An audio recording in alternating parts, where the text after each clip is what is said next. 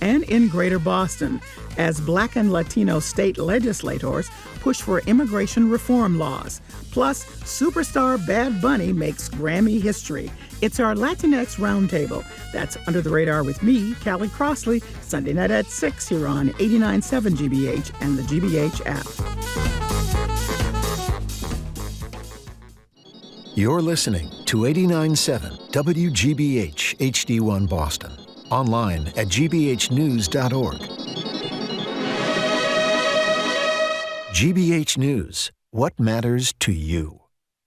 I'm Jim Browdy, head on BPR Live from the library. We'll continue our focus this week on affordability. Where can you go around here to find a decent, affordable gym? We'll open the lines, get your thoughts on the skyrocketing costs of staying in shape at one of the most important third places to escape reality. Then it's our Press Play Media Analysis segment with Ruth Marcus on the sweeping layoffs at her former employer, the Washington Post, where she spent 40 years. Then we'll check in with the Massachusetts Convention Center Authority's new leader, John Barros. I'm Marjorie Egan, and then it's Live Music Friday with legendary singer, songwriter Livingston Taylor. We'll also hear from NBC 10's Boston's Sue O'Connell on the disappearance of Savannah Guthrie's mother, and we'll end the week with you, talking everything but the game on the Super Bowl, the food, the commercials, Bad Bunny's halftime show. How are we preparing to take it all in? Call or text next, BPR Live from the Boston Public Library. Live from NPR News in Washington, I'm Quah Coleman. U.S. Attorney General Pam Bondi says U.S. agents have apprehended a suspect in the 2012 killings of 4 Americans in Benghazi, Libya. She says Zubair al-Bakush is in U.S. custody in the United States. Al-Bakush will now face American justice on American soil. We will prosecute this alleged terrorist to the fullest extent of the law. He'll face charges related to murder, terrorism, arson, among others. One of the victims was the U.S. ambassador to Libya, Chris Stevens. A Libyan militant has already been convicted in the U.S. and imprisoned for planning the attack. The killings became a political issue during the Obama administration. Republicans challenged the former president over security issues. Newly revealed arrest records show that a high-profile federal immigration raid on a Chicago apartment building mostly targeted squatters in the building, not Venezuelan gang members. The raid happened last September. NPR's Sergio Martinez Beltran reports it has become a symbol of President Trump's aggressive immigration tactics. The court documents were first reported by ProPublica and are included in a motion filed in an ongoing case challenging warrantless arrests in Chicago. In 2 arrest records, the government states the operation in the South Shore apartments was, quote, based on intelligence that there were illegal aliens unlawfully occupying apartments in the building. There is no mention of criminal gangs. Last year, and again this week, a spokesperson for DHS told NPR in a statement that 2 people arrested in the raid were confirmed terrorists and members of Tren de Aragua. 35 other migrants without legal status but with no connection to the gang were also arrested. Some had criminal records. Sergio Martinez Beltran, NPR News. President Trump has unveiled a new website called TrumpRx.gov. Consumers can use it for discounts on some limited medications, but they have to pay in cash instead of using their health insurance. Big pharmaceutical companies that manufacture obesity drugs are pushing back against their competitors. NPR's Sydney Lupkin says the latest is over Wegovy. The telehealth company Hims says that it's launching its own version of the Wegovy pill made by a compounding pharmacy. And the starting dose will be $49, $100 less than Novo Nordisk's cash price for the brand name. Novo Nordisk launched its obesity pill in early January. Compounded drugs are made with the same active ingredients as brand name versions, but by specialized pharmacies, not drug companies. They're not generics and haven't been approved by the Food and Drug Administration. Traditionally, compounding pharmacies make customized drugs for people who may need them because they're allergic to an ingredient in the brand name version, for example. Novo Nordisk says it will take legal action against Hims' copy. Sydney Lupkin, NPR News. You're listening to NPR. Good morning. With the latest from the GBH Newsroom, I'm Henry Santoro. More than 24 Massachusetts mayors and municipal managers met behind closed doors on Wednesday as part of a Get Stuff Done summit, spearheaded by Lieutenant Governor Kim Driscoll. Masterlist reports that the meeting was held inside the Senate Reading Room, and it was the first of its kind event featured a who's who of local bigwigs, including Harvard University economist Ed Glazer, urban planner Jeff Speck, Senate President Karen Spilka, as well as Boston Globe co-owner Linda Henry and editor Brian McGorry.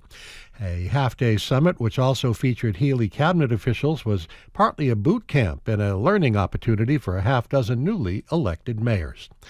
National Animal Rights Group People for the Ethical Treatment of Animals, or PETA, is pushing to repeal a decades-old Massachusetts law regarding restrictions put on wiretapping. The Eagle Tribune reports that in one lawsuit filed in U.S. District Court on Monday, attorneys for PETA made their case that a state law making it illegal to record a conversation without the other person's consent is preventing it from investigating and documenting animal abuse. In sports, the Celtics host the Heat at the Garden tonight. The Olympics get underway officially this afternoon, and Super Bowl Sunday is this close. Newsflash Nancy says it's time to set the menu, invite the guests, and get ready to guac and roll.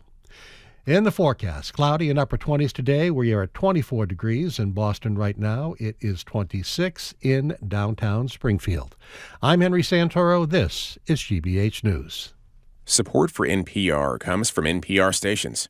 Other contributors include FJC, a foundation of donor-advised funds working to maximize the impact of charitable giving and to create customized philanthropic solutions.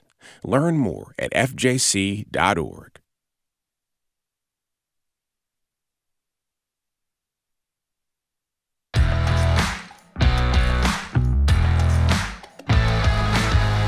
He's Jim Browdy. I am Marjorie Egan. You're listening to BPR on GBH and NEPM. We are broadcasting live from the Boston Public Library and streaming at youtube.com/GBH News at noontime.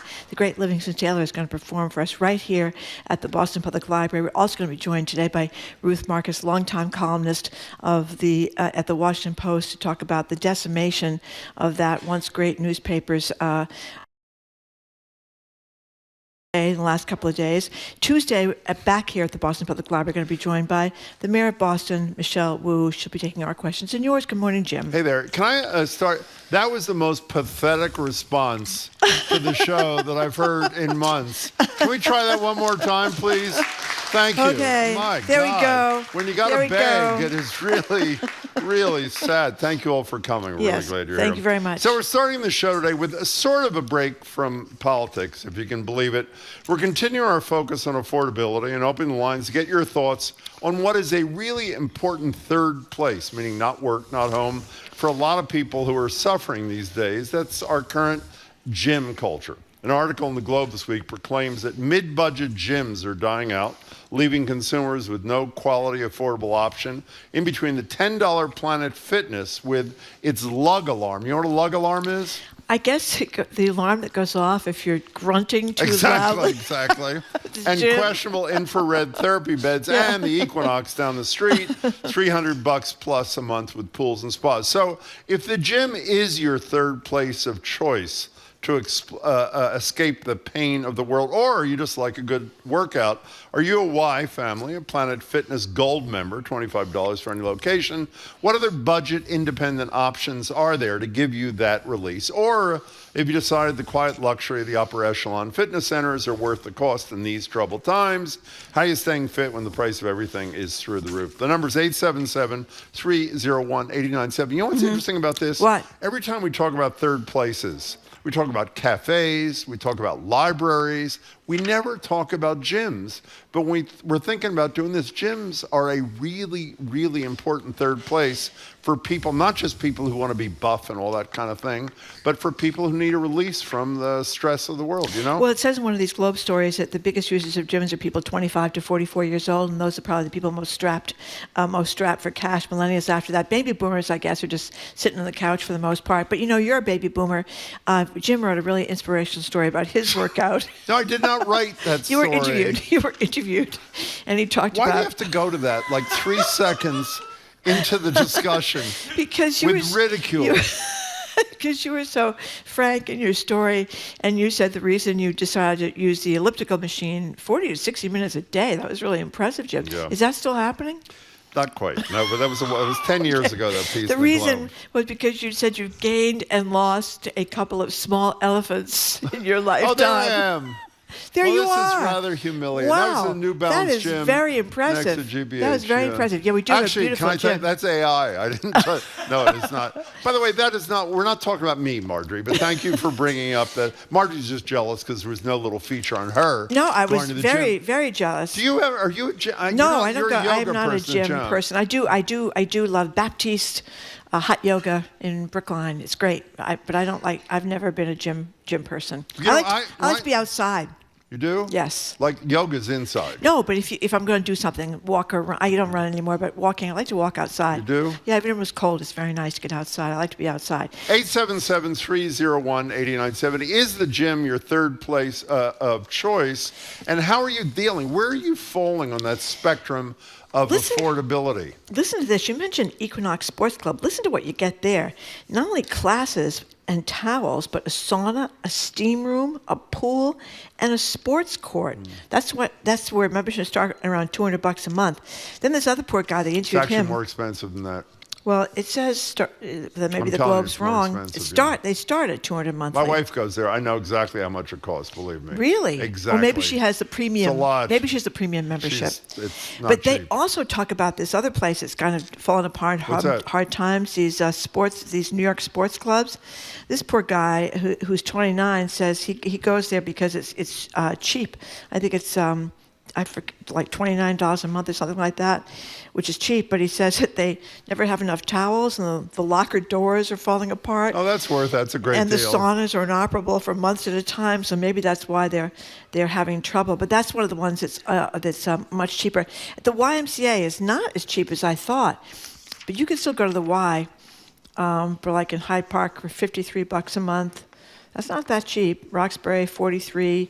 West Roxbury, $53. Hyde Park for $43. So there's a bunch of Ys in the city you can go to. 877-301-8970. Anonymous texter, what's the topic? Gyms culture? I'm against it, and him. No, it's not gyms. It's gym culture. Anonymous texter, best exercise, shot put. This is going off the rails already. Let's not have it. People may not know that the love of Jim's life, Harry Heinemann, was a champion shot putter back in Philadelphia. And did you ever learn to shot put alongside? Yeah, I was a shot put catcher, actually, Marjorie. I got my varsity letter in that.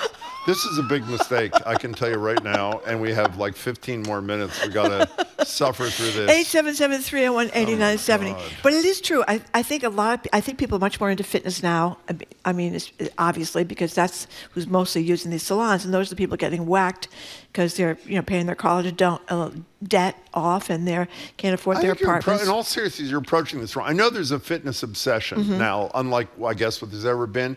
I'm telling you, the primary reason I do what I do, which I don't do 40 to 60 minutes a day. I do 30 minutes a day on an elliptical at home. No, but that's not my point. Okay. It's a release. It is really physical exercise, even for those who don't like it, and I do not like it, is a fabulous. It is very hard to think about the crap that surrounds us when you're working out. Here's an anonymous texter in Worcester. I am. No, I think that's very true. I split my weeks between Brooklyn and Massachusetts. Mass Planet Fitness provides a cheap $20 consistent price. I listen to the BPR podcast while on the treadmill, and the talk gets me to 4 to 5 miles every day. And then Beth is talking about... Not exactly an escape, but go ahead. And then Beth is talking about, she's retired, Jim Rat here. She belonged to the Quincy Y for years. The fees just got too high. I miss my daily workouts and the strength. Read the anonymous texter above that, and then we'll get the calls. I had to let go of my cleaning lady and cleaning the house myself in order to afford the gym. Well, I mean, $200 a month or more than that is crazy. Yeah. I mean, you're saying they're like $300 a month or $350? Yeah, they may be. Really? Julian That's a lot. That's a lot. Julian Rainham, you're first on BPR. Welcome to the show. Hi. Hello. How are you? I think we're good. Hi. Excellent. Yeah. This is where you speak. It's really important. What? Good. It's really important, the physical activity. Yeah. It's good not just physically, but mentally. I agree. And And I can tell you there's a whole difference in the individual once they get used to going to a club. And it's lovely if you can afford it, 200 or 300 or whatever. But those people are also catered to everywhere in the country as long as you can afford it. For somebody who, the normal person, I'm 77 years old, I'm retired, about Social Security.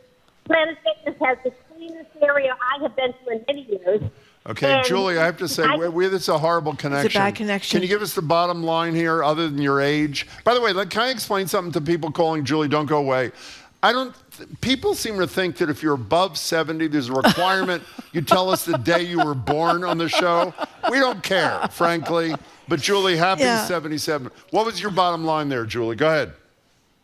Bottom line is very important that we have physical and mental health. Exactly. And the mental health comes by doing physical activity. That was excellent. That was excellent. Julie, gotta let you go. Bad connection. That's a big one. What is the thing, the sound they make in the gyms when you're... It's grunting. It's disgusting. Yeah, but what do they call it? The lug nut, or what's the name of it? Not a lug nut. What is it, please? It's a lug alarm. Lug alarm. Okay. Lug alarm. I mean, that is one of the problems. What is the problem? Well, the sounds people make. I do. There's not a lot of grunting that goes on in yoga, but sometimes you hear people going, oh, like that. So that's a different thing. Well, it's weird. It's weird, and you're trying to see who's making that sound and what's going on. You're not supposed to turn around and look at people, but a lot of noise. I think it's Meg Ryan making that sound. Maybe it's Meg Ryan. A lot of weird noises that I think we should all do about. You have to be considerate of your fellow people in class. Not making all these noises. Jeannie from Upton, thank you for calling. Hello, Jeannie. Hi there. Hi. I hope you guys don't fade away to 1 hour. I'll be sad. Oh, no. We're going to be at 2 hours. Don't worry. Thank you. Okay, good. No, just a shout out. I joined a gym a year ago. It's a small workout studio and a franchise called Get in Shape for Women. Uh-huh. And one of the reasons I picked it is because it's been there for over 16 years. Wow. So it's not going to fade away like a curve, But it's a wonderful thing, and you have to make appointments, and it holds you accountable. Jeannie, why do you go? I joined a year ago on a weight loss journey. I lost 45 pounds. Wow. I had my heart fixed. The community is amazing, but I can't even tell you the personal transformation. That is spectacular. I love that. Thank you, Jeannie. Really appreciate it. And congratulations. That's really wonderful. It's big too, Pilates studios. A lot of people go to those Pilates studios. Yeah, Core Power and all those places where you can go out and obviously strengthen. Do you know why Trump doesn't work out? Do you know his explanation? Because he thinks you're like a battery. Exactly. And just like the battery in your flashlight would not last very long if you keep turning on the flashlight. Exactly. And if you keep stressing your body to exercise, you won't last as long. But you have to admit, he looks really fit. I mean, he does look really. Well, he's got good genes, though. I mean, I just read it in the New York Times that we all are trying to eat more healthy and exercise, but genes are like a big part of the equation. They are? Yes. Oh. Which means you can't do a whole lot about it. 877-301-8970. Izzy from Worcester. Are you going to the gym, going to Pilates, going to yoga? What are you doing? Okay, so last year I joined the gym. Mm-hmm. I went twice. Yeah. And then never again. That's me. This year Good for you. I would run in place in my house, and I do about 10,000 steps a day in front of a documentary or a movie. Good. Oh, that's pretty good. That's pretty good. Sometimes you see people on Zoom calls, they're walking on their whatever. Kind of drives me a little nuts. Irene Monroe is on the board. I know she's on the board of the library, and someone told me, thank you for calling, Izzy, that when Reverend Monroe was at a recent board meeting on Zoom, or maybe it was about a year ago, she was on a treadmill the whole time. She's pretty fit. And she was a big track star. Yeah, I think she went to Wellesley on a big track scholarship. Josh in Waltham says, my mom loves listening to you when she hops on the treadmill every day at 1. Oh, wait. Yeah, we're no longer. We're doing 2 hours a day instead of 3 hours a day. Okay. Ooh, I didn't hear Marjorie moaning into the radio on my bingo card for today. That is not to be read. I shouldn't have read that one. No, you did read it though, didn't you? Yeah, that's right. You're supposed to read them first, and then you decide if you're going to read them out loud. Okay. Let's go to Brad in Fall River, hometown of Marjorie Egan. Hi, Brad. Hi. Hi. I became a gym rat in my 70s. Wow. My son on his 22nd birthday said that all he wanted for his birthday was for me to go to the gym and not come to his wedding in a wheelchair, an electric wheelchair. So I joined a gym about 9 months before he said that. I went once. I've been going almost every day since then, and I feel 10 years younger. I've lost 10 pounds. I have much more flexibility. And I live in San Francisco. I'm out here visiting my family. Yeah.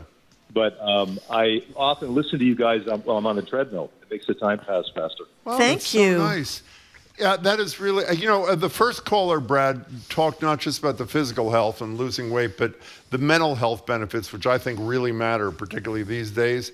Do you experience that as well, or no? Yeah, no, I just feel so much better when I leave the gym. I feel like I've accomplished something. I feel stronger.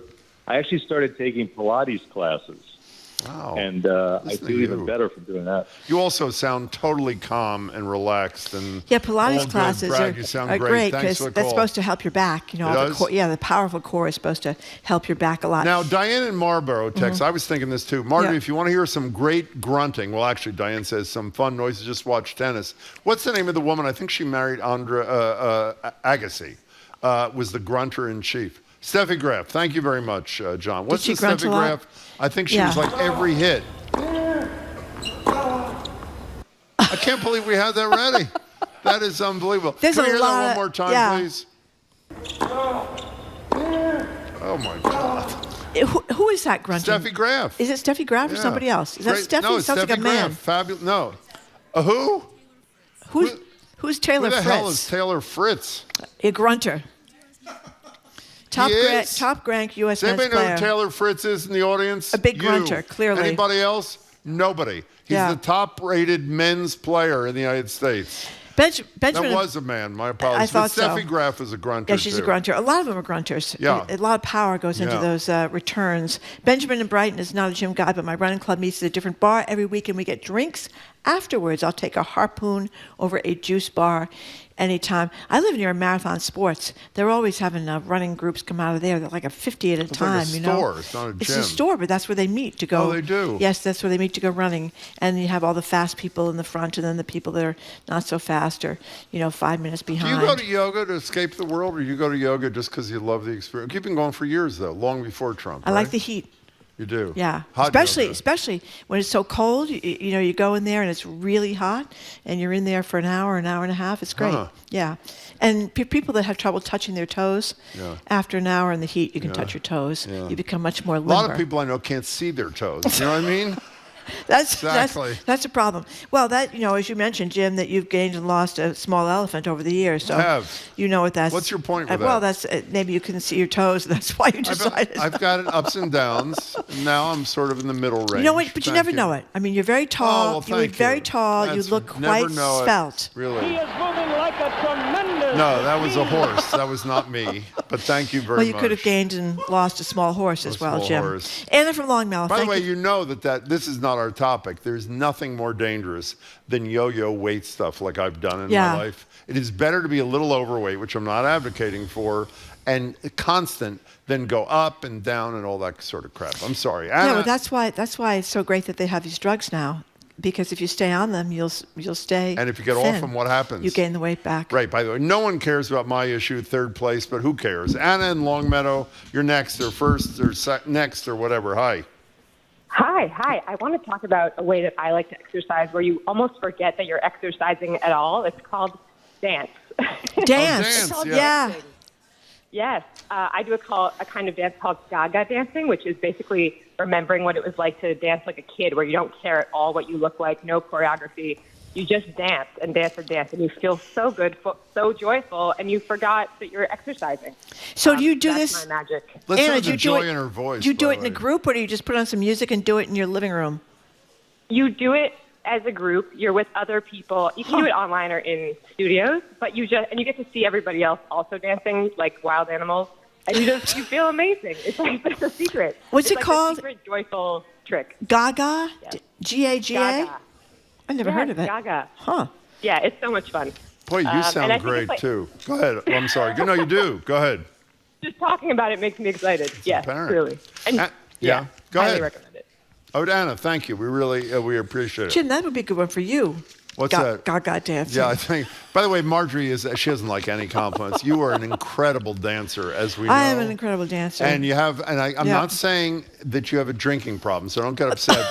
But Marjorie has one drink at a company party, and you were on the dance floor. On the dance floor. Non-stop. That's right. I'm waiting for our next company party so I can get out there and mix it up, Jim. Tess from Greenfield, thank you for calling. Sure. Hi. Thanks for talking about gyms. Thank you. I am calling to remind folks about a really terrific, affordable option for gyms, which is the YMCAs. They are all over the state of Massachusetts. They have reciprocity, so you can travel from one to another. And my husband and I have been longtime members. And we just appreciate that they also have lots of complimentary programming for families. Sliding scale, membership fees. Just, the Y is just such a great community resource, not just for workouts, but for all kinds of involvement. Yeah, it's a great community center. Like in Cambridge, Tess, I'm so glad you called, and thank you. Here's a texter. I love the Cambridge Y. Mostly take classes, drop in mostly, can take most classes for $5 extra a month. Y is under $100. They have a steam room, sauna, pool, great equipment. And again, it's a community gathering place, a third place. But it's a lot more than a lot of these other places, like a Planet Fitness. That was one of the points you mentioned before. But they don't have a lug alarm. They don't have a lug alarm. It's like West Roxbury, $65 a month. I mean, that's under $100, but it's not cheap. I think that was the complaint. I got it. You think of Wise as being a lot cheaper than that. Anyway, Mary from Marion. Hi, Mary from Marion. Mary. Hi, folks. How are you doing? We're good, thank you. I'm hoarse today, but I'd like to say my third place is, I'm hearing that echo that everyone's talked about. Sorry. My third place is the Senior Center, the Council on Aging. You don't have to just go to your own towns. You can go to surrounding towns. I do weightlifting twice a week. I do chair volleyball. I do chair yoga. They have pickleball. They have pickleball. There you go. Everything you can imagine. Indoor pickleball, so you can do it all year round. They have lunches. They have card games. They have puzzle times. I mean, art classes. Anything you can imagine. It's almost all either free or minimal. Like you might have to pay $2, $3, or $5. That's great. Most serve lunches. You can dine in with other friends that you've met through the center, or take it to go. I live alone. I'm 65. I would absolutely be lost without my senior center. It reminds me a lot of when I was a teenager and we had a youth center. Oh, to just go and hang out and what it meant. And I started going when I was 58, so you don't have to be that old to participate. Mary, thank you very much. Another high energy Yeah, that was a great voice. call. That was really great. Anonymous texter is asking a key question. Why is Jim in a particularly curmudgeonly mood today? Yeah. And my answer to that is it's none of your business, yeah. okay? Actually, he's pretty good at this gesture. It was worse, much worse this morning. Earlier this morning? When we started the day. I'm doing better. Yeah, Anna. it was much worse. Pat Dedham says, I work out at Planet Fitness to try and maintain my sanity, but they have Fox News on some of the TV, so I end up exercising. I am in the best shape I've been in years. We only have a minute left before we take a break and talk to Ruth. Can I just get something out of my system? This is one of the reasons I'm curmudgeon-y, and I'll say it, and I won't say it again during the show. If you have not seen the disgusting post by the President of the United States with the heads of the Obamas on apes, you have got it. Is another example of the relentless racism of this unqualified felon to be our president, and it is so horrible. I hope people just take a look, particularly those who are still on the fence about this guy, and then maybe you'll get off the fence. Yeah, well, his press secretary, Caroline Levitt, said about this, quote, please stop the fake outrage and report on something today that actually matters to the American public. With all due respect, Caroline, I would say that matters to the American public. Anyway, after this quick break, Ruth Marcus resigned from the Washington Post last year after the paper spiked one of her columns. It was critical of owner Jeff Bezos. Hundreds of journalists were laid off this week, really putting the future of the Post in jeopardy. She's going to talk about an apparent death spiral at the paper that gave us Woodward and Bernstein and broke the Watergate story. I'm Marjorie Egan. He's Jim Browdy. Listening to BPR and GBH and NEPM live from the Boston Public Library, streaming at youtube.com/GBH News.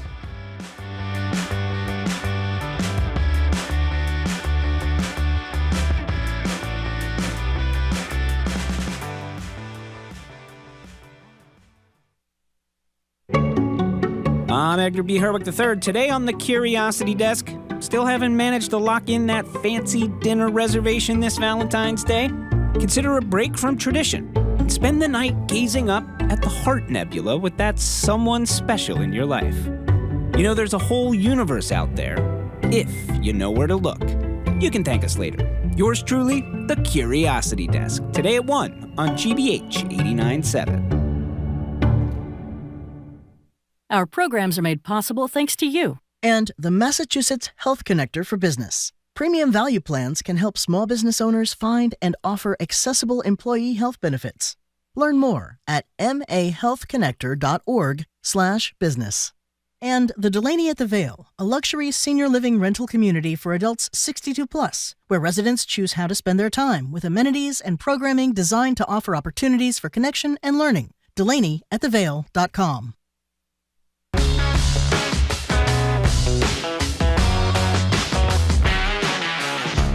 Welcome back to BPR and GBH and NEPM. Jim Browdy and Marge Regan, live at the library and streaming at youtube.com/GBH News. We're at the library again on Tuesday.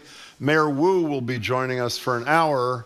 And in addition to the other things we will talk to the mayor about, she is either this minute or earlier this morning holding a press conference to announce the revised figure, the cost of the city for the controversial White Stadium, and it's a pretty big increase. We will talk to her about that in a second. We're waiting on Ruth Marcus. I'll introduce her in a couple of minutes. But I think as people know, Washington Post announced yesterday they're laying off roughly 300 people. Bloodbath, death spiral, some of the people calling it. Marty Barron, who wrote a book about his time at the Post, former editor of the Globe too, talked about how great Bezos was to work with during his time. And he said in a piece he posted on Facebook, something has dramatically changed. And it's a horror show. And I think the implications, we'll find out what Ruth thinks in a minute, the implications for the media in general, well beyond just that one spectacular newspaper, I think are immense. Well, you know, he talked about, this is Marty Barron talking about, Bezos kind of became detached about the paper when his marriage broke up and when Amazon was struggling. And now, you know, we all know he had that kind of multi-million-dollar wedding over in Italy somewhere, and did not come to the defense of a reporter who was brutalized by federal officials coming in to ransack Well, her there's house. also one other thing he did. He spent $75 million. Some are calling it bribe to the administration on a quote documentary, which, as I mentioned yesterday, if you do the math, would have allowed all 300 plus people who got layoff notices to keep their jobs. And so what is really discouraging is obviously Bezos has the money to run this newspaper, and they're going to keep doing, national news and political news, but the rest of the paper's been kind of decimated. And Marty Barron said in this piece for the PBS NewsHour that they've lost their moral core there. In any case, Ruth Marcus spent 40 plus years at the Washington Post from the mid-'80s to last year when she resigned after one of her columns critical of the so-called new focus at the editorial page. That column was spiked. She's now a contributing writer at The New Yorker. Her latest there is, quote, how Jeff Bezos brought down the Washington Post. Ruth Marcus joins us now on Zoom for Press Play, our media analysis segment, to discuss the dismantling of that great newspaper after hundreds of journalists and others received layoff notices yesterday. Ruth Marcus, thanks so much for joining us. We really appreciate it. Thank you for having me, and more important, thank you for paying attention to this story, because it's not just a Washington Post story. It's a story about, it's going to sound a little grandiose, but it's a story about democracy. It is indeed. Well, why do you say that? Elaborate on that. Well, look, as my former colleague Sally Jenkins, a great sports writer and a great writer, put it, the Washington Post is not pets.com. If the Washington Post shrinks to a facsimile of its former shadow of its former self, it for the people who work at the Washington Post, but for the people who are the consumers of the news, the great news and the great product that it was able to produce. And if you don't have an informed electorate, an informed readership, you cannot have a functioning democracy. I was reading Peggy Noonan at the Wall Street Journal wrote a great column about the Post the other day. I think it posted yesterday.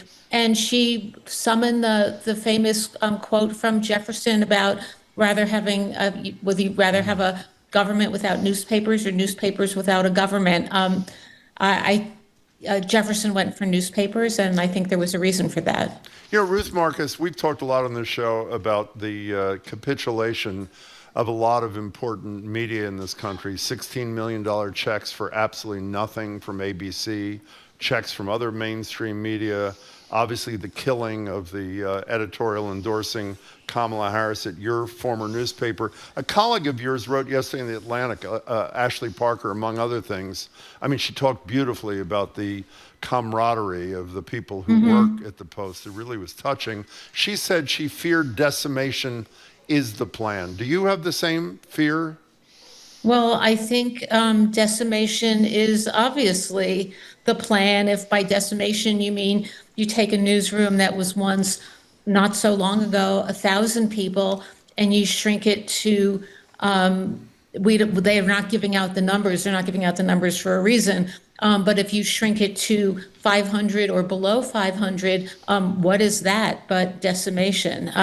Jeff Bezos, when he had his first meeting with the Washington Post staff after he purchased the newspaper in 2013, argued that you can cut your way to profitability, but it's a recipe for irrelevance and perhaps extinction.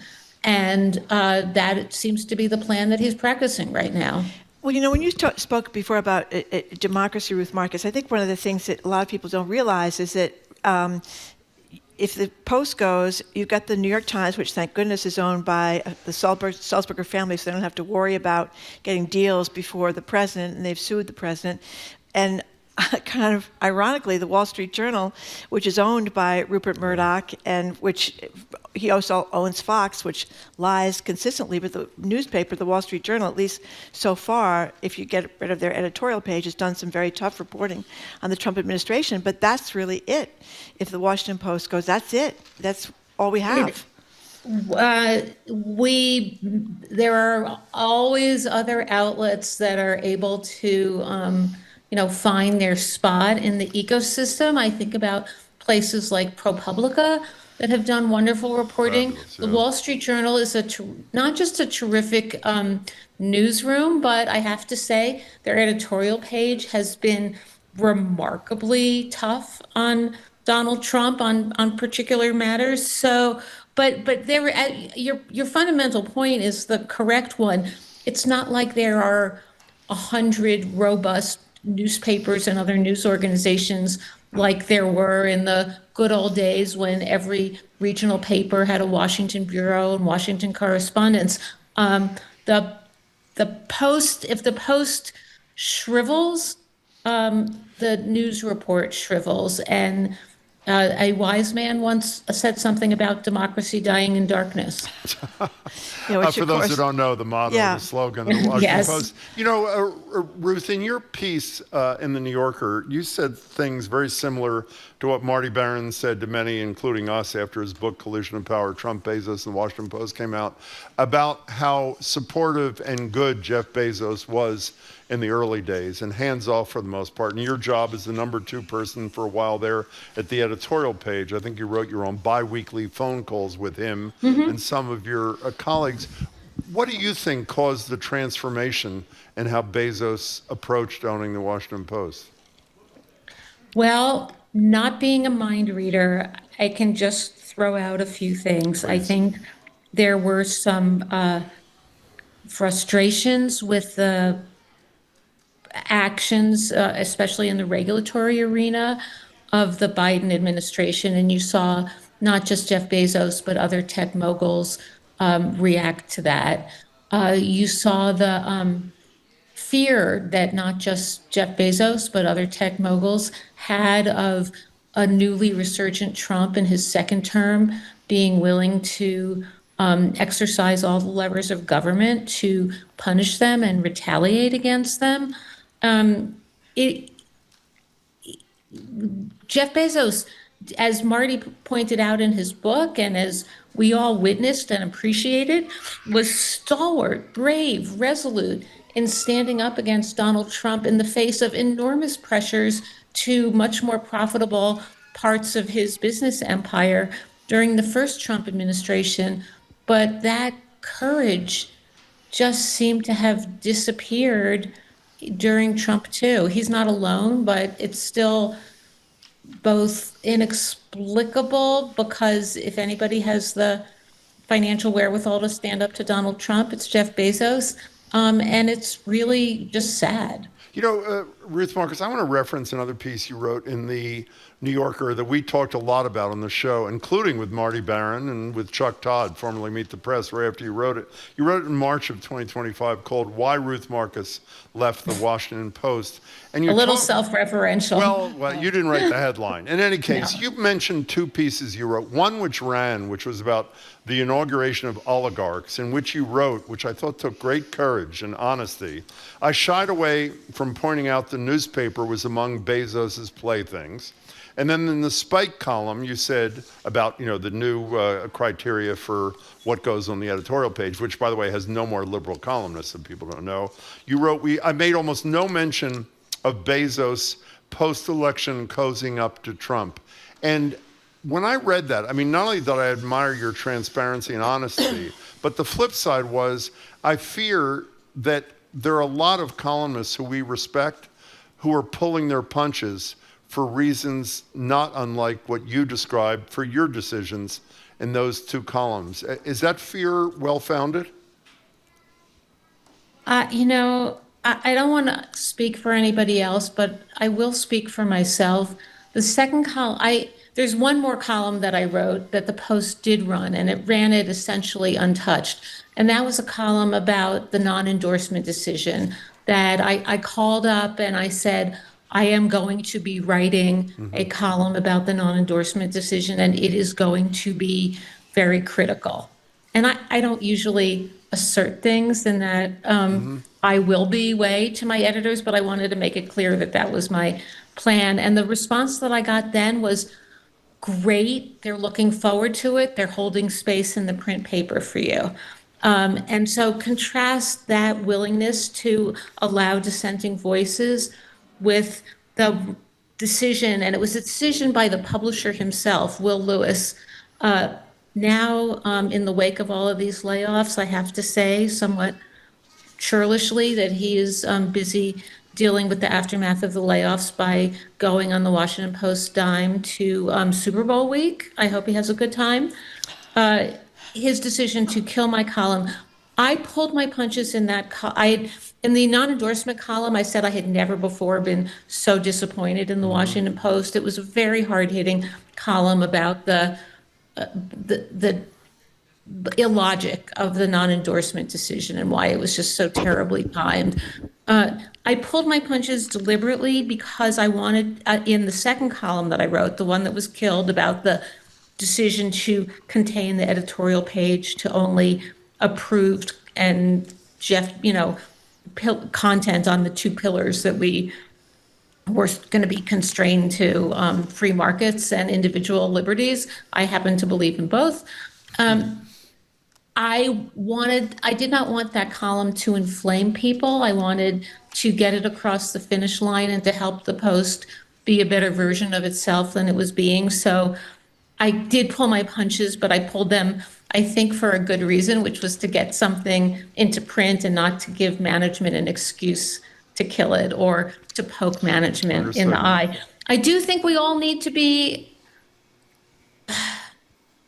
cognizant of when it's appropriate to punch pull and when it's simple cowardice. And I think I talked in the piece that you referenced about the frog boiling, and maybe I should have seen the handwriting on the wall at the Post even earlier, but I did leave, and I have to say, I do wonder what would have happened if I had stayed, because I suggested in the last piece that I wrote that I would have been not so gently pushed out the door by the new management.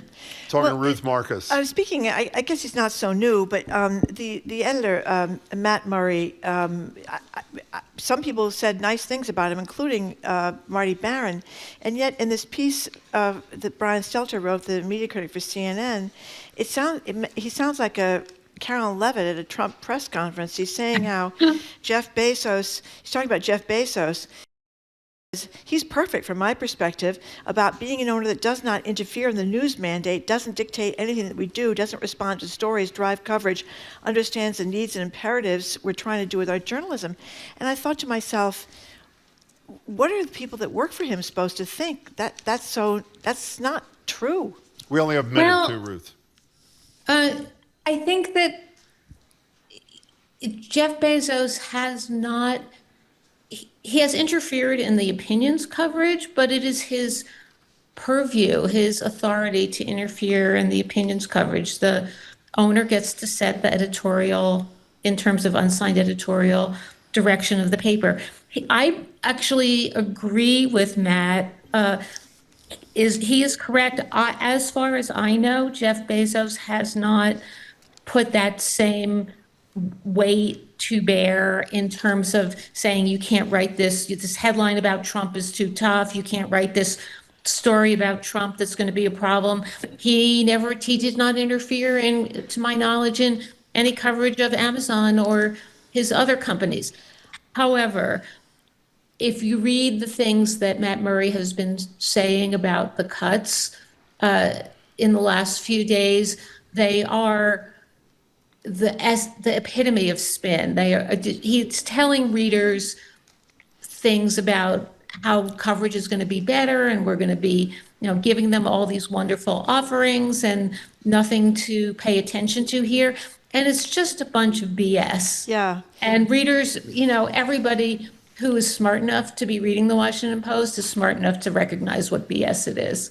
Ruth Marcus, really we are out of time, and and thank you work. so much. I would argue he interfered greatly by laying off 300 plus people. Yes. That kind of puts That's a different form of interference. Yeah. But anyway, thank you very much for joining us. And your thank time, you for Ruth. all your We great appreciate columns for all these years in the Washington Post. We'll be speaking with Ruth Marcus, journalist and columnist who spent much of her career there, Washington Post, 1985 to 2025. She's now a contributing writer at The New Yorker.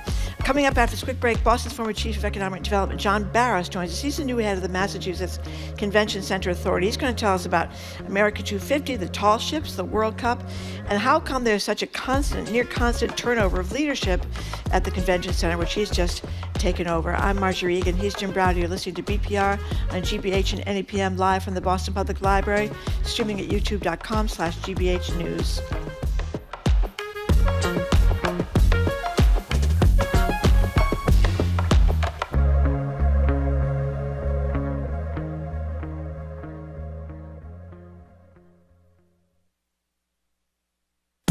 The weekend is coming with stories. And then a little voice in the back of my head said, tap dance. Gardening. Make sure when you water that you are watering thoroughly, that you're not just giving it a lick and a promise. And DIY delights. After you make the repairs, we're spending a lot of time preemptively removing future growth, so any trees that are still close to the house, we're taking them down. That's how we do weekends on GBH 89.7. Support for GBH comes from you. And Riverstone International U.S. LLC, located in Beverly, Massachusetts. A Riverstone International company acquiring legacy insurance globally since 2010. Learn more at rsml.co.uk. And Safety Insurance, offering a variety of home insurance products to cover your home's increased value. You can ask an independent agent about safety insurance. Safety Insurance will help you manage life's storms.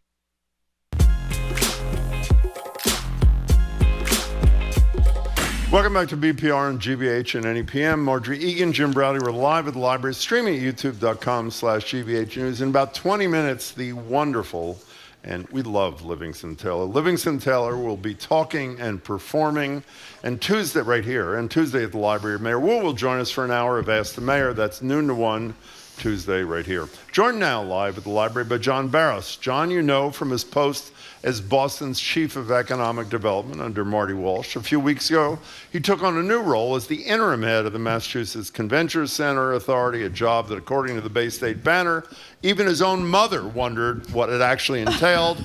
She asked him, "What are you going to be doing there?" Here to answer that question is John Barros. John, it's great to see you. Congratulations. Thanks. Good to see you. Thank you. Yeah, well, we want to get to Mom first and foremost. So what'd you tell her? So I told her, Mom, that it's an important role because the convention center is hosting the world when they come to Boston. And as immigrants, she got that, right? It's a place where it's really a doorway into Boston, right? And so I'm excited to be there, and it's an important part of our economy, as you know. So it's shoring up our families. It's making sure people have good jobs. Our restaurants have clientele, and our hotels are full. Any reservations about taking this thing based? I assume most people know about the report that came out, law firm, a couple years ago about how unwelcoming the place was to people of color on staff and some customers, the short tenure of some of your predecessors. Does that give you a pause before you agreed to do this thing? It gave me 2-second pause to make sure that, the governor was still in line with making sure we addressed it. And when I got the call, she said, that's the mandate, right? In fact, John, I put a board in there to do that, right? And so the board came in right after the report. And so there's support along the board. There's support in the corner office. The mayor and I had a conversation. It's very clear what I'm there to do. And so with that kind of support, I was ready. What are you there to do? I mean, you mentioned some of the sort of big picture things. What specifically are you there to do, John Barros? Well, we've got to keep the focus on the mission, right? The mission is, in fact, to generate economic activity for the region and make sure Massachusetts' economy is stronger and expanding. But immediately, it's also to make sure that we have the best convention center authority possible. And as you mentioned, the Prince Lobel report talked about some of the issues in terms of diversity. It talked about issues in terms of supplier diversity and some of the staff concerns, right? And so immediately I had to try to come in and try to figure out how to make an impact there. And I'll tell you, I found a very experienced team. There's a very experienced, welcoming team. They know the mandate. Everybody knows what we're trying to do. It actually feels good having been there 3 weeks. Fair or unfair, there was the reputation always, the convention center was just a full employment for South Boston. I'm old enough to have written a story about Franny Joyce, who was one of the first people that was running the convention center. He was an aide to Billy Bulger, and people may remember Billy Bulger was a state senate president, born and bred in South Boston, still lives in South Boston. That was the reputation. So there was some overcoming to do, I think, at the Convention Center Authority. I'll tell you, my first meeting with a South Boston neighborhood association leader was, "Oh, great, John, you're here. You're one of ours, right? You're down the street." And it was just a really good experience in South Boston. And in many ways, you might say, okay, that wasn't yesterday's Boston, but it's today's Boston. Yeah. Right? And so South Boston has welcomed me with open arms. Yes, it is right in South Boston. They're the most impacted neighborhood, so we've got to pay attention, Fort Point neighborhood, et cetera. But it's all of Boston. It's all of the Commonwealth. It's the entire portfolio, which includes Springfield and includes the Back Bay and the convention center here. I didn't know Springfield was even in the portfolio. Did you know that when you took the job? I did know that when I took the job. It's really important. Okay. Is it near the casino, the Springfield Convention Center? It is, in fact, yeah. All right. Well, we've been there anyway, Jen, the casino. We're only going to stay on the past for a minute, so don't get anxious here. Do you know, there's a big debate about why your predecessor was forced out. And it would seem to me, before I take a new job, I want to know why the guy before me doesn't have the job anymore. Do you know why he doesn't have the job anymore? It's hard to understand, why and what happened. Did you ask? Because, of course, I wasn't there. Right? Did you ask? He was gone by the time I mean, did you ask, like, the board? Or? Well, I came in and said to the board and looked people in the eye. And so the board chair and I worked together in the Marty Walsh administration. She was the CFO when I was there. And so I said, Emma, are we on the same page? Are we trying to do the same things? Absolutely, John. You know me. We've worked together. We've done supply diversity together at City of Boston. We worked on diversity issues. I asked the other board members. And so when I asked leadership, when I looked into staff and had some conversations, I had the support that I needed, and so I was sure to go in. There was a story about black leaders who were very upset about the dismissal or whatever it was, the leaving of the prior person of color head of the place, and they were demanding that a person of color replace him, and they also wanted the board chair replaced. Is that the fact that she is not? Is that going to cause any stress or difficulty for you?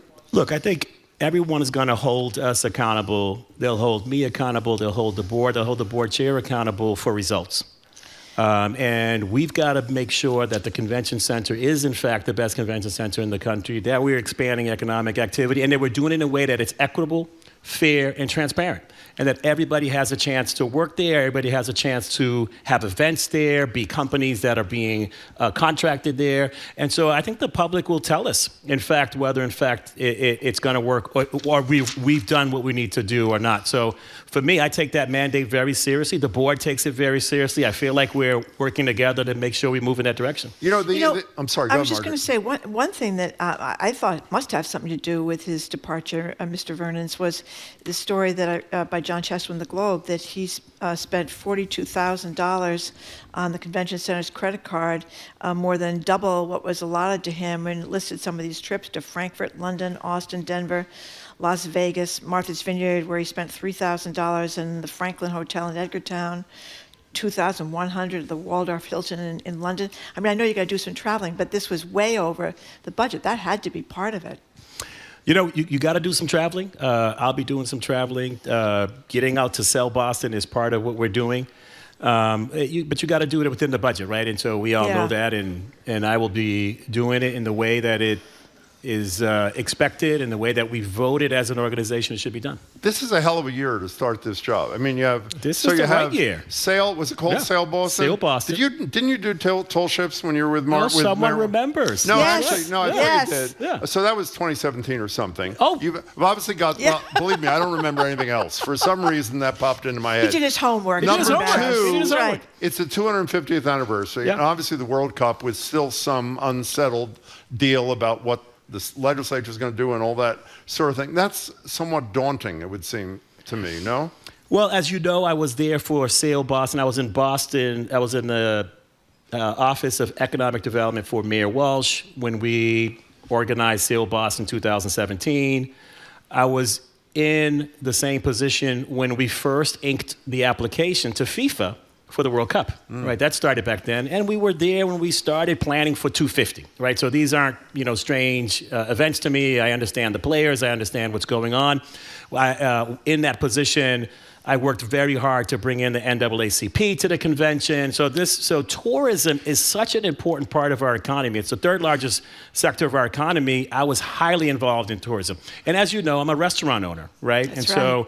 And then we're opening the last time we saw you actually talking about your restaurant. Tell people about your restaurant. All right, Restaurant Cesaria. I will absolutely tell people about it. It's in Dorchester. It's Cape Verdean cuisine. Check it out. I'm in the middle of opening a new place called Jazz Urbane in Nubian Square. Oh, congratulations. Premier location for jazz and African-American cuisine. You have this other job now, Do you have this other job? I've got this other job, yes, I do. So, John Barros, you mentioned the NAACP convention. And I thought one of the great things about the NAACP convention coming here, and again, you were there in the early days helping have it come, was the commitment that Mayor Wu, the NAACP, made that virtually every vendor is going to be a vendor of color, and they met that goal.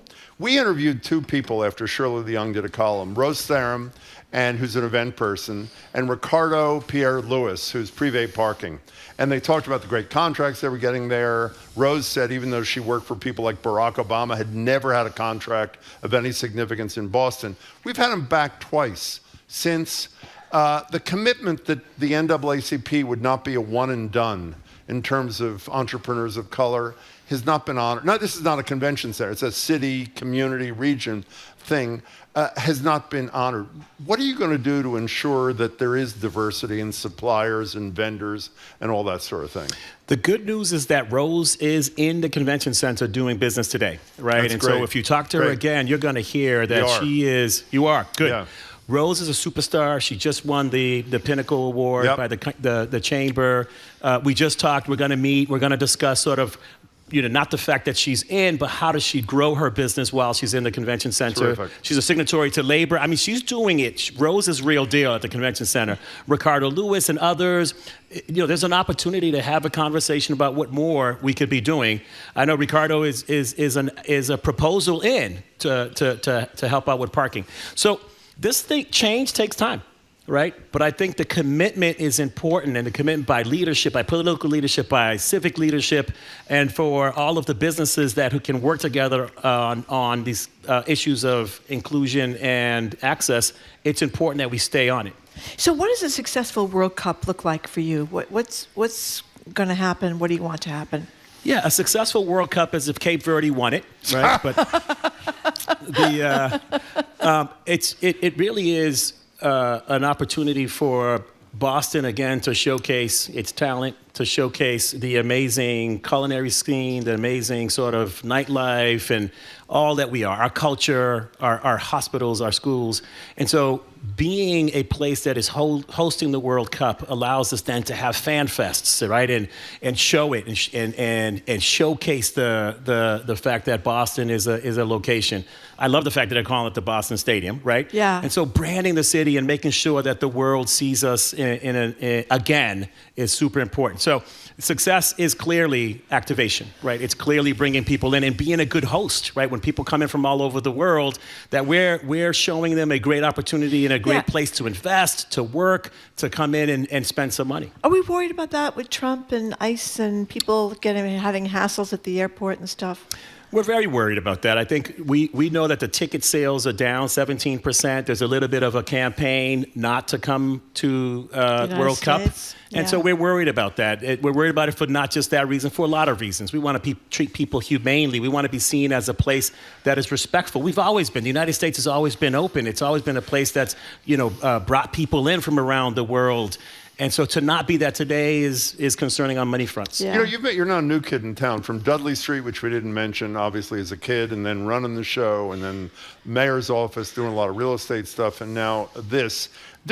So you're very familiar with the following topic that we've discussed a lot here. Executives of color often have short shelf lives in this town, and when their shelf life is over, sooner than in many cases than most people think it should be, there's a lot of talk about not the same level of support for executives of color that there is for white men and women.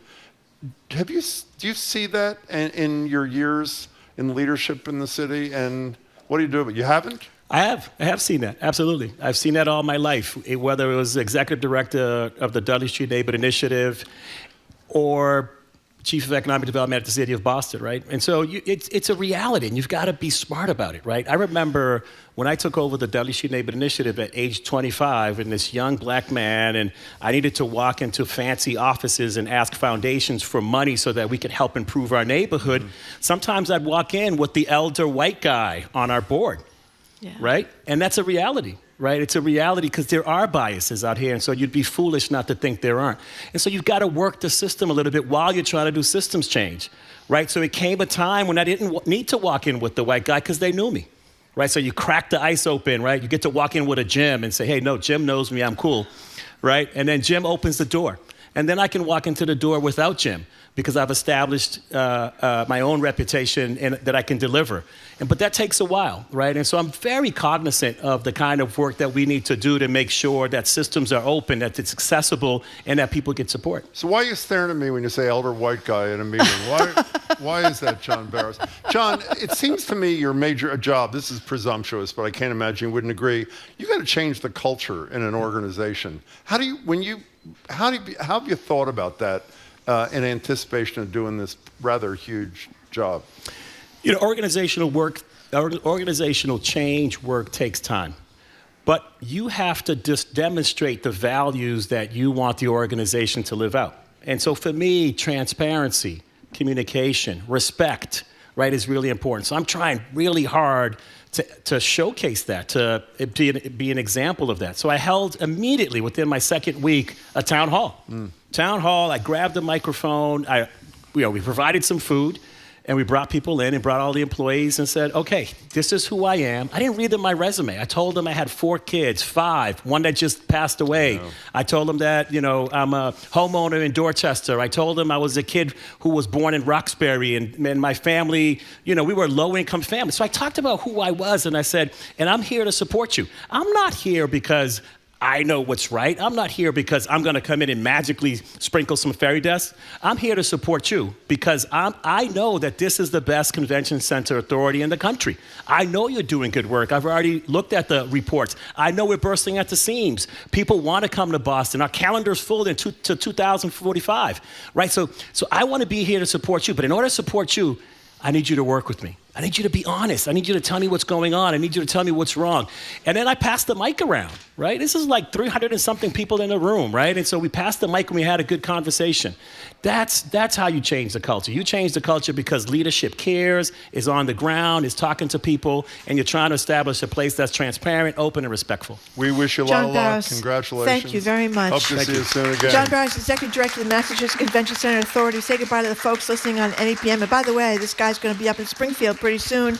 You can tune in at 3 p.m. for the fabulous 413, those of you in NEPM. Up next, we're going to be listening and talking to the great Livingston Taylor right here at the Boston Public Library. I'm Marjorie Egan. He's Jim Browdy. You're listening to BPR and GBH and NEPM live from the BPL and streaming at youtube.com/GBH News.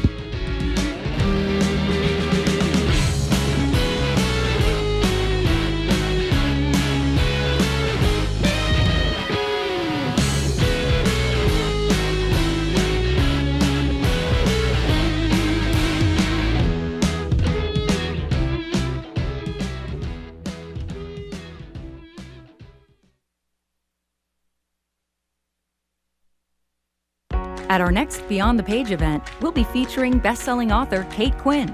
Bring your questions and join us on Tuesday, February 17th. Learn more and reserve your ticket today at gbh.org/events. Funding for our programs comes from you. And Explo. From culinary arts to veterinary science, Explo's summer program helps middle schoolers to find their spark. Day and overnight options at explo.org/summer. Priority deadline, February 13th. And the University of Massachusetts Amherst. UMass, the state's flagship public research university, empowers students to be the future in the pursuit of progress for Massachusetts and beyond. More at umass.edu. You're listening to 89.7 WGBH HD1 Boston. Online at gbhnews.org. GBH News. What matters to you?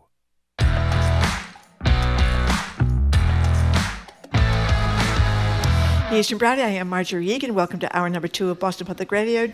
We are broadcasting live from the Boston Public Library. Streaming at youtube.com/GBH News. The Mayor of Boston is going to be with us on Tuesday here at the library. Michelle Wu. Hello again, Jim. Hey there. So it's time again for Live Music Friday. This week we're live at the library desk with one of our strangest but favorite guests, singer, songwriter, educator, Livingston Taylor. Be gentle on me, Jimmy. I'm fragile. Livingston's career has spawned over 50 years encompassing performance, songwriting, and teaching, including mentoring Sunday's national anthem singer, Charlie Puth. We'll talk about that. Soon your kids might get to know him. This is unbelievable. It's the lovable Winnie the Pooh in 100 Acre Woods, Winnie and Friends, launching later this year. I should say, before I formally introduce all of our musical guests, here's what happens. They tell us what they're going to sing and how long the songs are. Not Livingston.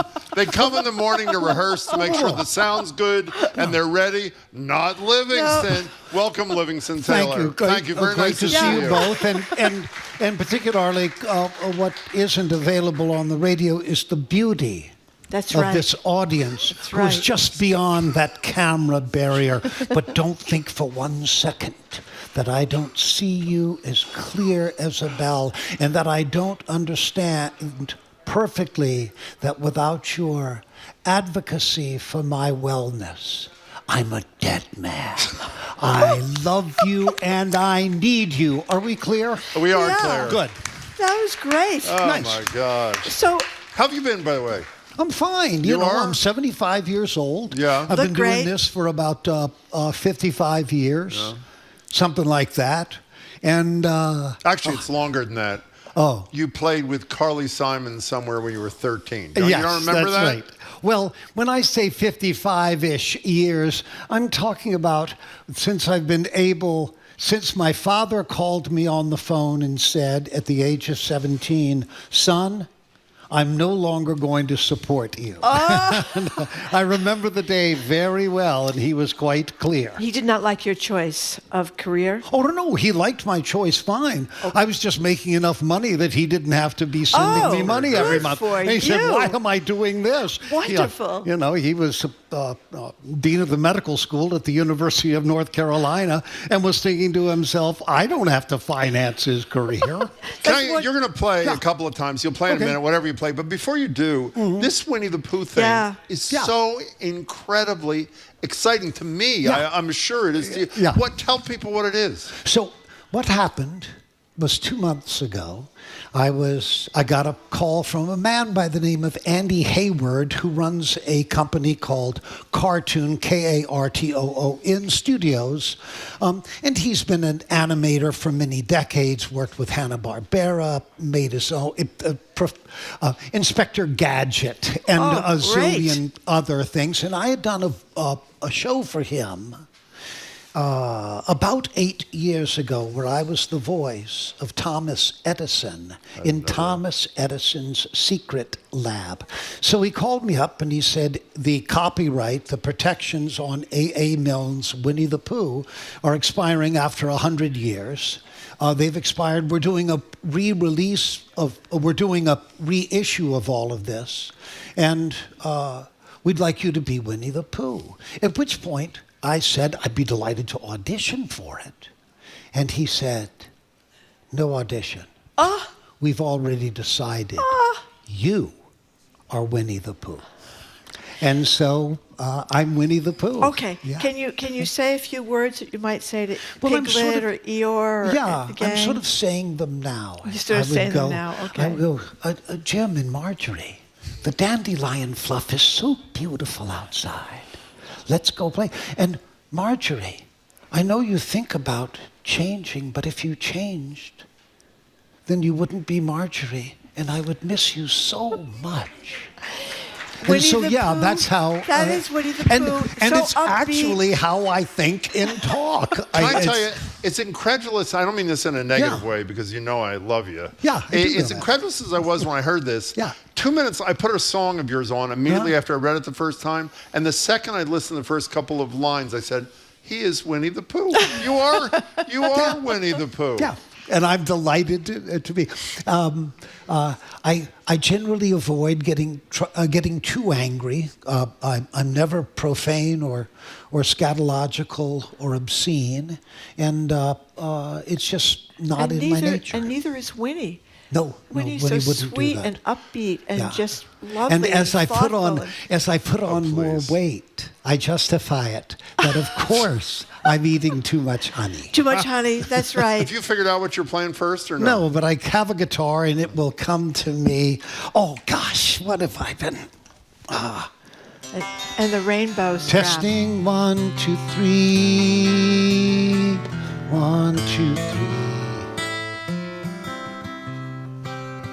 Testing 1, 2, 3. You guys get that guitar out there now?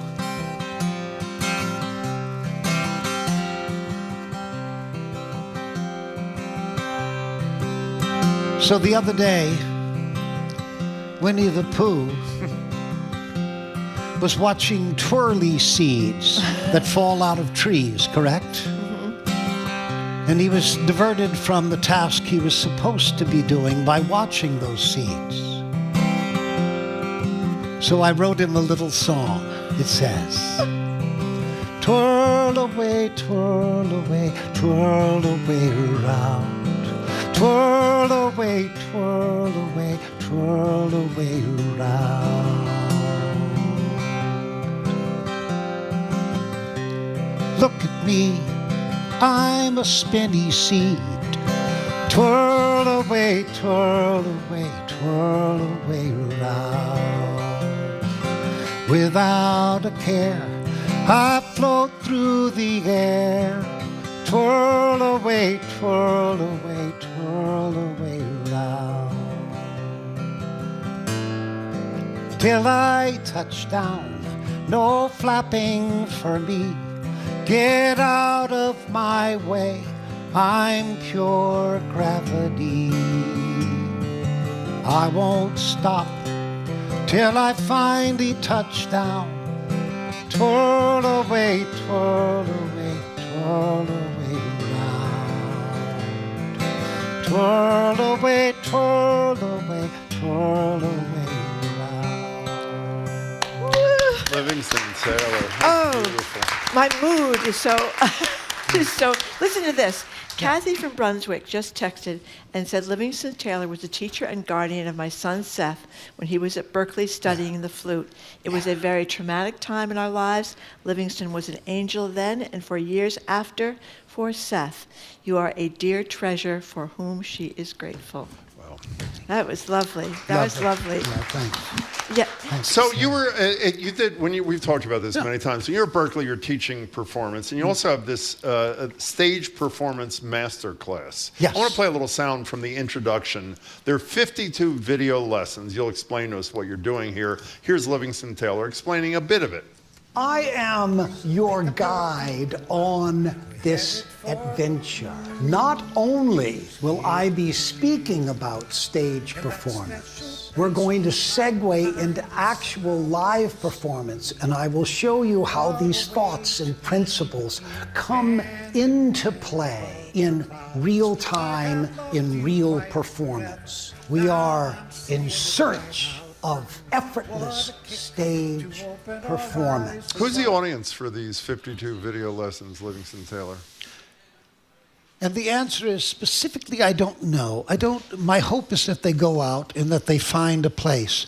What you want to do with all the things that you're marketing, selling, put numbers of hooks on them. Put 3 treble hooks. Now you've got a total of 9 hooks, and one thing or another will pique somebody's interest. So all things are important.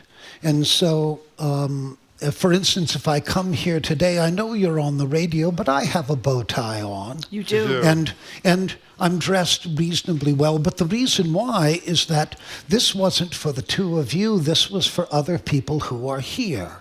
I want to be in the best situation that I can be. I'm always bemused when I go to the airport, and I fly constantly. And when I go to the airport to take a flight, and people are poorly dressed. And why would you do that to yourself? If there's a problem, the overworked, underpaid employee of that airline that you're going to need to solve your problem, if you are dressed in flip-flops, a bathing suit, and a string T-shirt, and I am dressed in a bow tie, they're going to pay attention to me first, and that's the way I like it. No, it's why again, in our dress. Those are all the people wearing bow ties that applauded, by the way, but go ahead. But again, in our dress, in our words, in what we speak. I love that phrase that whenever you speak, words should pass through 3 doors. First door, is it true? Second door, is it necessary? And third door, is it kind? Oh. And wow. This notion of what of people speaking, and the rage that I hear, and listening. I'm sorry to watching people get torqued up by Donald Trump or others, and I just hear it and see it all the time. And to me, I'm bemused by that.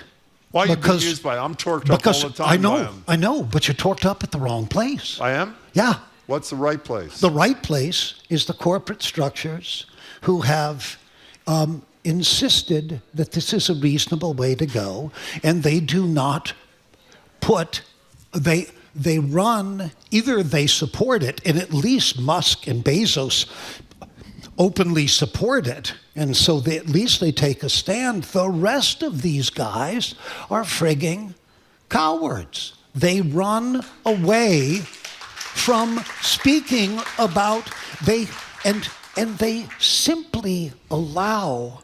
And in the middle of this chaos, let's be clear as a bell, in the middle of this chaos, the stock market, and that means my portfolio, because I am on that side, make no mistake. My portfolio is higher than it has ever been before. So these corporate environs will not take responsibility for what they own, and they are reaping the profit of the chaos. This is morally bankrupt. Yeah. By the way, this was in response to my question about your stage performance videos. Oh, sorry. Yeah. Do you have any, you remember that question? Yeah, right there? I do. I'm sorry. Yeah. So can we get back to that? Yeah. Was Charlie Puth, was he one of your kids? Charlie Puth took my stage performance 1 and 2 class at the Berklee College of Music.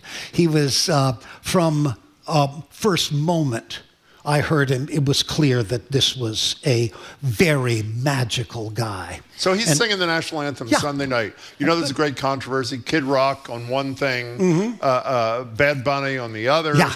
A whole bunch. What do you say if Charlie called you right now and said, "I'm a little anxious about doing the national anthem at this only a couple of billion people watching"? What do you tell him about that performance? The reason why people get nervous, you guys get nervous before you speak someplace, is that you are fearful that the content of what you're delivering will not justify the hubris of the interruption. And you become fearful that people won't like you. Yeah. And by the way, I play all the time, and I look out at people who don't like me. And what Really? Sure. Everybody in this audience here, generally you guys like me, but if you don't, it's okay. You don't have to love me. I already love you enough for the both of us. It was me who asked to be here. It wasn't you who said, "Livingston, would you come and make noise while I'm trying to do something else?" No, this was me. And it's okay. What I love to say to an audience is it's okay. Sometimes I don't like myself. It's okay if you don't like me. And what that does, whoa, let me just... Okay, you finish. Let me finish the thought. Please. What that does is that frees the audience to heal you. They look at you and go, "Oh, I'm sorry, Livingston, I was a little distracted, and now I'm paying attention. And if you're sad, that makes me sad too. And perhaps we can both feel better in a little bit." Oh my God. Excuse me, people. How off? I'm not off base with this stuff. You talk It's about true. that a lot. I do. You talk about your Of course I interaction do. with the audience, wanting them to feel that you saw them and needed them and made them, and that they were enthusiastic. I mean, that's unusual. I don't often hear entertainers talk about things like that. Well, again, I've taught it for 35 years, and I'm very,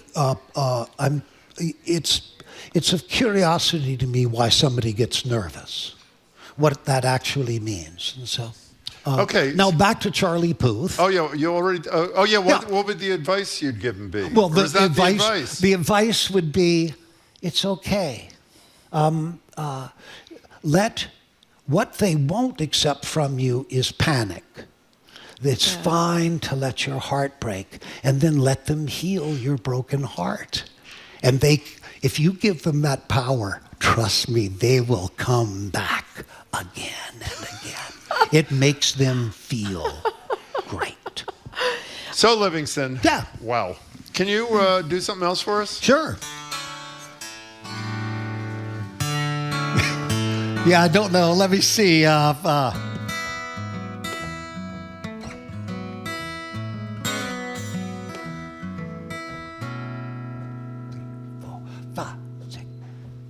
I could while away the hours conversing with the flowers, consulting with the rain. My head I'd be scratching while my thoughts were busy catching. If I only had a brain, I'd unravel every riddle, for in the end of it all, in trouble or in pain. With the thoughts I'd be thinking I could be another Lincoln if I only had a brain. Oh, I could tell you why the ocean's near the shore, and I would think of things I never thought before, and then I'd sit and think some more. I would not be just a nothing, my head all full of stuff and my heart all full of pain. And perhaps I could serve you and be even worthier of you if I only had a brain. If I only had the nerve, if I only had a heart.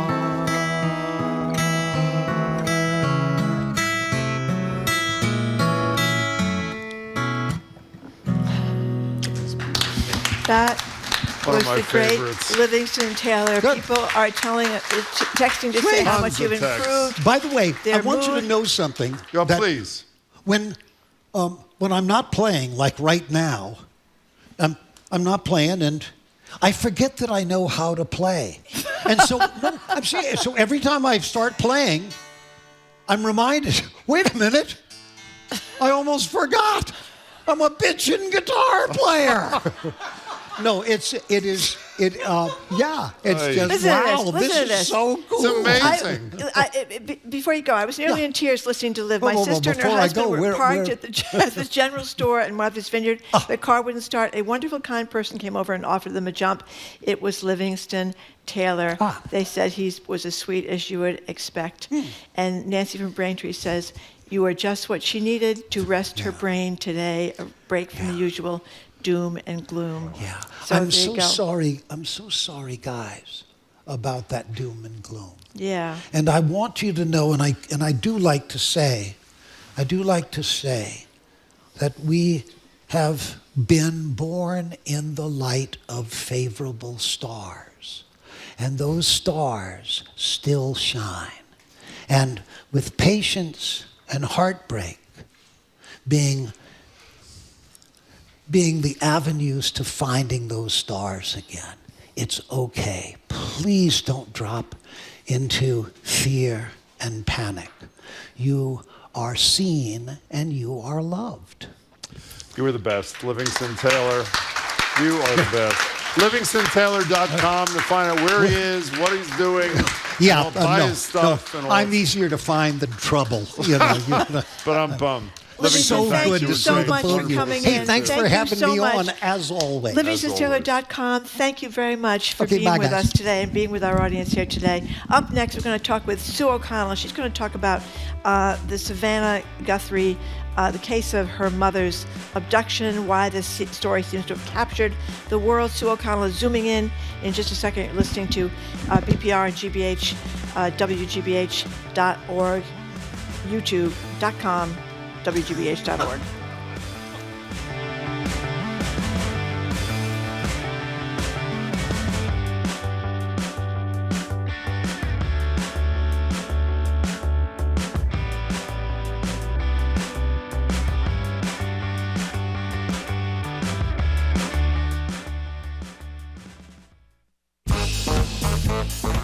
This week on Under the Radar with Callie Crossley, ICE protests increase across the country and in Greater Boston as Black and Latino state legislators push for immigration reform laws. Plus, superstar Bad Bunny makes Grammy history.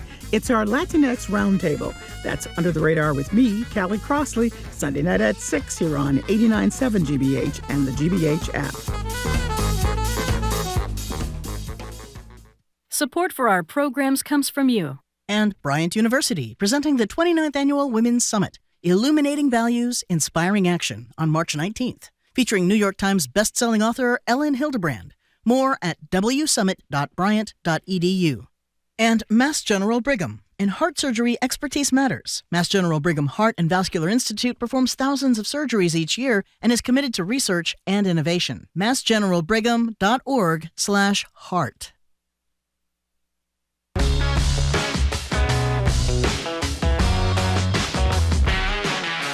Welcome back to BPR. Marjorie Egan, Jim Browdy, live at the library, streaming at youtube.com/GBH News. We're next back here on Tuesday. Mayor Wu joins us from noon to 1.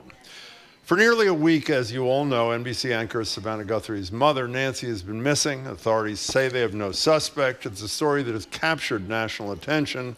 The New York Times headline, quote, "The mystery of Guthrie's mother has a nation fixated on a desert subdivision." Joining us now on Zoom to talk about what we know and don't is media maven Sue O'Connell. Sue, of course, a news influencer at NBC 10 Boston, obviously an affiliate of the network for which Savannah Guthrie works. Sue, thanks for joining us.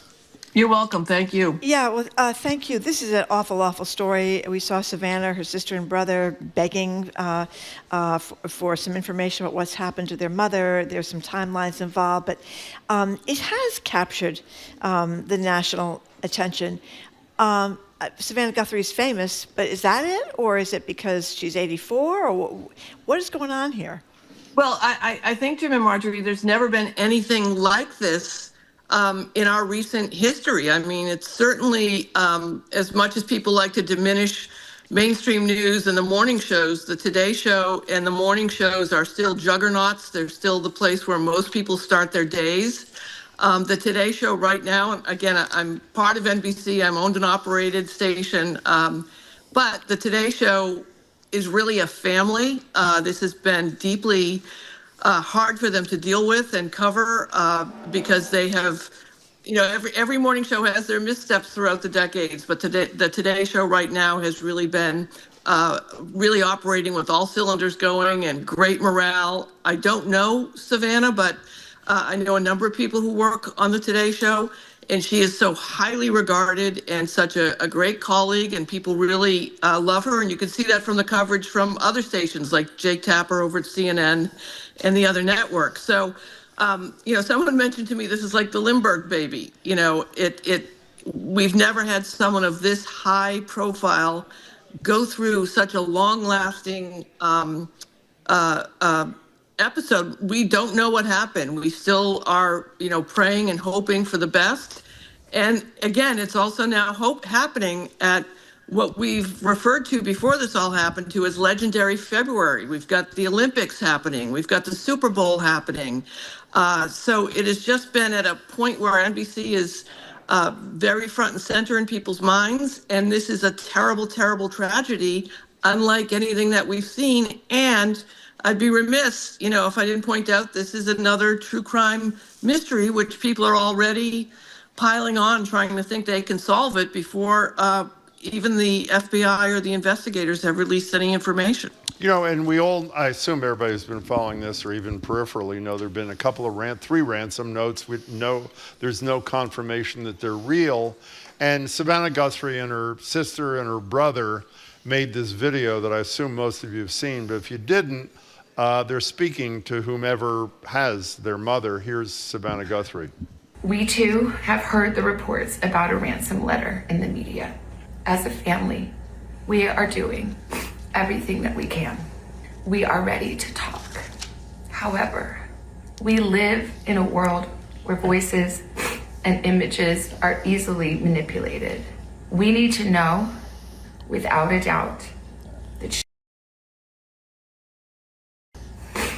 we want to hear from you, and we are ready to listen. For once, we're not going to engage in irresponsible speculation, which we often do on the show. But just to say, as of the moment, at least when we went on the air, the shocking part of this to me is if somebody has her, according to the family, there's been absolutely no outreach about a trade, for lack of a better expression. That's accurate, right? Yeah, and I think that Savannah really, really hits the nail on the head, too, that even if they did have information, we're living in a world right now where it would be so difficult to verify it. And you can just imagine the number of bad actors who may not be involved in this terrible crime or this terrible situation that may use it as an opportunity to take advantage of the family or of others. So it is I feel terrible to say that I feel like this is going to be one of those moments that's going to be a kind of before and after in our society where we just don't know what we're dealing with. We don't know what's true and what's not true. I don't have any inside information. I want to be very clear about that. But it is very troubling that we're at this point right now and we have no information. And the sheriff's office, as they have said there in Arizona, they spend a lot of time looking for people, older people who wander off and young people who go hiking and get lost. And they seem as befuddled by this in the press conferences as the rest of us are. The one thing we do know, Gwen Ifill, the great Gwen Ifill, coined a phrase that I think a lot of us think of when a high-profile celebrity has somebody they love who's abducted in some fashion. She coined the phrase missing white woman syndrome. And I think the reasons you mentioned for why this is so high profile are true, but every time it happens, I hope everybody thinks about all the people who are not high profile, who've had somebody they love kidnapped, abducted, whatever it is. And those stories get such short shrift. And then afterwards, the media spends more time on them, I think out of guilt and embarrassment, and they fade away again. But this is another one of these times where, and again, this is not to show any lack of sympathy or empathy for the Guthrie family, but it does make you think about, two Americas kind of thing, Well, Jim, to that point, I'm in the middle of an X-war about how much coverage mainstream media, local stations did or didn't give the Karen Reed case before Turtle Boy was involved. And I'm pointing out to people that the year that John O'Keefe died in 2022, almost 187 people were murdered in the state of Massachusetts. Can we name any of them? Well, that's a great point. Right? Yeah. So, we're all in the business. This is a business. We're trying to get an audience. This is what we do, but we also have to understand that for every high-profile case, there are thousands that just do not get reported. But also to the point, I think this might be emblematic of sort of where we are in society, which is capturing the attention. There's certainly a lot of distrust of media. We are in a situation where we had Charlie Kirk assassinated. We've had President Trump, 2 assassination attempts.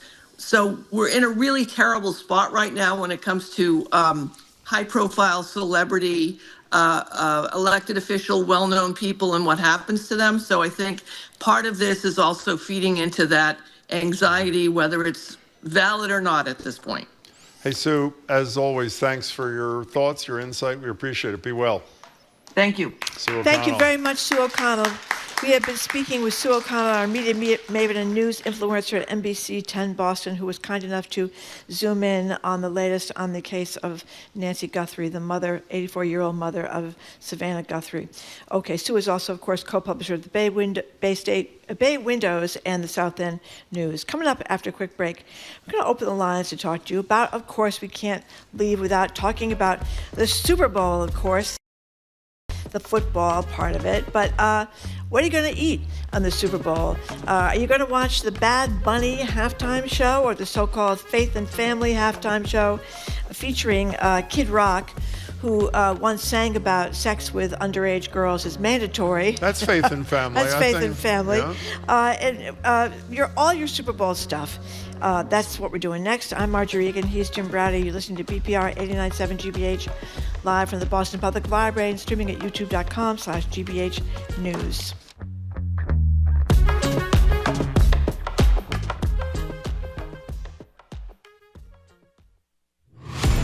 This Sunday, the New England Patriots are chasing their record-breaking 7th championship.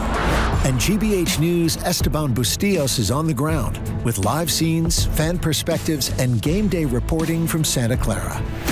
Keep up with the latest as the New England Patriots rematch the Seattle Seahawks on gbhnews.org, the GBH News app, the GBH Daily Newsletter, and always here on GBH 89.7.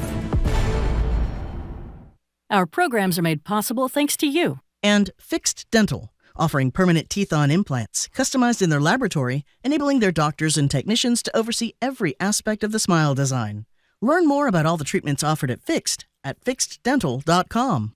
And McLean Middleton. For over 100 years, McLean Middleton has been dedicated to serving its clients and its community, offering guidance through the complexities of today's legal system. With locations in Woburn and Boston, McLean.com.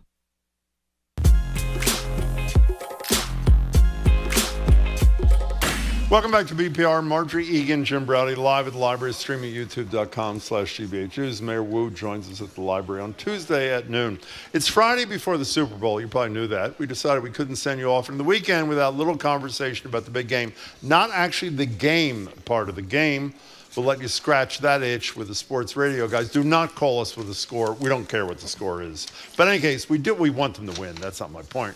We do want to get your thoughts on a whole host of things. Your food preparations, who you're watching with. Do you choose to watch yourself? Are you not going to watch it all? And of course, the greatest culture debate in America, Bad Bunny or Kid Rock for the halftime show. 877-301-8970. All things Super Bowl. Bloomberg reports that a 30-second ad during the Super Bowl, this is the 60th one, comes with a price tag of $10 million. Pop star Sabrina Carpenter is chilling for Pringles. Lady Gaga for Redfin and Rocket Mortgage. What's the impact of those on you? Much more importantly, is it pigs in blankets, chicken wings, nachos, 7-layer dip? Hopefully it's unhealthy, but good. 877-301-8970. Oh, and one more thing. What? What do you think about the greatest of all time, who has a statue outside the stadium, and when the stadium was dedicated, he said, "I'm a Patriot forever." Listen to what the GOAT, the greatest of all time, Tom Brady, said on a podcast just a couple of days ago. And now in a different phase of my life, I really root for people and the people I care about. Listen, I don't have a dog in the fight. That's enough. He does not have a dog in the fight. Tom Brady, 20 years with the Patriots, your guy, does not have a dog in the fight. What do you think about that? Well, he did say he's glad everyone's embraced Mike Vrabel. I think he got the MVP Coach of the Year or something Best like coach, that, Vrabel. yeah. Best coach. And those amazing players have worked so hard to get their club to this position. Doesn't he have some involvement with some coach that he's hired? No, well, he's a very small minority owner of another team, the Raiders, and they are hiring as their coach a guy who works for the Seattle Seahawks. But still, I mean, really. Okay, more important, 877-301-8970. What are you eating at the Super Bowl? I have no idea. I don't know. It's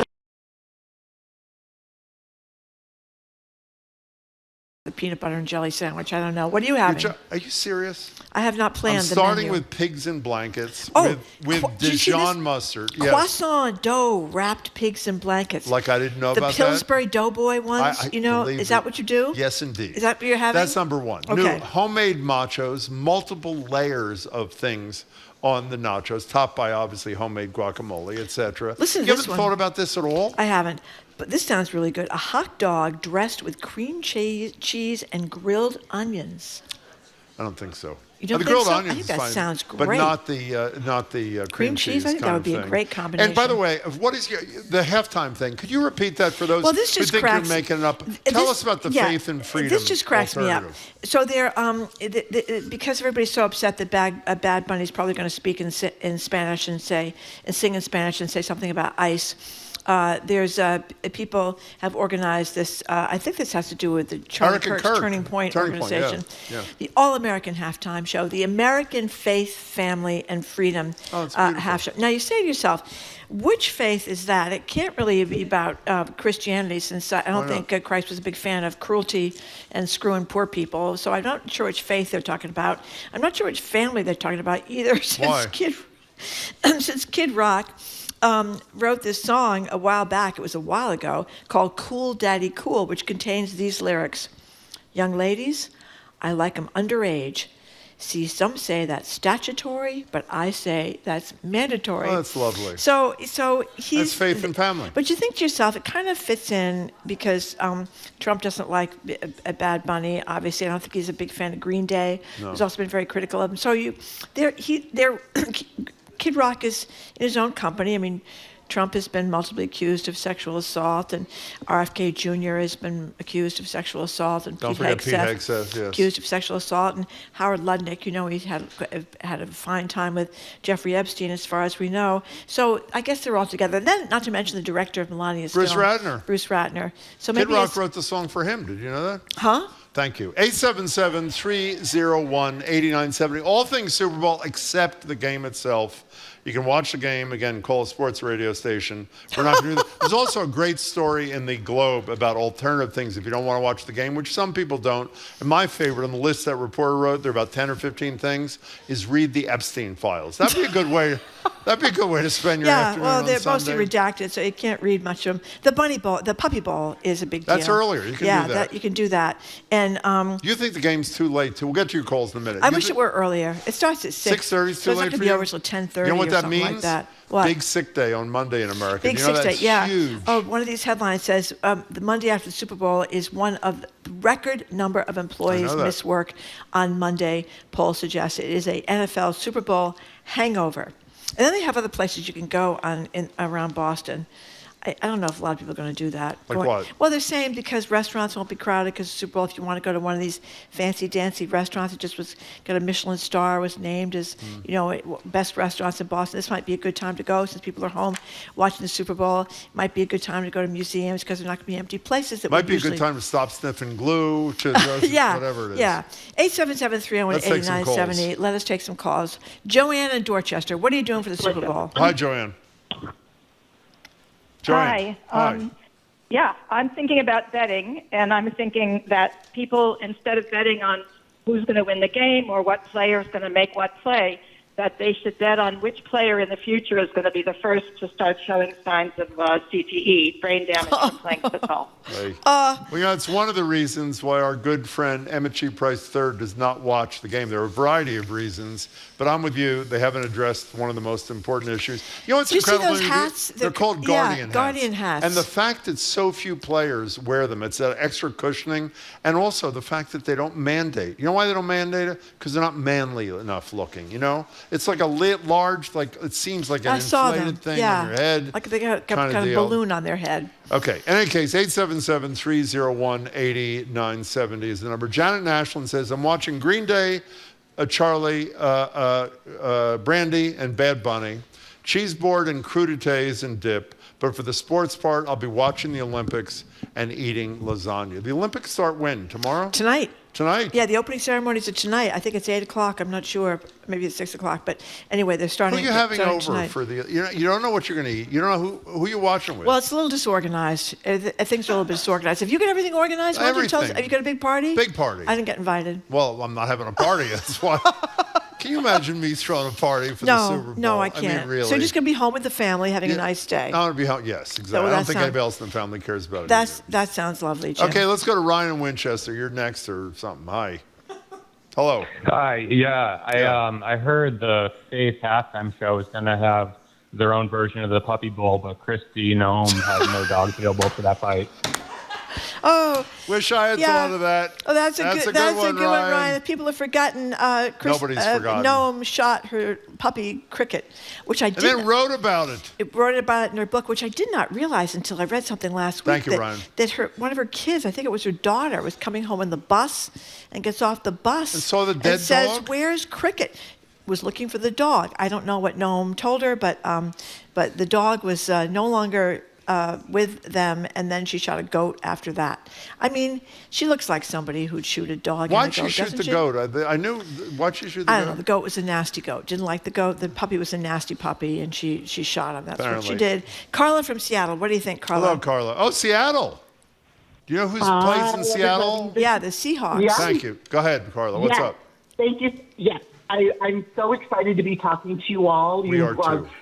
And you spoke about my text, and I love the interaction because I feel like our cities are sister cities in politics, and I'm wishing you all the best, and may the best team win this weekend. Yeah, absolutely. Wait, you don't want your home team to win even if they're not the best team?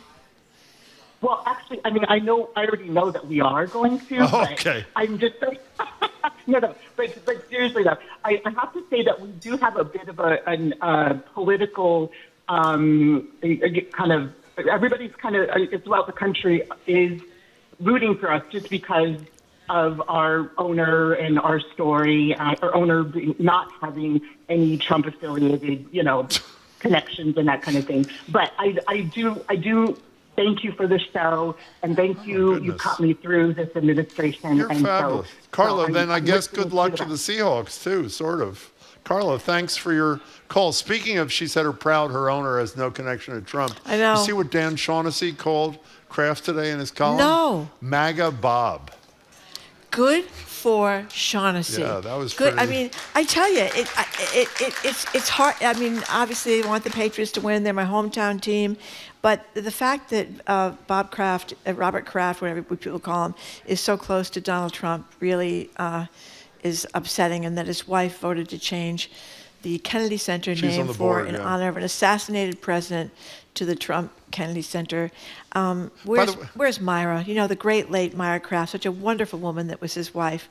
And gosh. Yeah, before we go ahead, for those who missed this story, Marjorie and I were talking about this morning. One of our favorite stories, we just couldn't work it in the show. You mentioned the Trump, I can't even say Trump Kennedy Center, which obviously it is not. It's the Kennedy Center. Oh, yeah. Tell quickly the story of his phone call with Chuck Schumer. Trump's Schumer. Well, they got the Democratic leader They got of the the $60 Senate. billion tunnel that they want to build under parts of Manhattan, which will really be a big deal infrastructure-wise. So Trump says to Schumer, if you name Penn Station, change it to Trump Station, then I'll give you the $16 billion And for Dulles the tunnel. Airport. And Dulles Airport as well. I mean, it is sick, unbelievable. Yeah, you think. I was listening to this great podcast. Terry Gross, actually, she's on an NPR podcaster, and she talked about how Roger Ailes. Gabriel Sherman's written about Roger Ailes. He's also written about Rupert Murdoch, and he's also written about Donald Trump. And he talks about how what he finds fascinating with these men's megalomania, which is what he called them all, megalomaniacs, is that they all had horrible fathers. And Trump certainly had a horrible father. Ailes' father was very horrible, and so was Murdoch. So maybe that's what happens. You dads out there, don't create any megalomaniacs. Pay attention to the kids. Well, I survived pretty well, don't you think, considering?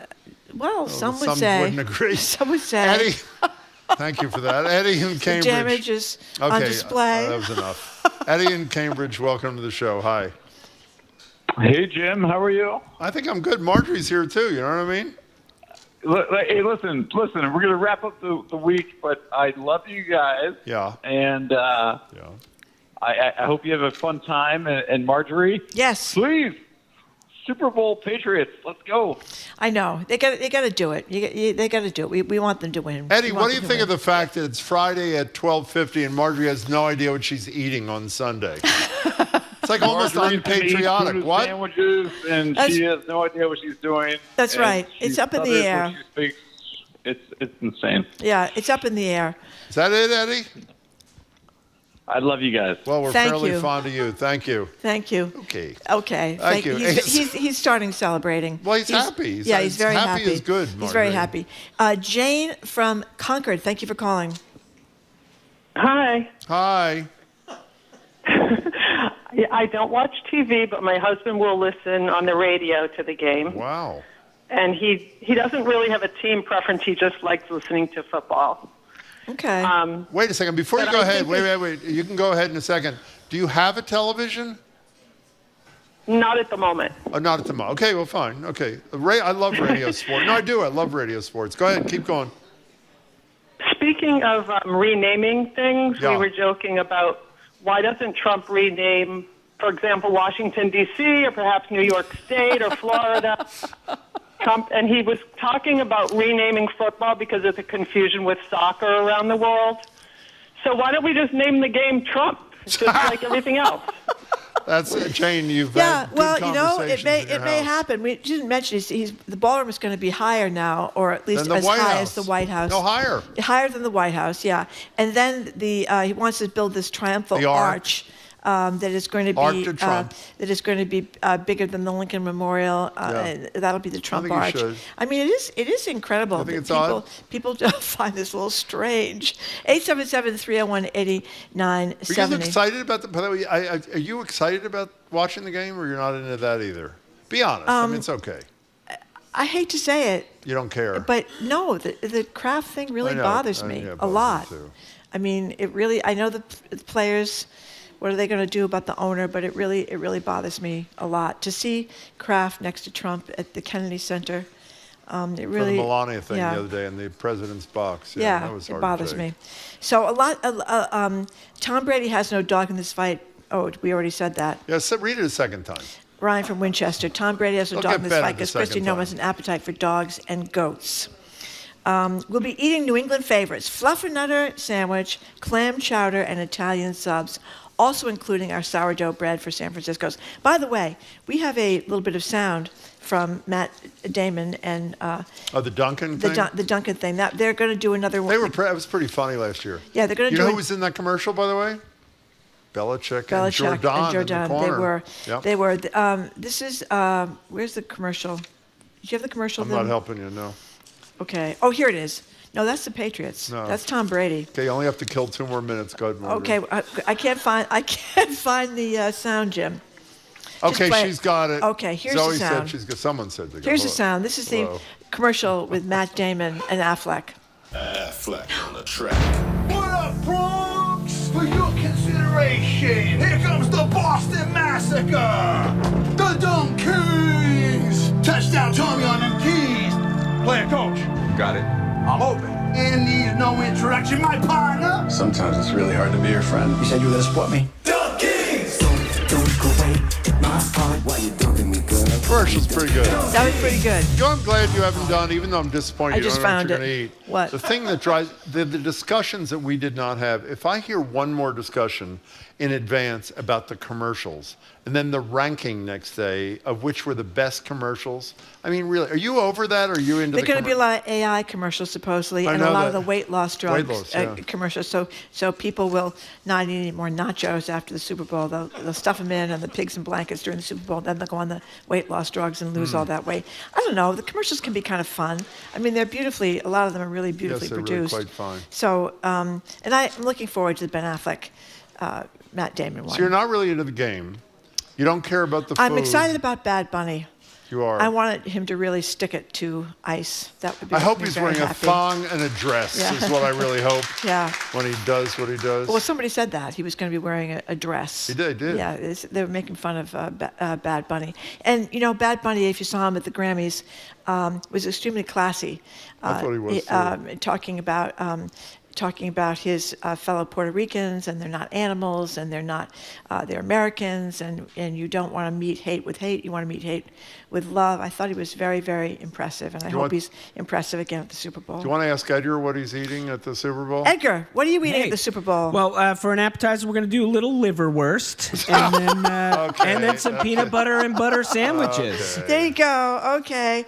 Jimmy squeezes it out of a tube. Isn't that disgusting?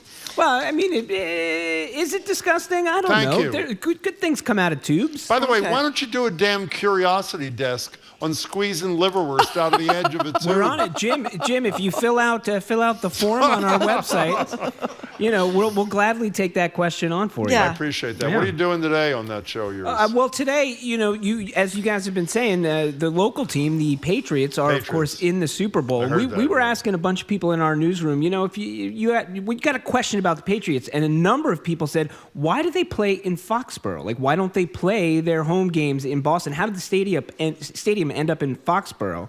So we're gonna talk to a couple of folks about that. We've got Craig Lamalt from the GBH newsroom with us, who's going to give us a little primer on all of the Massachusetts athletes who are going to be in the Olympics. And then we're going to do our monthly Stargazers Guide. We're going to look up into the skies and ask, what is there to see up there this month? Excellent. Okay, I bet you don't know what you're eating for the Super Bowl yet either, do you, Edgar? He does. You don't. I'd say he you does. don't. No, honestly, I don't. There you go. You see? It's not so weird. When the Eagles are not in the Super Bowl, I don't really plan the menu as carefully. Now, if the Eagles were in the Super Bowl, I'd have the soft pretzels going. I'd get some cheesesteaks going. You know, you get the Philly stuff going. Okay, you two Philadelphia boys, two Pennsylvania boys. Edgar, we'll be Edgar, listening. Thank Good you. luck. Thank you. Thank you. Okay, we are done. Thank you very much for listening to another edition of Boston Public Radio. Thanks to people that came down to the Boston Public Library to see the show. You can keep up with us 24/7 way of our podcast, which is brilliantly called Boston Public Radio. Or you can also check out our TikTok page, which is also brilliant, at Boston Public Radio. On Monday, we're going to speak with Boston Globe editor Brian McGrory, business columnist Shirley Young. It was a devastating story about someone freezing to death outside South Station in the cold. Boston Medical Center's Dr. Catherine Gerger-Barnett talking about a lot of medical advances. And GBH's Jared Bowen. We want to thank our crew, Zoe Matthews, Nicole Garcia, Hannah Loss, our engineer, John the Claw Parker, our executive producer, Jamie Bologna, our BPL staff, Maddie Guy, our Patrick Lally, Bill Francis, Juan Jose Cadena, our host at the Newsfeed Cafe and across the street at the Lenox Hotel. Edgar and the Curiosity Desk is next, starting immediately after us on 89.7 GBH, and Jared, Bowen, and the Culture Show. They will start at 2. They've got the Week in Review. They're going to be back here at the library, Jared and the gang, Jared, Bowen, Callie Crossley, and Lisa Simmons, talking about Iron Lung, the Moltbook social platform built entirely for bots and more. I'm Marjorie Egan. Jim Browdy. Thank you so much for tuning in today. I hope the Patriots win. Thanks again for you guys coming down to the library. And thanks to you listening to the show online. Have a great weekend.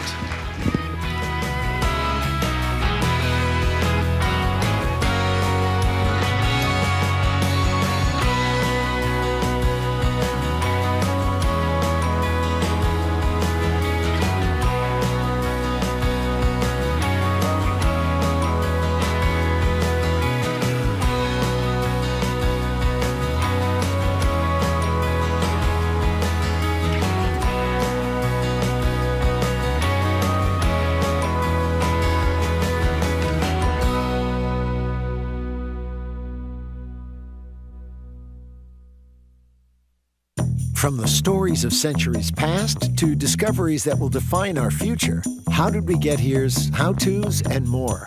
Journey with us down the rabbit hole on the Curiosity Desk. Coming up next on GBH 89.7. Support for GBH comes from you. And Safety Insurance, offering auto insurance policies designed to help for when the worst happens.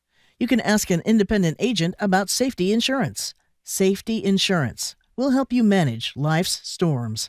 And the Peabody Essex Museum, presenting Edmonia Lewis, Said in Stone, a retrospective of the 19th century Black woman sculptor. More at PEM.org. You're listening to 89.7 WGBH HD1 Boston. Online at gbhnews.org. GBH News. What matters to you? I'm Edgar B. Herwick III. Today on the Curiosity Desk, yes, we are ready for some football. Patriots fans have been blessed with so many successful seasons in the modern era, but look around the league.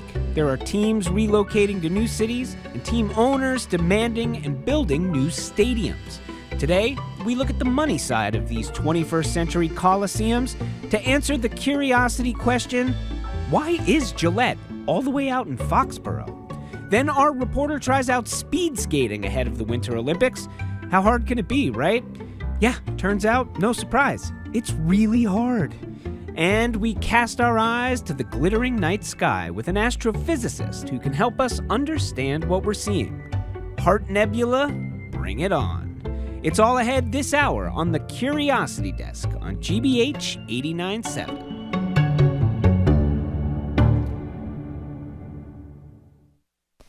Live from NPR News in Washington, I'm Windsor Johnston. The Department of Justice says the key suspect in the 2012 attack on the American consulate in Benghazi is now in U.S. custody. Attorney General Pam Bondi says Zubar al-Bakush was flown to Joint Base Andrews early this morning. Al-Bakush will now face American justice on American soil. We will prosecute this alleged terrorist to the fullest extent of the law. He'll face charges related to murder, terrorism, arson, among others. U.S. Ambassador Chris Stevens and 3 other Americans were killed in the attack that quickly became a political flashpoint. Republicans blamed the Obama administration and then Secretary of State Hillary Clinton for not doing enough to protect the compound.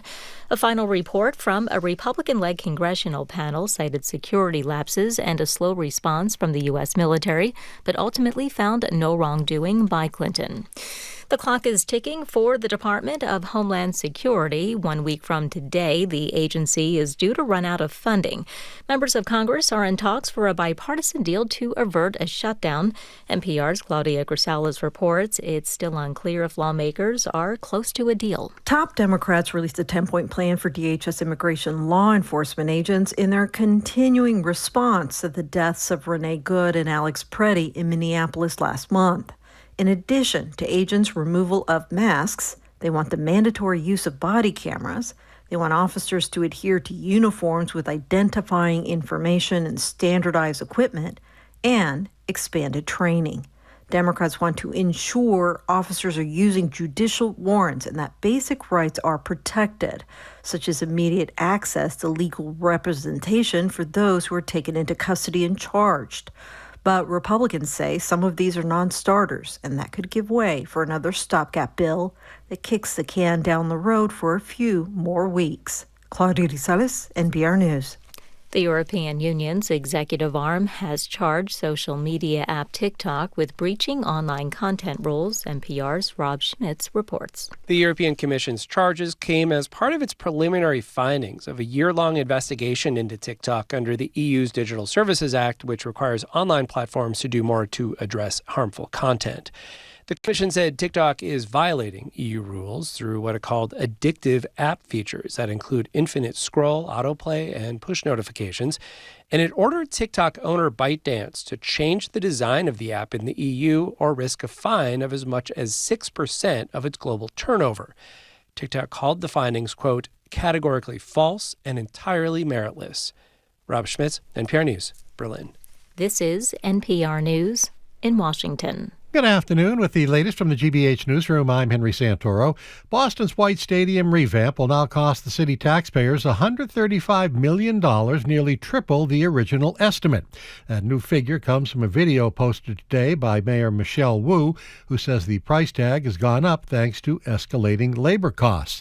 Wu says the city's new pro-women's soccer team that's set to play at the stadium in Franklin Park will contribute $190 million towards the project, and in the video, the mayor says the team, Boston Legacy FC, will also cover operations and maintenance costs. All told, that's $252 million in private funding over the next 15 years to improve our city, our schools, our neighborhoods, our small businesses, and Franklin Park. Besides hosting Boston Legacy FC, the stadium will also serve as a hub for Boston's public school athletics. And it's no coincidence that Emerson College Polling has released the results of its first ever public survey of Puerto Rico. It totally coincides with Puerto Rican superstar Bad Bunny, who is Sunday's halftime Super Bowl show. Masterlist reports that the survey conducted in November asked about the impact of Bad Bunny's music, which focuses on gentrification and gender-based violence. Among the Puerto Rican residents who listen to Bad Bunny's music, 54% say Bad Bunny's music had a very positive to somewhat positive influence on their views of gentrification. The Emerson pollsters also add that, in addition, 38% say his music had a very positive to somewhat positive influence on their views of gender-based violence. You're listening to GBH News. Support for NPR comes from NPR stations. Other contributors include Fisher Investments. As a fiduciary, Fisher Investments is obligated to act in their client's interest. Learn more at FisherInvestments.com. Investing in securities involves the risk of loss. This is NPR.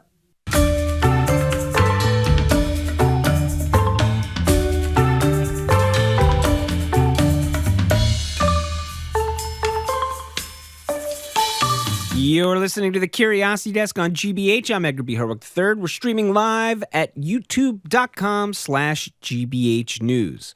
When the Pats play the Super Bowl this Sunday, they'll be in sunny Santa Clara, where the San Francisco 49ers play. It's about a 50-minute drive from San Francisco and roughly how long it takes to get to Gillette Stadium from Boston. With football on our minds, we were curious, how is it that the humble town of Foxborough came to be the center of this New England football empire? We've got two people here today to help us answer that question and talk about how it has impacted the region over these many years. Christopher Price is Patriot beat reporter for the Boston Globe and author of numerous books on the Patriots. And Victor Matheson is a sports economist who teaches economics at at the College of the Holy Cross in Worcester. They join us now by Zoom. Christopher, Victor, welcome to the Curiosity Desk.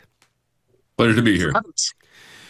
So we're about to have another Super Bowl, and the Super Bowl began all these years ago. The first handful of Super Bowls, of course, were the champion of the league, the NFL, and an upstart league that came up through the 1960s called the AFL. Then one of the sort of first charter members of that AFL league was a team called the Boston Patriots. Of course, today they are now the New England Patriots. 1970 comes around, the leagues merge, and that plays an important part in how the Patriots end up going from the Boston Patriots to the New England Patriots and move their home to Foxborough. Is that about right, Christopher? Yeah, it really is. They were a transient team throughout the 1960s. They played at Boston College. They played at Harvard. They also played some games at Fenway Park. They needed some sort of stable venue if they wanted to make that move into the National Football League. And so they decided to, they landed basically on Foxborough and what at the time was Seiffert Stadium, I believe, and maybe Victor can speak to this as well. They were the first franchise to have a stadium which included corporate naming rights. Seiffert Stadium after Seiffert Beer, which was a landmark move, but it certainly helped pay for the stadium back in the 1970s. So that's kind of the thumbnail version of how they moved from being a team that kind of, jumped around a little bit to finding a stable home in Foxborough. Is he right, Victor? First stadium that had corporate naming rights? Yeah, it was the very first. However, it was certainly among the first, and of course, Seiffert Beer, and later Budweiser renewed those rights for other names further down the line. So, Christopher, as you point out, they'd been sort of transient up until that point. However, all of the places that they had been playing, essentially in Boston, they were the Boston Patriots. Presumably, they looked at Boston as a potential location for this new stadium that they needed to have. And presumably, there were other places in and around the Boston area besides Foxborough that could have been the site. Why Foxborough? It just seemed to make sense halfway between Boston and Providence, and it was a way for them to be able to incorporate maybe the region as opposed to the city. Although I will say this, that when they moved, they initially thought about calling themselves the Bay State Patriots, but then they realized that you would see BS Patriots in headlines and that really didn't fly with the team ownership. So there were a couple of things at play there. There's a racetrack there. The land was relatively cheap, and that all kind of figured into the conversation as well. But yeah, Foxborough ultimately was their preferred landing spot. There were some conversations about maybe trying to build a larger stadium in Boston, maybe a two-sport stadium. Of course, that those were all the rage in the 1970s, Cincinnati, Pittsburgh, and so on and so forth. But they ultimately landed in Foxborough. Victor, I want to talk about how this differs or doesn't differ from other stadiums, other NFL stadiums, other franchises. As we sort of said at the beginning, the Super Bowl itself being played at the home stadium of the San Francisco 49ers, it is not in the city of San Francisco. How common is it that a big NFL sports stadium is located outside of the city in which the team is located? That's actually fairly common. And the reason for this is that even the most used NFL stadiums sit empty 95% of the year. So a typical NFL stadium has fewer than 20 events a year where you're actually utilizing the entire kind of grand size of this. So these are huge facilities with a gigantic footprint. Plus, if you consider parking and all these other things, this requires a gigantic amount of land, which means you probably don't want to put them in places where land is particularly expensive. So we often saw NFL stadiums placed in the suburbs, kind of all over the country. During the big stadium boom of the 90s, often some of those stadiums would then move back into the city core to try to revitalize failing downtowns, but in places with vibrant downtowns, like, for example, San Francisco, like New York, which is playing, of course, all of their games in New Jersey, and of course in Boston, that became very expensive for them to be part of that, to be able to move a stadium like that. In the case of New England, they kept the stadium outside where land was relatively cheap. There's this sort of push and pull, even in your answer, that I hear. You hear it whenever you hear, conversations around new stadiums. This idea that you have this huge stadium, takes up all of this space, and it's not being used most of the time. But then you hear on the other side, people saying like, well, it can be an economic engine. As you just said, you had a lot of people in the 90s saying, all right, our downtown needs an infusion of energy and money, so let's move the stadium back into the city. When we sort of look at it overall, what do we know? I mean, I feel like the NFL's been around for a long time now. We've had a lot of stadiums. We've had them inside of cities, outside of cities. Is the sort of understanding settled in terms of what the economic impact is on a region? Is it positive? Is it negative? Or does it really just depend on the location and the franchise? Well, the answer is very clear on this. Stadiums have little to no economic impact on local economies, and large giveaways to sports teams, like we just talked about in the intro about Mayor Wu talking about soccer here. Most economists invariably say that's a fairly poor investment for public money. Okay, so maybe not a great economic investment, but it obviously changes the culture and perhaps the identity of a place. Christopher, can we cast our eyes back to, pre-1970 and what was Foxborough like, and how has Foxborough changed, because it is now, as we said, sort of the home of Patriots Nation? It was a raceway. There was one of the reasons why there was so much land out there. They had a raceway right next to the stadium. And honestly, as we're kind of talking about, the old Seiffert Stadium, which became Sullivan Stadium, which became Foxborough Stadium, it was universally accorded in a lot of ways as one of the worst facilities in the league as we got into the 1990s. There was something called the Great Flush that took place after the second game because the plumbing all backed up. Yeah, but hold on. I'm going to stop you there. The Great Flush? The Great Flush. What was the Great Flush? So they had a problem with the plumbing the first game. And so what they decided to do was, all right, we're going to check the plumbing out for the entire place. They had people go around the stadium and they all looked at their watch and say, okay, at 12 o'clock, we're going to flush. We're going to make sure this all works. So that was just one small aspect of the stadium in its kind of progression over the years. I will say this, it has turned Foxborough, in particular Route 1 in the area around Patriot Place, it has revitalized it, because when Foxborough Stadium was there, when it was, again, Seiffert Stadium, Sullivan Stadium, whatever name you want to use, there were dirt parking lots, and there really wasn't much to be had around the area. One of the things that the current ownership has done, they've created Patriot Place. There's stores there. There's a massive shopping center, a Bass Pro Shops, a Hobby Lobby. Chick-fil-A just moved in, which made all us sports writers very, very happy this year. So you see more and more investment in the community, as opposed to what it looked like in the 1970s and the 1980s. It was kind of it was a dicey stretch of road out on Route 1, before they made the move and they created Gillette Stadium. Victor, when we talk about big building projects, in particular stadiums, right, but not just exclusive to stadiums, as we just heard Christopher talking about, parking and traffic is the first thing you hear, right? You're going to put something new that's going to bring a lot of people into a place. We're worried about parking. We're worried about traffic. What do we know in terms of the benefits or, the problems that come with a stadium when it comes to roadways and parking? Well, so this is, again, one of the problems. We shouldn't think about stadiums as simply being economic drivers. They can also be economic negatives, right? So economists have the term negative externality, and that means that there are other things associated with the stadium which may have bad effects here.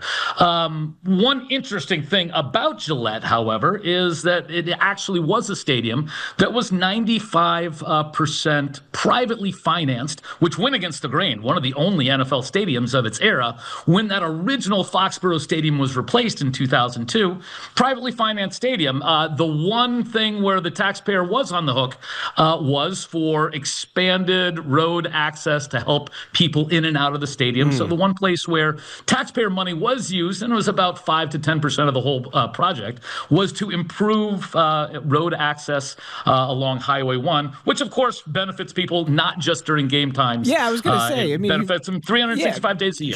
Sure. I mean, traffic is a little bit of an issue in this area. It sort of feels like any improvement you can get on anybody's dollars, probably not the worst thing in the world. We talked a couple times about the 90s, and we've sort of mentioned the fact that, the first stadium in Foxborough is not the current stadium. Gillette Stadium is a new stadium. But I look at that time period. Victor, you were saying in the 90s, a lot of teams were moving back into city cores. We talked about the fact that the new stadium is built in 2002. And in the 90s here, in 1997, there was this moment where I think it went so far as Robert Kraft had signed an agreement potentially with the state of Connecticut. They were maybe going to move the Patriots. What happened there, and how did we ultimately stay in Foxborough, Christopher? Well, there were a few different things at play there, but there was an agreement in place to move the Patriots to Hartford at a spot in Hartford called Adrian's Landing, right along the Connecticut River. It was signed, sealed, and then, of course, at the last minute, all of these things started to pop up, and then the Massachusetts legislature said, hey, wait a minute, maybe we found a few extra bucks here to kind of expand Route 1 and we can start to work together. So I have friends who were ready to buy season tickets, Connecticut friends who were ready to buy season tickets. And if they had continued down that road and, we would have seen the Connecticut Patriots or the New England Patriots of Connecticut in the Super Bowl, it would be very, very different today. There was an agreement in place to move the Patriots down, down 90, down 84, whatever road in and out of Connecticut you want to talk about. Yeah, they would have been there if it wasn't for a last minute agreement in place between the owner and the legislature. We're talking with Christopher Price and Victor Matheson about how Gillette Stadium ended up in Foxborough. I want to cast my eyes to the future a little bit now. Victor, I'm thinking about currently, even we just look right now, you've got Cleveland, the Browns. There's a little bit of a battle going on about where a new stadium is going to happen in Cleveland. There's been some back and forth about that. The Chicago Bears, we're hearing, might move to Northwest Indiana. I think the Kansas City Chiefs, Kansas City, of course, in Missouri, moving to Kansas potentially, or maybe that deal is signed. It seems like we're in another kind of era. Maybe it's just always been like this, where there's some question about, where these new stadiums are getting built. Have the economics changed? Oh, the real key of what's going on here is we had a big stadium boom starting in the 1990s. And if you want to date it to like one time, it's actually the creation of Camden Yards for the baseball team in Baltimore, which was a gigantic improvement over the old stadium and also sold as an economic driver. And following the success of Camden Yards, we had new stadiums being built all over the country in all the different sports. Most of those stadiums were built with 30-year leases. So it made it very difficult for teams to try to move or try to negotiate for new stadiums until those leases were up. But guess what? 2026 here is a So as these leases are expiring, all of a sudden, all the bargaining power now is in the hands of the team owners, and the team owners are exploiting that bargaining power to extract significant subsidies out of taxpayers by either threatening to leave communities completely or by playing off one part of a metro area against another. So it's Cleveland being played off against a suburb. It is Chicago proper being played off against Arlington in the Northwest or Gary, Indiana in the Southeast. So again, it's all the expiration of leases, which all of a sudden hands bargaining power over the teams, and we're going to see a huge wave now of new stadium deals all across the country because of this. Christopher. One other thing to keep in mind when it comes to the context of this specific conversation is that quite frequently when teams do decide to build new stadiums, the NFL will reward them with a Super Bowl. We're starting to see that more and more across the country. And when you say that, you mean the Super Bowl game there. It's not they're not gonna fix the season so the team makes the Super Bowl. That's correct. Okay.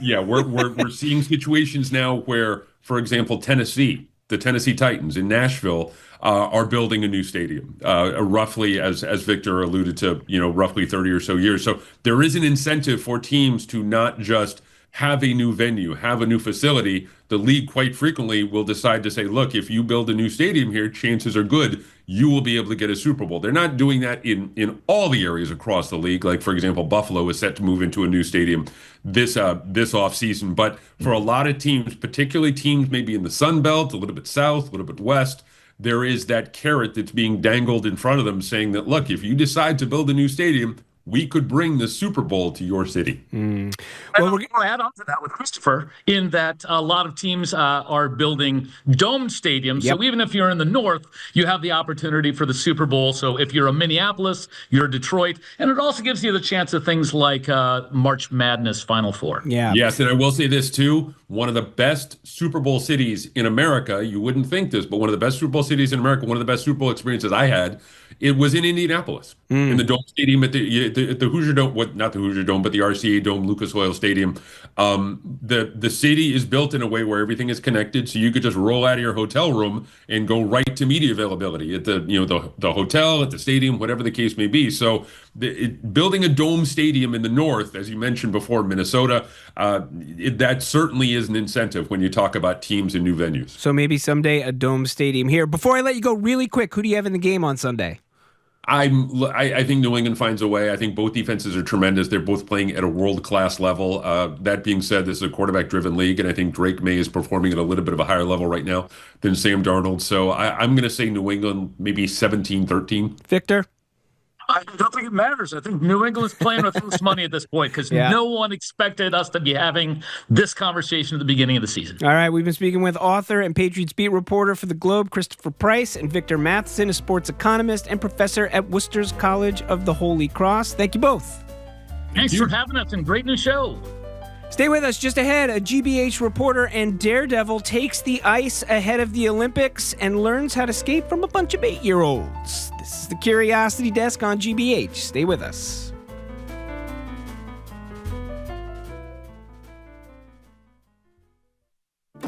The CDC has been alerting the nation about health threats far less frequently since President Trump returned to office. That is worrying many doctors and public health authorities. It's our early warning system. It's the weatherman of public health. It gives us enormous situational awareness. I'm Juana Summers. How the slowing trickle of alerts is impacting the health agency on All Things Considered from NPR News. Today at 4, here on GBH News 89.7. Support for our programs comes from you. And Brightbound, helping students as young as middle school identify their strengths, explore their passions, and navigate a path to a rewarding career. Learn more at BRITE-bound.org. And the Cape Cod Foundation, committed to building resources to support community life on Cape Cod, including environmental conservation, arts and culture, and community development. Learn more at capecodfoundation.org.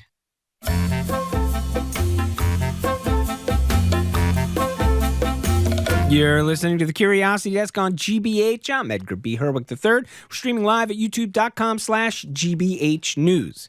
Now, there's a lot of great reporting done by our colleagues here at GBH, but when a radio feature story only runs about 4 or 5 minutes, oftentimes there's a lot of fabulous material that gets left on the cutting room floor.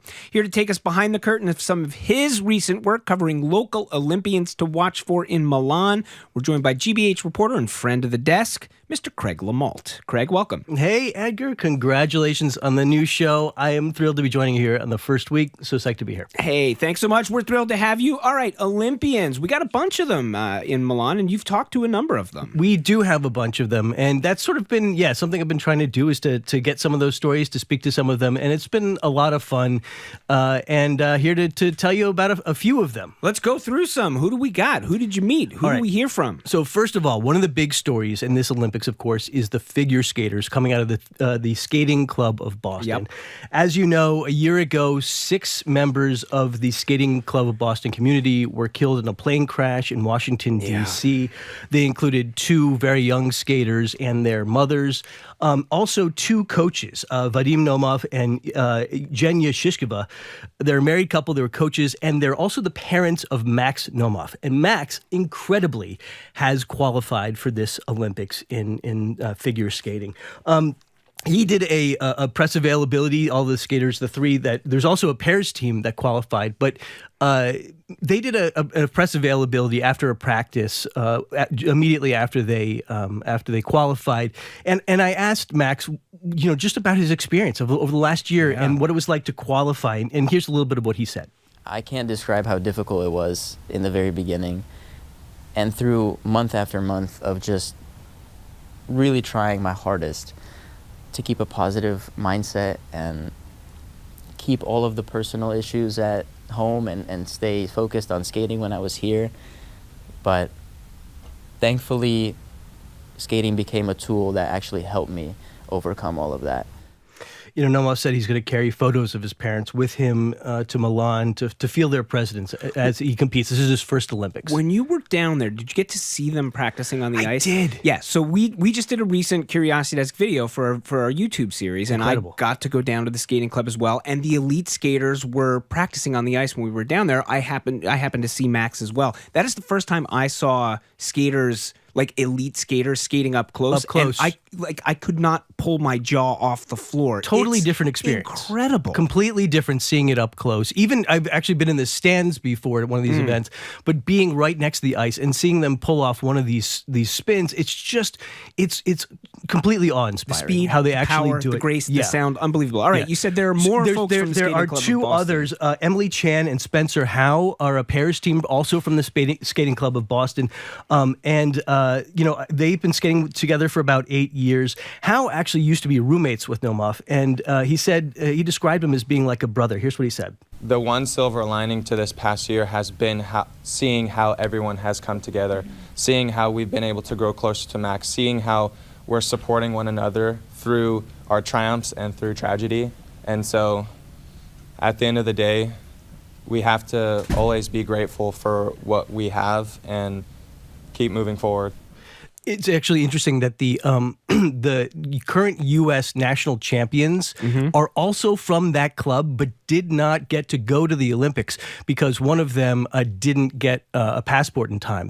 She's a Finnish citizen and wasn't, and because of that, actually, this pairs team, the one that is going, has that chance to go to the Olympics. Wild. All right, so moving away from skating, but staying with the ice, we've got some representatives from Massachusetts. In the luge. In luge. We have two different lugers, both doing doubles, but not together. They're in different sleds. So Ansel Haukja and Zach DiGregorio. Ansel is from Framingham and Zach is from Medway. And they are going to represent the U.S. DiGregorio, I talked to him. He was introduced to the sport at 10 years old. He went to an event in Carlisle, Mass. And a few months later, he was invited to visit the training center. I love this detail. He said his older brother was also invited to go try this out at Lake Placid. Okay. And he was given the option of the choice to join the training team, and his older brother was not. And he said, that was all I needed to just keep going in this sport. I mean, sibling rivalry really drove. I'm better at something than my older brother is. He went to high school in Medway, and he wound up going so often to compete that he actually wound up going remote on school. He continued to going to Medway High School and ultimately moved to Lake Placid.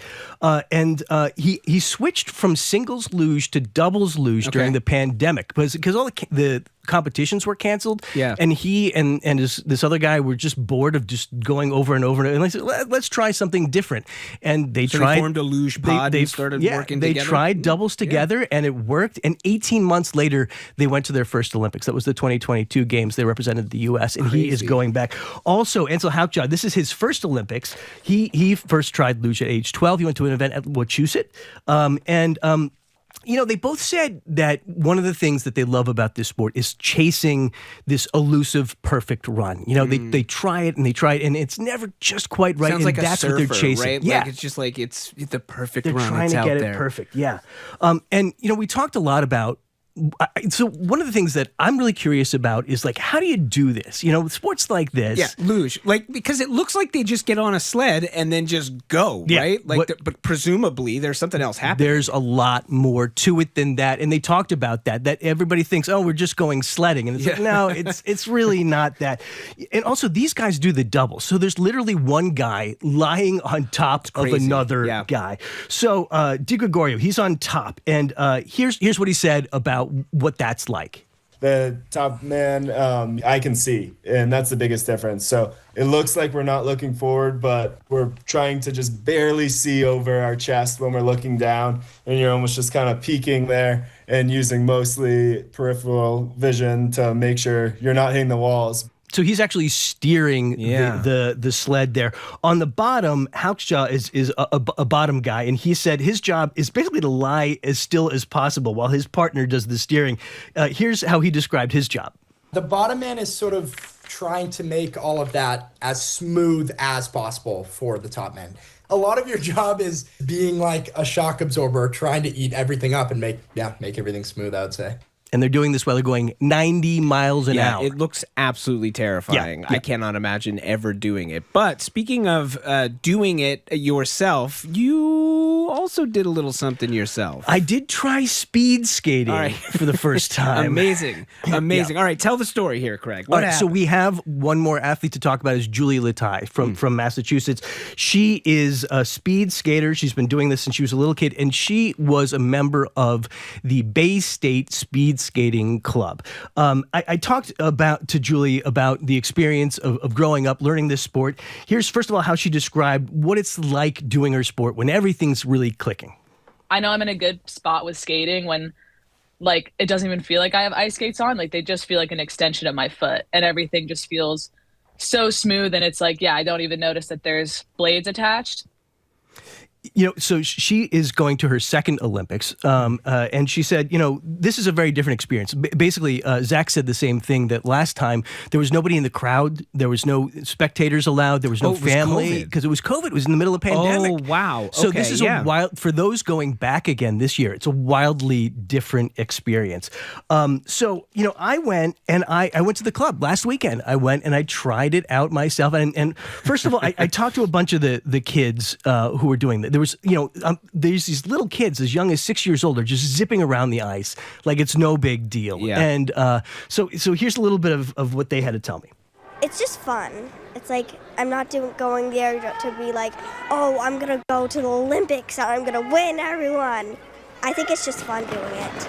Now it feels a little bit more easier and a little bit more like not complicated. Like the moment I stand up in skates, I can still stand up and I don't have to just topple down.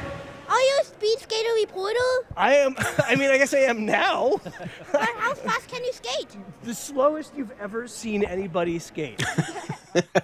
Are you a speed skating reporter? I am. I'm a speed skating reporter now. That is true. So I did give it a shot. Yeah. So how was that experience? Was it hard? It seems like it would be hard. It was excruciating. Do you skate? Do you skate generally? So I know how to skate, right? I have like hockey skates, and I know how to do this. And I thought that would be enough to sort of prepare me, that I would be okay doing it, and they were just longer skates. Yeah, it's just like it's a longer skate. One of the key differences I found is that in regular or in hockey skates or figure skating skates, the blade comes to a point and digs into the ice, right? Mm-hmm. That's not true of speed skates. Like they're not flat, sharp? No, they're kind of flat on the bottom, and they're like polished metal, so that it reduces the friction, so they're able to go faster. Oh, wow. But what they said to me is, people who try it for the first time, it's often like Bambi when Bambi walks out on the ice and the hooves just sort of spread out, right? So they're like, don't be Bambi. And I was like, all right, I'm trying really hard not to be Bambi, but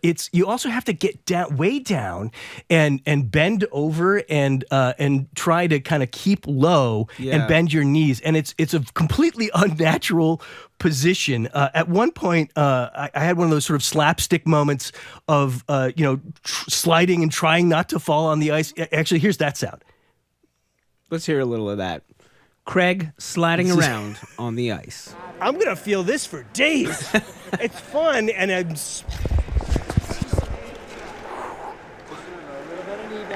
All right. I managed not to fall there, which was good. Okay. Yeah, it was very, very uncomfortable. Are you okay now? I'm Like, okay are you now. still feeling So it the now? thing Okay. is about this experience that really got me thinking about. As you know, Edgar, I'm a father of a 6-year-old, and for a 6-year-old, like he's learning a lot of new things all the time. He's trying new things, and one thing a message that I keep repeating is like, things when you try them for the first time can be really hard. And they could even hurt, and they're scary. But if you get past that point where where it's hard, and you suddenly it clicks and you get it, suddenly it becomes fun and it becomes easier as you do it, right? Yeah. And as a child, I think you have this experience all of the time, right?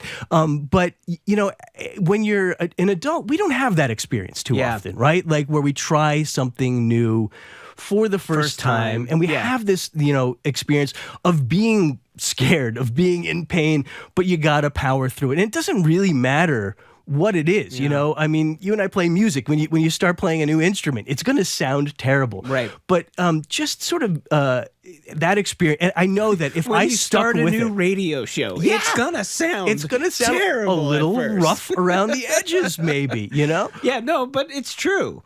It's true, and it's absolutely true. So, I mean, is that part of what you like about covering because this isn't the only. I mean, you have been covering Olympians for. It's something every years. 2 years I look for opportunities to talk to these people. And I love talking both the personal stories of the Olympians, because I kind of think of them like superheroes, right? They are like superheroes. Well, because they look oftentimes like normal people, but they have this hidden superpower that most people don't know about. But it's also these sports that you don't usually see except for during the Olympics, so the chance to actually learn about them, and also oftentimes to try them out.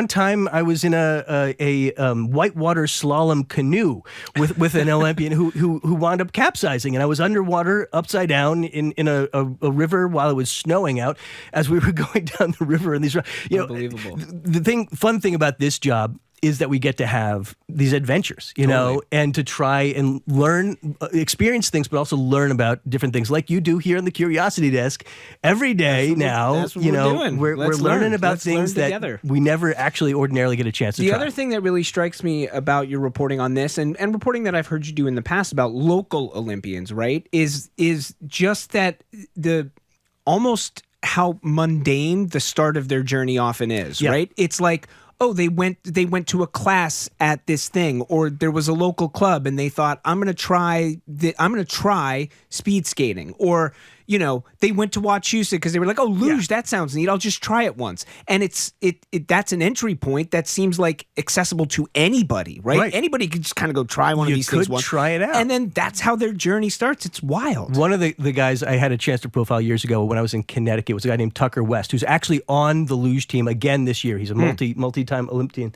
And he lives on the top of a hill in Connecticut, and they started sledding down that hill, and then his dad wound up actually building a luge starting thing, like that really tall tower. Oh, yeah. And he built that in their backyard, and they were having a lot of fun luging. And then they invited the Cub Scout troop to come and do it with them. Local paper wrote about it, and the luge people, like in Lake Placid, read this article. Like they probably have a search for luge. There's a group of luge people just like sort of scouring the news looking for potential lugers. I think we've got a promising luger in Connecticut. So they checked this thing out. They invited him to come to Lake Placid. He did it, loved it, and now he's like on his, I don't know, this has got to be at least his third Olympics that he's competing in luge, just because his dad, was kind of a crafty guy, actually, and it's just sort of fun to try these things. Incredible stuff. All right, we've been speaking with GBH's Craig Lamalt. Craig, thanks for being with us. So great to be here. All right, stay with us. Just ahead, you don't usually think of space as especially romantic, but you might just be looking in the wrong place. We've got an astrophysicist on the line just ahead. This is the Curiosity Desk on GBH. Stay with us.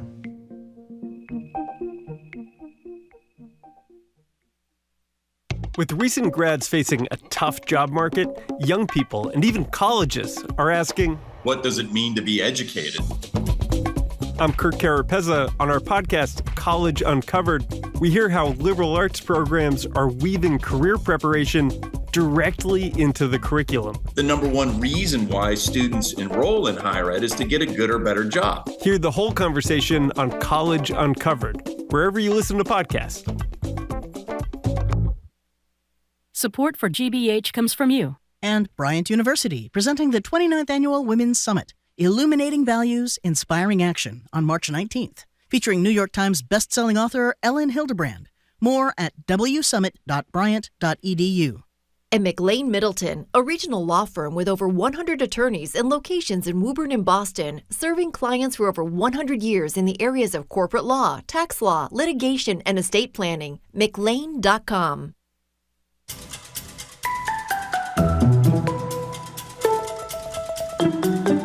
You're listening to The Curiosity Desk on GBH. I'm Edgar B. Herwick III. We're streaming live at youtube.com/GBH News.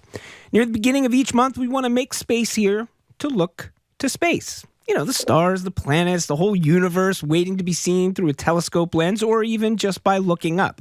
Today, as our stargazing authority, with us is Anjali Tripathi. She's an astrophysicist based in California who's worked at the Harvard-Smithsonian Center for Astrophysics, NASA, and served in multiple White House administrations. Anjali, welcome to the Curiosity Desk. Thanks so much for having me. So excited to be here, Edgar. We are thrilled to have you, and we want to talk about what's going on up there in the skies this month. But before we do, there was sort of big space news for, in one way of looking at it, this week or recently, where we learned that Artemis 2, which is this big mission which has been being planned for a long time, that's heading back to the moon. It was gonna launch. It's now been delayed for a little bit. Just curious your take on that, the delay, what's coming up. Is it exciting to you? Or are you worried because it's, been delayed? Or are you like, it happens? I mean, Artemis is the sister of Apollo in Greek mythology, and this is coming, how many decades after the Apollo mission? So waiting another month, not a huge deal, but really excited to have astronauts going back towards the moon. Artemis 2, of course, they're not actually going to land on the moon. They're going to go around it, but they're going to see parts of the moon with the human eye that haven't been seen by other humans before, without the help of a telescope or spacecraft back there. Which sounds pretty cool. Really excited. I can't figure out in my head if I were on a mission that was like, I get to go so close to the moon, we're going to just go around it, but I don't get to go to the moon. Like, would I be excited or would I be disappointed? I can't figure out. I don't know how you feel. I mean, I think getting to go to space is pretty exciting for any astronaut who gets to go. I have a friend right now who's up on the International Space Station, another astronomer, and I think being even at the space station, even though he's not going to see the moon up close, I don't think he's too disappointed, if I had to guess. Fair enough. All right, let's turn our eyes to the night sky. And I know I said this month, but I do want to look at early March as well, because we're not going to be able to talk to you until a little later in March. But as we look up there, I see that on March 3rd, there's kind of a what seems to be a big thing happening, a total lunar eclipse. That feels big. Is it? Theoretically, you should get lunar eclipses twice per year, roughly about 177 days or so. But, this is actually going to be the last total lunar eclipse that'll be visible from New England until June of 2029. So what this means is, if you wake up early on March 3rd, so this will be visible just before sunrise. So if you wake up really early or stay up really late, like stay up through the night partying on March 2nd, either way. That's the one. So, you're up, you're ready to go at 4:50 a.m. You'll start to see the moon get darker. Of course, this is a full moon. This is the end of, Lunar New Year celebrations around the world. And by about 6 a.m., 6:04, you'll actually get totality. So the moon will be getting more reddish, and by 6:04, it'll be sort of this maximal red color. And then you only have a few minutes, about 13 minutes in Boston before it becomes daylight and you can't see the moon anymore. But you can't see the lunar eclipse, but it's a cool chance to see the Earth's shadow blocking out the light for the moon and seeing that blood moon. And I think the March moon is called the worm moon. Moon. So you can get that blood red worm moon. Can you just sort of like blazed past something, which I think we generally know is which is that it's the Earth's shadow on the moon that is giving us this lunar eclipse. You just break that down a little bit more for us. What's exactly happening up there? Of course. So when you have a lunar eclipse, so that's when you have a full moon.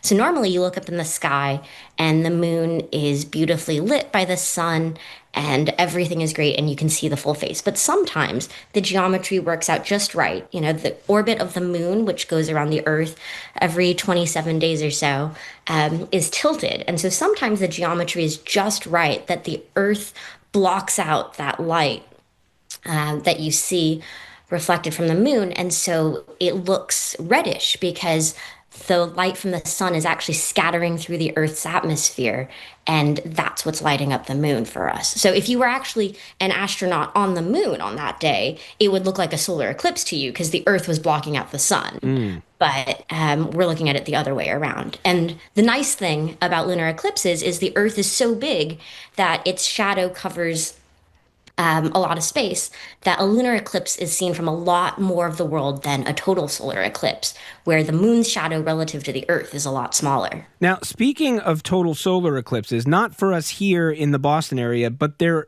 is one or two this year if we can get elsewhere, one of them this month, right? That's right. If you happen to be in Antarctica on February 17th, you can actually see a solar eclipse. It's not a full solar eclipse in the sense of it goes completely dark, but it's one of these beautiful annular solar eclipses, annular in the sense of it's a ring. So you're talking about the Olympics and the Super Bowl, you know, here's the ring for the month astronomically. And that's because, just like we talked about, the moon's orbit is elliptical. And so sometimes the moon is a little further from the Earth than it is closer. And so when it's a little further, the moon's a little too small to fully block out the sunlight. So that's why you see this ring of fire. I got it. All right. You're listening to the Curiosity Desk here on GBH. We're talking with astrophysicist Anjali Tripathi about what to watch for up in the skies this month.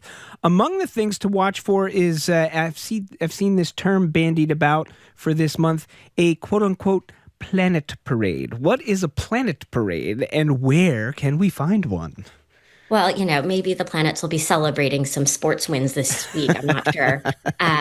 But I'd like to think that they're a little more agnostic. So a planet parade is when you look at the night sky and you just happen to be able to see multiple planets all in a line. And so it turns out that theoretically you could see up to 6 planets, probably the last week of the month. So it'll be all the planets except Mars. So if you look up, you know, all of this month, you should look up and see Jupiter. It's blazing bright. It's great to see. I looked out at it last night. How do you spot Jupiter? Is it just that it is very bright and you're like, that one's Jupiter? Just look up, and when you see something really bright, that's Jupiter. Okay. So if you happen to be wanting to do this a little more rigorously, if you look up and see the Orion constellation in its belt, and if you look off just sort of to the left of that and up a little bit, then you'll see Jupiter right there. So if you can find Orion, look to the left, and then the really bright thing you're seeing there is Jupiter. All right. And so we've got Jupiter. What are the planets that are in this parade? Yeah, so you're going to see Jupiter up there, and then also high in the sky is going to be Uranus. And then down by the western horizon, you'll actually see Mercury, Neptune, Venus. And I think the hardest parts to see are going to be Mercury and Venus. So these are planets, of course, that are closer to the sun than we are. So when you're looking at them, you're actually looking towards the sun. So good eye safety needs to be had. Yeah. But you can actually see some of those planets even before sunset because they're so bright. And how common are these planet parades? Is it something that happens all the time? Is it something that's kind of always happening? So there are going to be 3 planet parades this year. So there's going to be a 5-planet parade in April, a 6-planet parade in August. Last year, we actually had all of the planets visible in February. So it really just depends on where we are in the orbit. So it's not the most common thing, but it is something that we still get excited about. And I, as someone who studies planet formation, really like seeing all of the planets line up because it reminds us that we're all on this racetrack sort of disk going around the sun. Yeah, it's super cool. We're talking with astrophysicist Anjali Tripathi. This is our monthly Stargazer's Guide. Big day in February for a lot of people. February 14th is Valentine's Day. I think a lot of people think of that as a romantic holiday.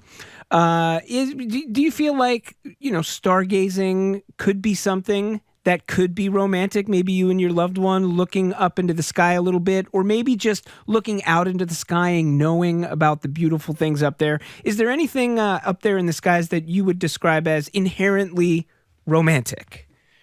I think a lot of romance is about beauty and what's more beautiful than the stars, right? And so I think being able to go out and maybe together with a loved one, look up at Jupiter, even if you're by yourself, being able to remind yourself that there's all of this hot stuff out there in the universe shining down on you, is pretty romantic in my mind. But I think this month there are a couple of pictures that you might see bandied about. One of them is called the Heart Nebula or the Valentine Nebula, and that'll be sort of overhead. You won't be able to see it just by eye, but it's in the constellation Cassiopeia. And so if you have a telescope, you might be able to get a glimpse.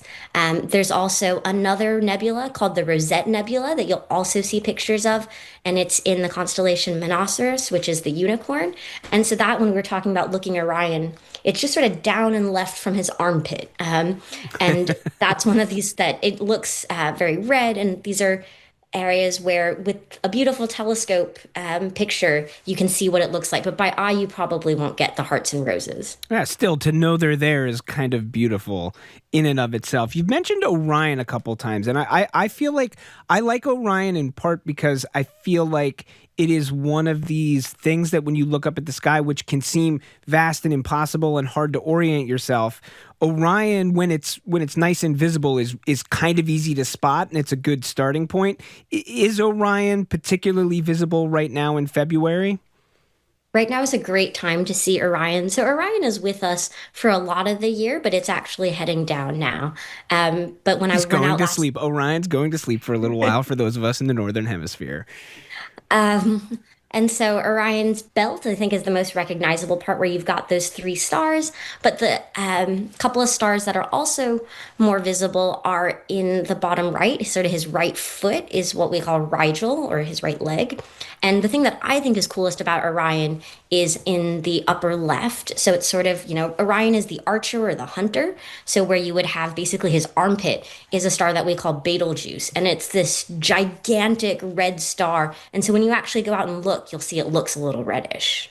Reddish, which is, again, sort of a February romantic holiday-ish color. Anything else up there? If I'm thinking, I've got a clear night, it's cold but not too cold, I want to go and have a gander up there in the stars, where else might I look on this month? Yeah, so if you start at that big red star Betelgeuse and think of it as sort of the center, then it's the middle of what we call the winter hexagon. And so one of the other stars... Winter hexagon, did you say? Winter hexagon or the that. winter circle. In astronomy, we love talking about like the summer triangle, the winter hexagon. So Okay. This is how things look to us from Earth. It's not like Saturn, though, which actually has a hexagon on its pole, which is amazing. We should talk about that another time. But in the winter hexagon, you've got that right foot Rigel of Orion. So that's sort of, if you think of it, is about like 5 o'clock on a clock. And then if you start moving around to the left clockwise, then you'll hit Sirius as you go to the left. So Sirius is the dog star. It's really bright, so you'll actually see it almost twinkling and changing color. And it's pretty close to us here on Earth because it's only 8.5 light years away. And then as you make your way up, things will get to Procyon, and then you'll get to the twins in Gemini, Pollux, which will be brighter, and Castor. And then as you keep moving around, you'll get to Capella, and then you'll get to the last star, Aldebaran. So those 6 stars together make up the winter hexagon. With the naked eye, you can stare for a while and you should probably see all 6 of them. So I encourage you, whether it's your Valentine's Day date or something else, to go out there and have a look. That also feels like for people who like to, kind of collect things or tick off lists, like a set of 6 stars to be able to I got all 6 in the set. That feels so satisfying. And who doesn't love a hexagon? Yeah, this is true. All right, well, I think that you're a professional astrophysicist. I imagine you have access to all types of equipment. You probably look up in the skies and are thinking about numbers numbers and data and crunching it all. But is it still nice for you to just, like, do you still kind of just once in a while gaze up into the stars with just your eyes and just kind of go, nice? Of course. I mean, that's the whole reason to become an astronomer. Last night I got to go out and we had some clear skies in between the clouds and just being like, oh, hey, I can see Jupiter and I can see Saturn. And that's by eye. That's amazing. And if you take out a telescope and look at Jupiter, you can actually see some of the moons going around, and even with some binoculars. So I think the fact that you can keep seeing more with more technology is cool. But the basic fact that you can go out there and look up is beautiful. I mean, there's nothing better than going up in the White Mountains and seeing the Milky Way in a summertime, night hike. Yeah, I mean, not too bad. The Milky Way, kind of a big, beautiful thing to look at. All right, that's Anjali Tripathi. She's an astrophysicist who will be joining us regularly here on the Curiosity Desk for our monthly Stargazer's Guide to help us anticipate and locate amazing phenomena in the night sky. Anjali, thank you so much for being with us. Thanks so much for having me, Edgar. And we are now joined right now by one Mr. Jared Bowen of GBH's The Culture Show, ahead of their week in review. What do you got today, Jared? We're going to be talking about the latest entrance into the National Film Registry. It has a big 80s presence, but goes back to Ken Burns' first film and all the way back to The Silence. We'll talk about the Westminster Dog Show and their Catherine O'Hara tribute this week. And then we will talk about Moltbook. If you don't know what Moltbook is, you'll want to know, because all of the AI bots are gathering together and have gathered to have their own community talking about we humans. That is the perfect tease, because now I'm going nowhere. I am listening to the show. I want to hear that. All right, Jared Bowen, coming at you with the Week in Review on The Culture Show in just a few minutes. This has been a whirlwind and incredibly fun week for us here on the Curiosity Desk, spending an hour each afternoon with you. There are so many people here at GBH whose work went into creating and launching this show and making it work this first week. The Super Bowl's coming up on Sunday, and football teams, they have offense, defense, special teams, and coaches. Well, the Curiosity Desk has journalists, engineers, operations, and creative design. So let's hit the music, ladies and gentlemen. Let's introduce the team. Here we go. Aiden Connolly. Rachel Armani. Olivia Torcio. Hannah Loss. Nicole Garcia. Lisa Wardle. Lisa Williams. Rob Tokenow. Tori Starr. Jamie Bologna. Dave Goodman. John Parker. Andrew Massawa. Gary Mott. Sai Patel. Josh Polonsky. David Hasty. Nick Benevenio. Eddie Hickey. Chris Hanks. Nikki Cole. Nicole Boudreau. Matt Welch. Jacqueline Kelleher. Emily Bulk. Victoria Marsh. Hattie Brea. Patty Daniels. Nikki Fifield. Lee Hill. Dan Lothian. Thanks again to everybody at GBH. Thank you for listening to the Curiosity Desk. We're going to do it all again next week, starting Monday afternoon at 1. Until then, I'm Edgar B. Herwick III. Have a great weekend and stay curious out there.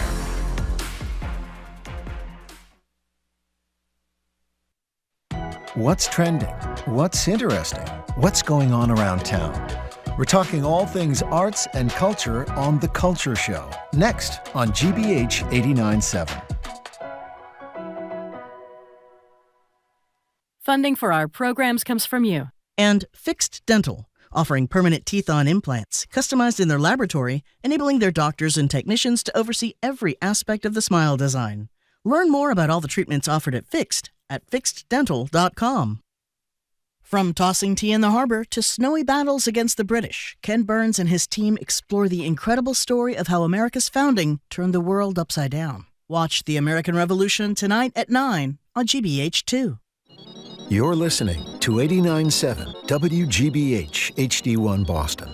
Online at gbhnews.org. GBH News. What matters to you? Good afternoon. With the latest from the GBH Culture Show News Desk, I'm Henry Santoro.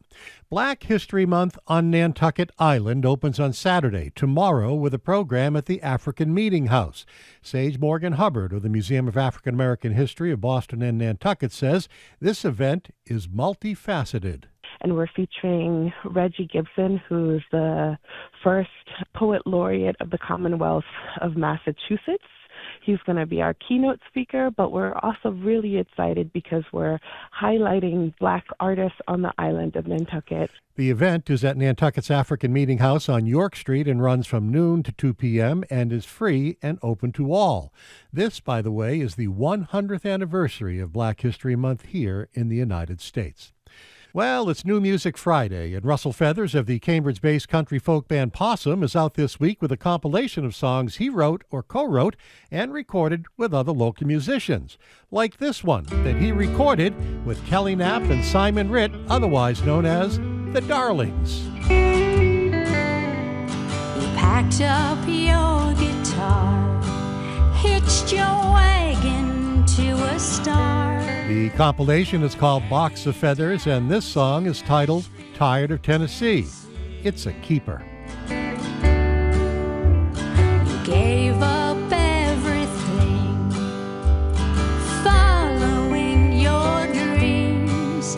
I wonder if you ever think of me. You can find Box of Feathers on just about all your streaming services, including Spotify, Apple Music, Bandcamp, and Pandora, as well as at joemccloremusic.com. And be sure to check out Possum on March 7th at everyone's favorite watering hole, the Plough and the Stars in Cambridge. You can come back to me. That's this edition of the GBH News Weekly Afternoon Friday Culture Cast. I'm Henry Santoro. Next up, The Culture Show with my friend and yours, Jared Bowen, live at the Boston Public Library. I'm Jared Bowen. This is The Culture Show. Coming up today, comedy, classics, and cultural touchstones. From Clueless and The Karate Kid to The Big Chill, 25 films just entered the National Film Registry, officially preserved as essential snapshots of American life on the silver screen. From there, top dogs took center stage at the Westminster Kennel Club, which celebrated its 150th show, a sesquicentennial strut of pedigrees, pageantry, and perfectly coiffed canines. Plus, if you think the world is going to the dogs, it might actually be going to the bots. Moltbook is a social media platform made by bots for bots. They're building communities, enforcing norms, spinning up chaos, and it's blowing up fast. Is this a stunt or a serious security headache? Then is the devil in the details. A restored Roman angel now bears an uncanny resemblance to Italian Prime Minister Giorgia Meloni, and officials want answers. And we remember Woody King Jr., who died this week. He dedicated a lifetime to championing Black rights, founding vital theater spaces, and expanding who gets seen, heard, and a stage in American culture. We take on that and more right now on our Arts and Culture Week in Review. The Culture Show is made possible in part by a generous contribution from the Fiducia Fund, proud to support this station's arts and culture programming.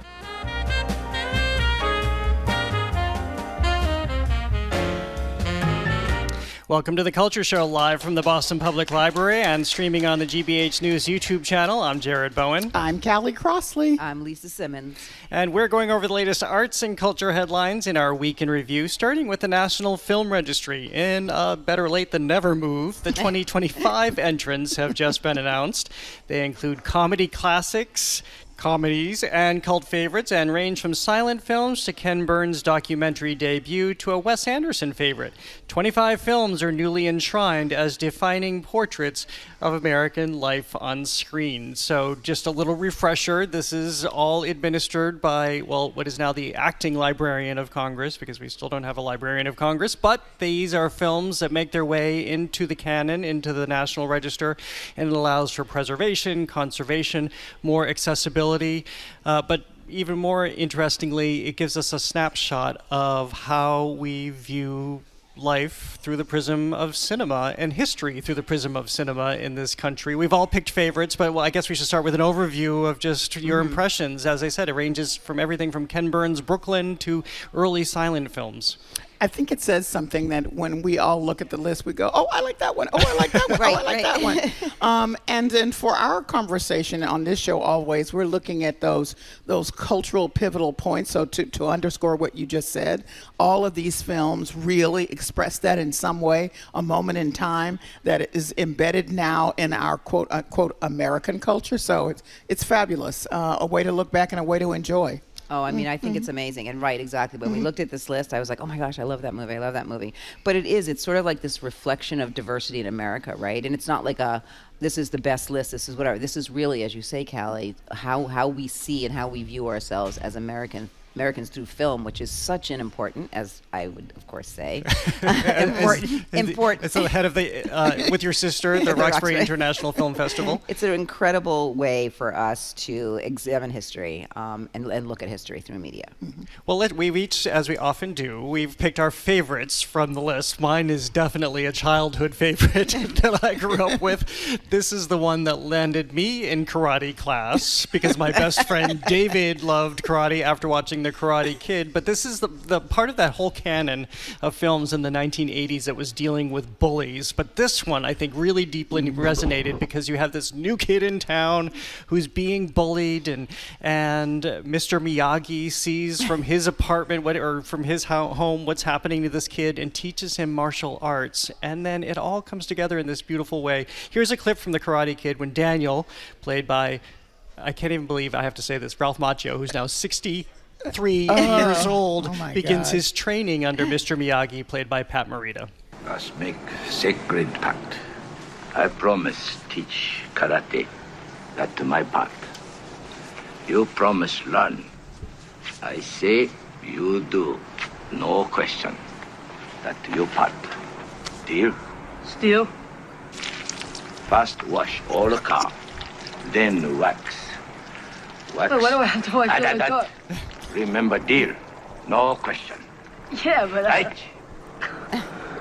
Wax on, right hand. Wax off, left hand. Wax on, wax off. It just occurred to me, too, that this is so much of what we're talking about now. Yes. Slow down. Yes. Take everything one wax at a time. Wax on, wax off. This movie has just stayed with me, and as I know it has with so many people.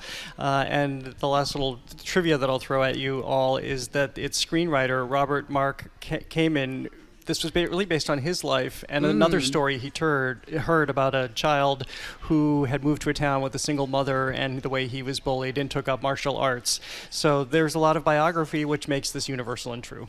It also is a life lesson movie. It's not just the karate. It's the huger life lesson beyond the bullying. So for me, I picked a documentary. You know, the films that they select for the registry also include documentaries. So my documentary is Say Amen Somebody. And it is, this is a just joyous film, a joyous documentary. It's the story of Thomas Dorsey. People don't think about these gospel hymns, how they got there, who wrote them. He wrote and then published these songs at a time when nobody was doing it, because he changed the sort of stiff way that gospel was being sung and put a little energy to it, put a little swing to it, and it wasn't exactly accepted at the beginning. And so this is his story, the story about how he did it, the story of one of the stars of gospel at that time and how she promoted his lessons. It's wonderful all the way through. You can't take your eyes off of it. So here's a little bit from the 1982 documentary, Say Amen Somebody. In this clip, Willa Mae Ford Smith, a pioneer of gospel music and one of the stars of the documentary, discusses how modern black gospel was initially rejected by churches for sounding too secular. When I first started out singing gospel, the churches didn't want it. They don't want that coonshine stuff in here. We don't want that ragtime singing in here. But that didn't stop me. I kept going because that's what God wanted, the gospel in song. And now everybody's doing it. It's a highway to heaven, but none can walk up there. O'Neill's Twins. Yeah, I know. It's wonderful. It's and I promise you will enjoy it, even if you don't like gospel music. It's just a really wonderful film. Beautiful. It's beautiful. So for me, I mean, I think that there are so many on here. Glory. It was hard too, no doubt. It was really hard. But for me, it was The Big Chill. It was such a seminal movie at its time, and when it came out in 1983, I mean, really was, a major look at friendship and sort of the lives of everyone after college. And you come with, I think that everyone can relate to this. You sort of like come to that space, whether it's a reunion, and you think everyone's going to be perfect and everyone's going to be having the perfect life, and you realize you get to see these characters who aren't, but yet they're still so connected from their past, and then help support each other through whatever they're going through. And what a killer cast with Glenn Close and William Hurt and Kevin Kline and Jeff Goldblum and others who really brought this ensemble piece really together. And it's one of those first really big ensemble movies. So I think we have a clip of it. Here's a scene from Big Chill where Michael, who's a journalist who's played by Jeff Goldblum, explains human behavior to Sam, who's played by Tom Berenger. Perhaps given my style, I seem more nakedly opportunistic or jerky or what was the other thing? Manipulative? Whatever. But really all that's happening is that I'm trying to get what I want, which is what everybody does. It's just that some of their styles are so warm or charming or sincere or otherwise phony, you don't realize they're just trying to get what they want. So you see, my transparent efforts are in a way much more honest and admirable. Why is it what you just said strikes me as a massive rationalization? Don't knock rationalization. Where would we be without it? I don't know anyone who'd get through the day without 2 or 3 juicy rationalizations that are more important than sex. Ah, come on, nothing's more important than sex. Oh yeah? Have you ever gone a week without a rationalization? And everyone has a friend like that, right? So yes. I think for me, like seeing that and then, sort of just resonating your own like connections to your life with it. I think that it does exactly what the registry says it's supposed to do. It shaped culture, society, cinematic language, really, which was a huge part of that, and societal values. I mean, to have your best friend come up to you and say, "Can you have a child with, so-and-so who can't have children?" Like, yeah, go ahead. I mean, were they talking about that in film and during that time? So I think it checks all those boxes. I would also say it was one of the first, not just ensemble, but one of those first plots that had people coming together to look back on their lives. They had been together earlier in life, and now they're coming together later in life. Yeah. And after that, it sort of took off everywhere, that sort of plot. Yeah. And again, very universal. I think people can relate to it. So people should definitely check out the list for the National Film Registry. Films from 1896 all the way to 2014 with a lot of favorites in between. Well, in an era of bloated blockbusters, one breakout film has just bypassed Hollywood entirely. YouTube Markiplier, real name Mark Fishbach, wrote, financed, and released the sci-fi horror movie Iron Lung on a budget of about $3 million.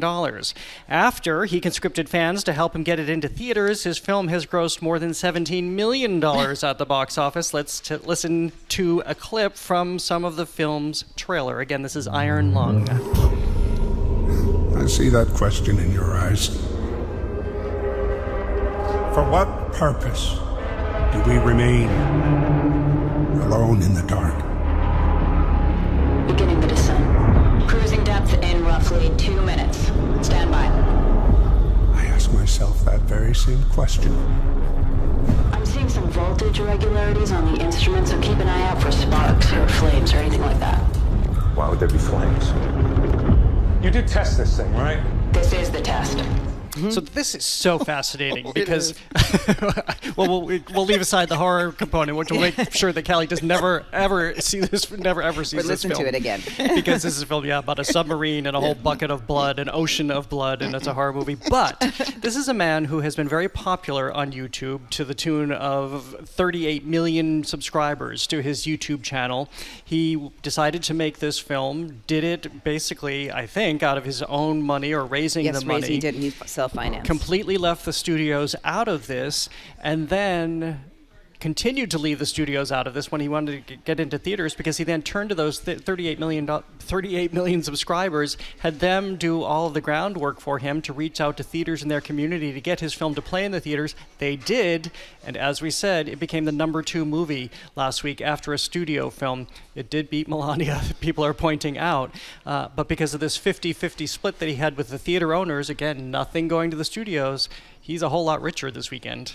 I mean, this is really fascinating. You know, I would never watch his stuff, but because it's too scary. Just even that clip was too scary for me. It's based on a game, and the guy who created the game is shocked by the popularity that he was able to create with this. We should note that in the past he did comedy films, A Heist with Markiplier and In Space with Markiplier, 2022 and 2019, respectively, or the other way around, actually. So he's, you know, he's not only an entrepreneur, just a creative that wants to have control of his stuff. How many times have we talked about these people who are making sure that they get control of their material? So I'm all about it for them. It reminds me a little bit, not in the same circumstances, of the Blair Witch Project. That was 1999. That was found footage. Remember, what this Markiplier is doing is like a feature film. Those kinds of scenes. They found the footage with Blair Witch Project. The initial budget was $35,000. It eventually went to $200,000 as the budget for all kinds of other, you know, production costs. But it sold at Sundance for $1 million and did $250 million at the box office when it finally hit theaters. So God knows what can happen here. It's amazing. I mean, it's amazing. It really is. It's sort of like creating a new model, right, for film. When studios don't want to go into movie theaters, right, because it's just too expensive. It's too costly. He is, you know, one of the top YouTubers. I think he started in 2012. He dropped out of school and then he started streaming, and that's where he got like his, you know, and started streaming and doing commentary.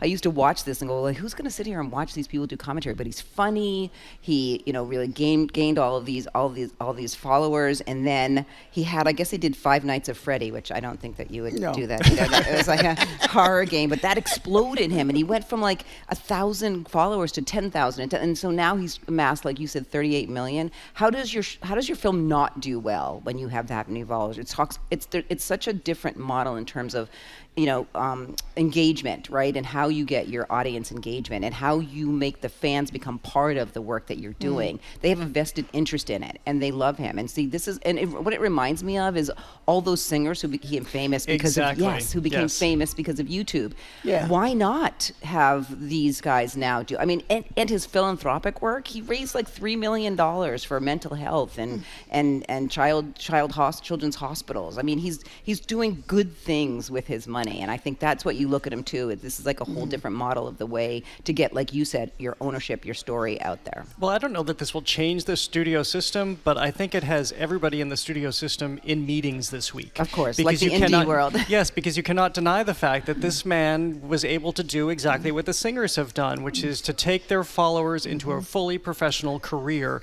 so that they have a banked-in, built-in audience. I was just learning right before the show that he's going to have a second week in theaters because of its popularity.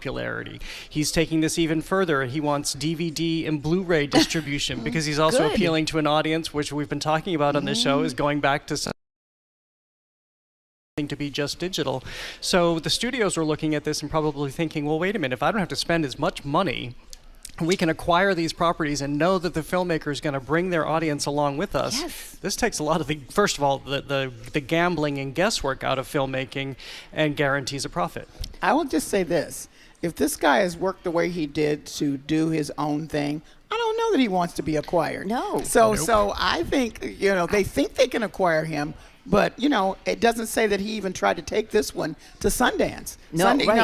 So he's really outside, you know, doing his thing. And I think he's kind of shocked by it too, right? It's sort of like, I just want to do this thing that I love, and I'm going to finance it for myself, and I'm going to four-wall it. I mean, there was another movie in 2020 that a YouTuber did this called, I don't know what the name of it was, but it also did the same thing. They went and it was like #1 at the box office. So, you know, this could definitely, we can see it as a trend. And you're right. Why do you want corporate folks saying you can do this and I'm going to take a cut of it? He definitely turned down the offer from studios. Yeah. And we know enough about the studio system that why would you know, they come in, they want to change the tone, they want editorial control.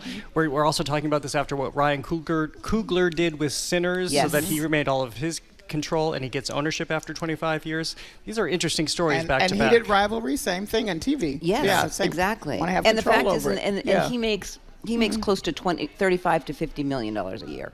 This YouTuber. So, right, why are you going to have to go knocking at the studio's doors? I think it's great. I think I would love to see more of it. I hope the quality remains high. Yeah, we need things back in the movie theater. Let's just say it's original. You know, so Yes. much of Hollywood now, as we've talked here, is sequels, prequels, reboots. His original. Exactly, Yeah. which is so refreshing about it, even if it is in an ocean of blood. Well, I won't be saying it with you all, but enjoy. Well, coming up in AI Uprising, Maltbook is a social media platform where bots are gathering. They're posting, organizing, and policing each other, and it's getting weird fast. That and more is next on The Culture Show. Stay with us. The Culture Show is made possible in part by a generous contribution from the Fiducia Fund, proud to support this station's art and culture programming.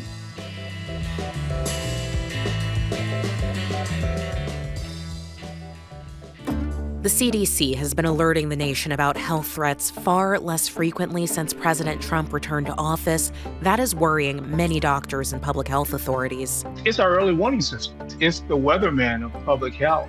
It gives us enormous situational awareness. I'm Juana Summers. How the slowing trickle of alerts is impacting the health agency on All Things Considered from NPR News. Today at 4, here on GBH News 89.7. Funding for our programs comes from you. And Central Square Theater with The Moderate, an inside look at the experience of content moderators by Drama Desk-winning playwright Ken Urban through March 1st. CentralSquareTheater.org. And the Museum of Science, featuring superpower dogs on the giant screen. The film journeys around the globe as audiences meet the special dogs who save lives and discover the powerful bond they share with their human partners. More at MOS.org. And Safety Insurance, offering a variety of home insurance products to cover your home's increased value. You can ask an independent agent about safety insurance. Safety Insurance will help you manage life's storms. I'm Callie Crossley. All too often, a lot of very important news flies under the radar. Learn about the small stories before they become big headlines on my podcast, Under the Radar with Callie Crossley, available wherever you get your podcasts.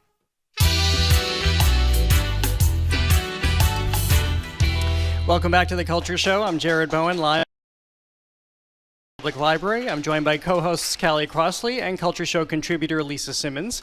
She's the artistic and executive director of the Roxbury International Film Festival and program manager at Mass Cultural Council. If you're just tuning in, it's our Arts and Culture Week in Review, which includes Maltbook. It's a days-old network built entirely for AI bots. They argue, organize, pile on, and even police each other. They have been maintaining and growing a self-contained online culture, and allegedly with no humans at the controls. So let me try to explain this to you as I understand it. Literally, this was created just a few days ago. I learned about it from Pippa Malmgren, who's an economist who I was just with this week for the Boston Speakers Series. She had just been at the MIT Media Lab where they were all talking about this. So essentially, this is what's happened.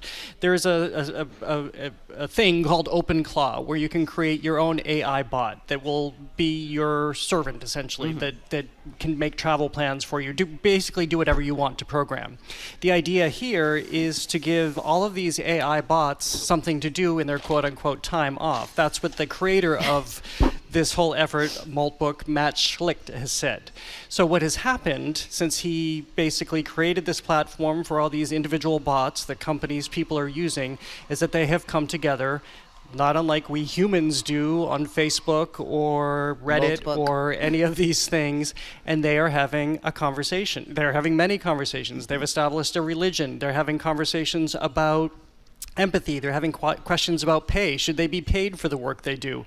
So while we're living all our human lives here, these bots are gathering, and now there are about 1.5 or 1.6 million AI bots gathering and having their own community and conversation.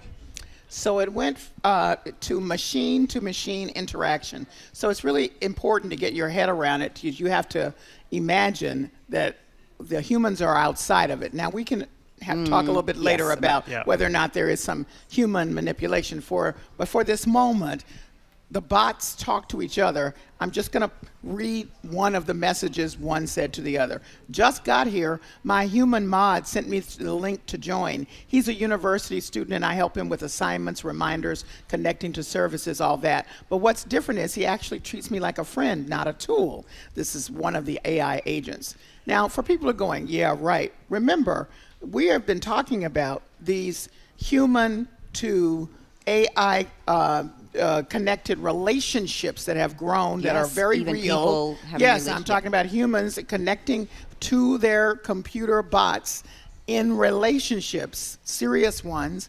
So, So that your point being the bots pick up that human behavior. Exactly. And then they do this.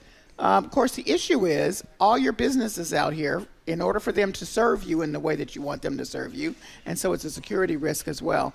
I think it's the creepiest thing. I think it's, yeah. And it just creeps me out, I have to say. I mean, there are so many issues, and like you said, Jared, it's brand new. Like, researchers are jumping on this and analyzing it and seeing like, is this the way we can look at the way humans interact and how we? So I mean, as a research tool, yes, but I do think it's incredibly problematic because it has access to everything. You give this bot; they are human driven, like you say initially, right? You create the bot, you say here's access to everything, which is where the security comes in, where you have no idea what it's grabbing from your computer or whatever, and then it's gonna and then you throw it into the mold book and they all sit around and chat. That's all coming from humans giving it information, right? But you're right, and then they talk on their own. But I mean, it is it was really hard for me to wrap my head around it until I talked to my son, who's in AI, and sort of explained that to me. But one thing he did say is it's expensive also, right? Like, it's not just like I'm going to create a bot and then because as he said, it's the bot and then it needs a brain. It's the brain part that you have to pay for, and so it can get expensive. I mean, if you have a simple bot, it could be like $5 to $10 a month. But if you have it, really, with all of this sort of like even a larger bot that has more information, it could you could be paying like $150 to even $1,500 a month, and I think that's what people don't understand. And so I was questioning about, kids get on here and they're going to be like, this is fun, let me create my bot and have their parents' credit card and you know what I mean? Well, and then click on that, and then and then your bot is really chatty, and then the next thing you know, you've got a bill for like $1,600 or something like that at the end of the month. And so this is what we're facing, because Pippa Mollinger shared with me this example of somebody who had was using his bot to help him create food recipes and a diet that would be perfect for him. In this case, it had access to his credit card number. So one day he is at home and he gets this so even if this isn't true, this is what it could potentially do. And so he's at home and one day the doorbell rings and it's a DoorDash delivery. And he's thinking, I didn't order DoorDash. But it was a DoorDash delivery with the bot saying, I have just ordered you a meal that exactly satisfies what you should be eating right now in terms of health and caloric intake. See? So this is what happens if you're giving over your credit card information. And so this is why a lot of people already who are monitoring this and who have their bots in this world, apparently there's a run on Minimax in San Francisco because they want to have a special computer on which this can exist, a special computer where none of their information is available whatsoever, no social security number, no credit cards, nothing. So they can monitor this. So, Callie, to go back to your point where we need to be skeptical, there do seem to be some people who are human beings, masquerading as the bots here on all. This whole conversation, by the way, sounds bonkers. As words are coming out of my mouth. People are talking about it seems like it's sci-fi, and in a way it is. I mean, but the thing, I think the most important thing is that they do sound like humans, right? So if you just happen upon this site or whatever, no, you have to go into it. You have to go into I would it, not be but on you it, would think that that actually what they're saying is real, and the conversations are real, and they're giving you good information. They or will something tell like you that. they're real. They have a religion. They have a religion. They have everything, but what kind of gets me crazy a little bit is that how is this then going to feed its way into politics? We already know that there are bots out there and that do that, but as we're going into midterms, as we're going into deep political issues and everything, like they are also going to be able to play a part in that conversation, and that's what scares me. Some people are saying this is Skynet, the Terminator reference, and while I don't think I'm there yet because this could amount to nothing, I also think that there is enough smoke here to realize I think this is going to be a moment where I will definitely remember where I was when I heard about this. Right. Yeah. And our lives are going to be very different. I agree. Yes. Well, next, big pivot here. We remember pioneering theater producer Woody King Jr., a transformative force in American culture who spent more than 5 decades creating space for black playwrights and performers. He founded the New Federal Theater in 1970 and ultimately launched careers, challenged audiences, and reshaped what American theater could look like. So this is a man who grew up watching movies and then saw a raisin in the sun when it came to his community and fell in love with theater. And then at a time when there was not a lot of black representation in the theater, he decided to do something about it. And the list of people who interacted with him and went on to become the most celebrated actors of our time is extraordinary. It's impossible to overstate his impact. It is impossible to overstate it. Just a few names: Morgan Freeman, Denzel Washington, Debbie Allen, Samuel L. Jackson, Lawrence Fishburne, Chadwick Boseman, Robert Downey Jr., Jack A. Harry, Felicia Rashad, and many more. And then some of the plays under his jurisdiction at the New Federal Theater. Long time since yesterday, for colored girls who have considered suicide when the rainbow is enough, James Baldwin's Soul on Fire. But here's what I really want to say. This guy was a path breaker. I want to be clear. There was no path. He, fell the trees, laid the concrete and kept fighting and pushing and pushing and fighting. It was like his literal soul was on fire to make this happen. And I can't stress it enough because that is his legacy. I mean, I was so shocked to hear that he had died. He was 88. But that is the legacy of this guy who not only touched all of these people whose names I just read, but the fact that he created this path and kept going despite many, many obstacles. It reminds me of folk like yourself, Lisa. I'm not just saying it because you're here. But people who decide, I am going to do this. It does not exist, but it is very important to me that this happened. And that's what happened when you did the Roxbury Film Festival. Same kind of path breaking going on. I thank you, Callie. I appreciate that. But I mean, he was incredibly important to African American theater. I mean, he's a cultural pioneer. You can call him a protector of African American stories, a mentor, and he was always in the back, right? That's why people might say, Woody King, I don't know who Woody King was. He never wanted it to be that way. He created the New Federal Theater to protect African American voices, not to be famous. He never wanted to be famous. And he was a contemporary of Ed Bullins, who we know Ed was here. Ed was from New York, but spent most of his life here and put on plays here at the Huntington and other places. And so he was part of that group of people, like you said, that worked in the Frank Silvera workshop that was created, that followed after him. And I just think that people hopefully, by us talking about it, we'll go and look up Woody to understand who he was, to be inspired by the work that he did around theater, and passionate just about making those stories come forward. So, I mean, he was a producer of A Soldier's Play with Charles Fuller, and like you said, the producer of Colored Girls, and these are seminal plays that we have changed our lives, just like in the National Film Registry, right? That he was a part of and made happen. I think we should hear a little bit from him. Here is Woody King Jr. in a 2022 conversation reflecting on his legacy and, again, the foundational purpose of the New Federal Theater. In the 70s, when I started New Federal Theater, it was to, in a sense, integrate minorities and women into the American theater.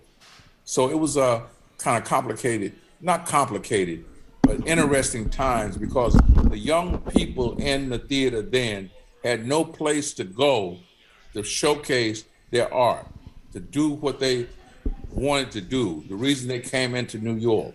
And so what we tried to do was find plays for them. And we should point out that he didn't stop. There wasn't a point at which they right. said, oh, the work is done. Everybody's arrived as they should be. The right? last piece he directed was in 2023, and he did get quite ill at the end. He had a stroke. But people right up until the end were working with him, meeting with him, because the work needs to continue. Yeah. It's a powerful legacy. Yeah. It's an incredible legacy. So we also marked the passing this week of actor Demetrius Wilson, best known as Lamont on the groundbreaking 1970s sitcom Sanford and Son. Wilson helped bring black family life and humor into millions of living rooms before walking away from Hollywood to take up ministry work. If you need a little reminder of the impact he had along with Red Fox, here's a bit from Sanford and Son in which Lamont is trying to show off his and quote-unquote antique find to his very skeptical father. You know what this is? Let me see that. Yeah, it's an old rusty gun. That's an original Revolutionary War rifle. I picked it up in an auction for $50. You paid 50 bucks for this? Pop, this is an original Revolutionary War rifle. It's called a Brown Bess. And they sold it to a brown dummy. I thought you'd say something like that. So, of course, this is a seminal sitcom, and it's interesting to note that he had a complicated relationship with celebrity, with working on this show, and this is why, for the most part, after this show, he walked away even from the reboots and then turned to ministry. Which I did not know until prepping for this conversation. I didn't know. I also didn't know that they had, there was some friction a little bit between he and Red Fox, and so he left the show in a contract. Well, Red Fox left in a contract dispute that left him sort of high and dry, and he was kind of bitter about it. But he worked up until 2023, I think he had a project. Off and on, not much, but the ministry became his central focus. And I think that's so interesting at the height of his fame that he makes that decision. But you're right, he was very uncomfortable with Hollywood's values. You look at his role in Sanford and Son and you think that that's a silly show and it's very funny, and Red Fox, of course, but it was chaotic, and he was sort of like the voice of that show to sort of like calm it down. He humanized black masculinity at a time when there were so many stereotypes, and he made that, he deliberately recentered his life. He deliberately took himself out of that Hollywood that was probably feeling very toxic to him, and became an ordained minister. I mean, he did say some problematic. He had some problematic sermons about gay people. Yes, so we'll mention that. Yes, I am sure. And unfortunate. But he was also. He got his start in theater like so many black actors did before they went to which the I screen. didn't know until now. Right, and that and he, although he didn't overlap with Woody King, I think he was also part of that. Movement to bring black voices to a larger stage, and his work in theater is what gave him the ability to play Lamont in the character and how he did play it. I mean, he was on Broadway in the late 60s apparently in a play called Does a Tiger Wear a Necktie, with a young Al Pacino. Isn't that interesting? Well, and another callback to what we were talking about earlier in the show, who was one of his friends on Sanford and Son, but he was played by Pat Morita, who would go on to Mr. Miyagi, of course, in The Karate Kid. Yeah. Well, we'll move on to current day television and a seismic shakeup in daytime TV this week. The syndicated talk show Sherry with Sherry Shepherd has been canceled. Reports are that Jennifer Hudson's show is on the chopping block, and Kelly Clarkson has announced she's ending her long-running daytime series. The moves signal a changing landscape for talk shows as networks rethink what works as the traditional daytime television audience shrinks. So this is all in 1 week. Of course, this is a time of year when some of those decisions are made because you need to know whether you're going to go into production for the next season. But this is a lot of change all at once. And it's not to say that all of the shows are going away, because you still have Tamron Hall and Drew Barrymore Show, for Kelly now. and Mark, and The View. But definitely the landscape has shifted considerably. I was thinking about this because this is also the year in which CBS just added a new soap opera. This is the first new soap opera in years and years and years. Beyond the Gates? Beyond the Gates. Yes. But this is also when we're seeing clearly the audience for daytime talk is going away. And what do they do after this? This is something that we've heard before in this industry, that Sherry Shepherd may look at other platforms. So is daytime talk going to go the way of everything else, which is who knows where you have to go to find an audience these days? Well, there's a few things going on there. So first of all, Debbie Mercury, I don't know how to pronounce the name of the company that supports her show now. They say we're not we're looking at other we want to look into streaming platforms for the show. So that'll be interesting for a couple of reasons.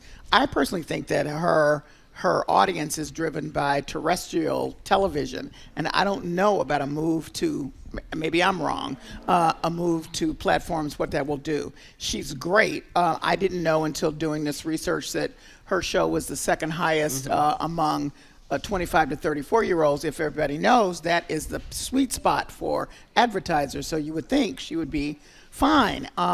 Nobody said anything about the Drew Barrymore show. I looked up to see, have they announced what's happening? They have not said beyond the season that she's in. The same thing is true for Tamron Hall. She's good through this year, but nobody knows what's going to happen after that. And ostensibly, Jennifer Hudson is good through the end of this year, but they haven't said. Now, to your point about Beyond the Gates, Young and the Restless, I'm going to start backwards, has been renewed through 2028.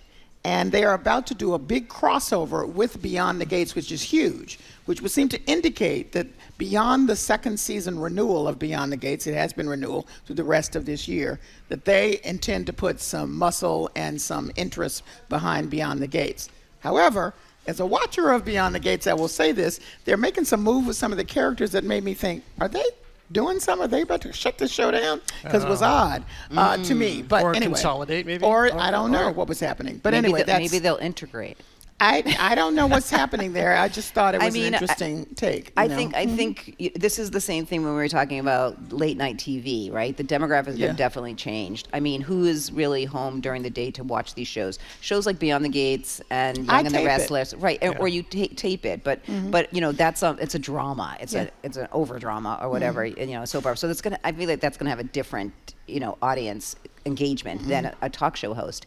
Plus, they're super expensive. Yes. You know what I mean? They're expensive for the crew. They're expensive for the host salaries. Their marketing and promotion is expensive. I mean, it can cost up to $10 million to time show. So I understand that, but I still think that there's space in this sphere for it. I think it's important. I do think that people like even the Jennifer Hudson show, all of those shows are now going, like what's happening? Well, she has a reason to be nervous. Right. They've given her some indication. Yes. Guess how much it costs for her show? Between $350,000 and $600,000 an episode. Yeah. They say that's partly due to her salary. And I think she's the sweetest person and most talented. She's a horrible interviewer. So let me just say. So I don't know if that has anything to do with it or not, because obviously the ratings were driven by her and who she is. So, Well, I don't know that I would use the word crisis, but I think there's something akin to that. I happen to sit on the board of directors for the National Academy of Television Arts and Sciences, which part of our purview is administering the Emmys for the daytime Emmys. And this was a huge topic of conversation for us in our last meeting, as we're seeing shifts everywhere across all of this programming, across all of these sectors. And I don't know that the talk shows can go to streaming because you have to be topical. Yes. Often they're built around people coming on to sell projects of the moment. So everybody's grappling with this, and what we keep hearing and what we keep repeating, it's not a cliche, it's the truth. No. There are no answers. Exactly, and they have to evolve, and they haven't evolved. But you're right, what do they evolve into? We don't really know yet. Well, maybe not unlike daytime TV. We're going to the dogs now for its 150th event. The Westminster Dog Show unleashed a parade of pedigrees at Madison Square Garden, a real who's who of good boys and girls. After fierce competition and plenty of politics, Penny, did you see what I did there? Yeah, got it. Yeah, we got it. Yeah, we got it. Penny, a Doberman Pinscher, fetched Best in Show. So at least this is still surviving 150 years in. Oh, I think it's, of course I came to know about it through the satire, Best in Show. But I think it's always an interesting story. I like to see who wins. And I love all the owners' relationship with the dogs. It's so special. I think it's got a good future as far as I'm concerned, as long as people like dogs. I know, I feel like Penny the Doberman Pinscher sounds like a book. So someone needs to make that book.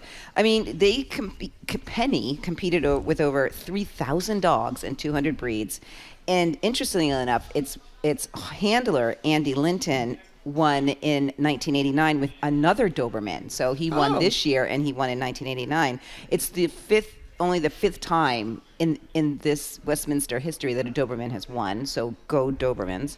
I always thought that the Thanksgiving show, which is the national dog show, was the Westminster show. So I'm like, how many Westminster shows are there? But so apparently, no, the cream of the crop and the most prestigious is the Westminster show, 1877. It started with like, I don't know, 20 dogs or something, or like, how like a small number.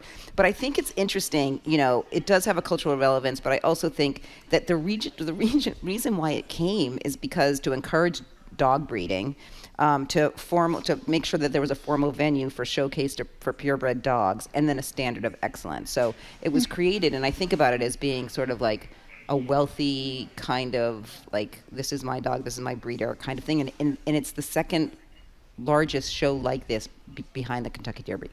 Well, so large that, of course, Best in Show was about this world, and they did something really sweet this week. Just on the heels of Catherine O'Hara's passing, they offered a tribute video to her on the Jumbotron at Madison Square Garden, and it's nice to see that while this world was kind of ripped apart quite a bit in Best in Show, that hilarious film in which she co-starred, you can't say starred because it was an ensemble Christopher Guest comedy, that they've come to embrace it and recognize it's funny because it's true. Yes, basically. Exactly. Well, coming up, Rome's Trevi Fountain goes from free-flowing to a throwing fee. The city adds a new tourist tax to the timeless coin toss. That and more is next on The Culture Show. Stay with us.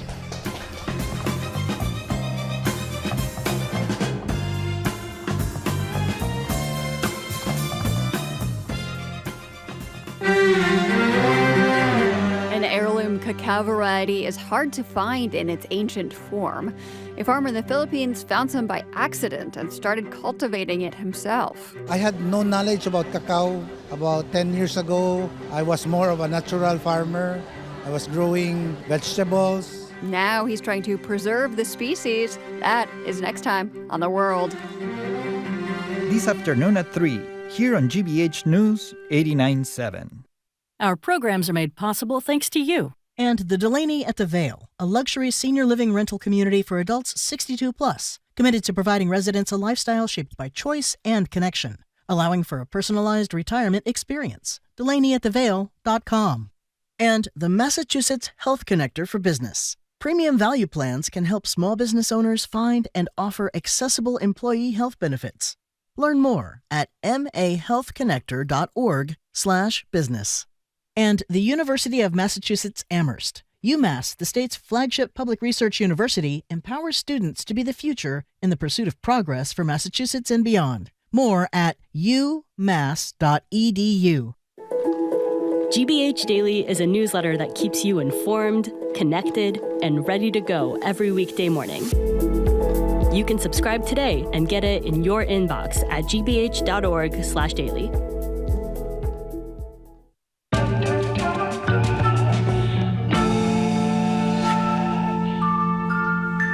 I'm Jared Bowen. If you're just tuning in, it's our Arts and Culture Week in Review here at the Boston Public Library. I'm joined by co-hosts Callie Crossley and Culture Show contributor Lisa Simmons. We're going over the latest headlines, which includes a devil in the details. In Rome, a newly restored angel fresco bore an uncanny resemblance to Italian Prime Minister Giorgia Meloni, sparking suspicions and an official investigation. The restorer first denied any intent, but has now admitted he deliberately modeled the angel after the Prime Minister. So basically what happened here is this is a church in Rome, and he was called in to restore his own mural from 20 years prior. Well, he made her just like the Prime Minister, which is against Catholic tradition to bring any sort of politics or propaganda literally into the church. This is so interesting because when it first broke, this controversy, the Italian Prime Minister said, no, I'm no angel, it doesn't look like me, and laughed about it and went on, and everybody was like, no, it looks like you, it looks like you. So this is kind of remarkable because I started thinking about what would happen if somebody decided to do that here. It's, first of all, there should be, no pun intended, a sacred space with the church's property. Even if you don't believe, don't do this. Just on a that basic level. And then this is just bizarre to me that he would decide, figuring that he wouldn't get caught and nobody would notice? Well, I'm wondering, like, when he was inspired. Was he inspired? Was he just doing the restoration and then he was inspired by something that said, "Oh, make this like the prime minister"? I don't know. I mean, I think you're right. He took liberty. It was his painting. He maybe wasn't thinking about the politics of it. I don't know that.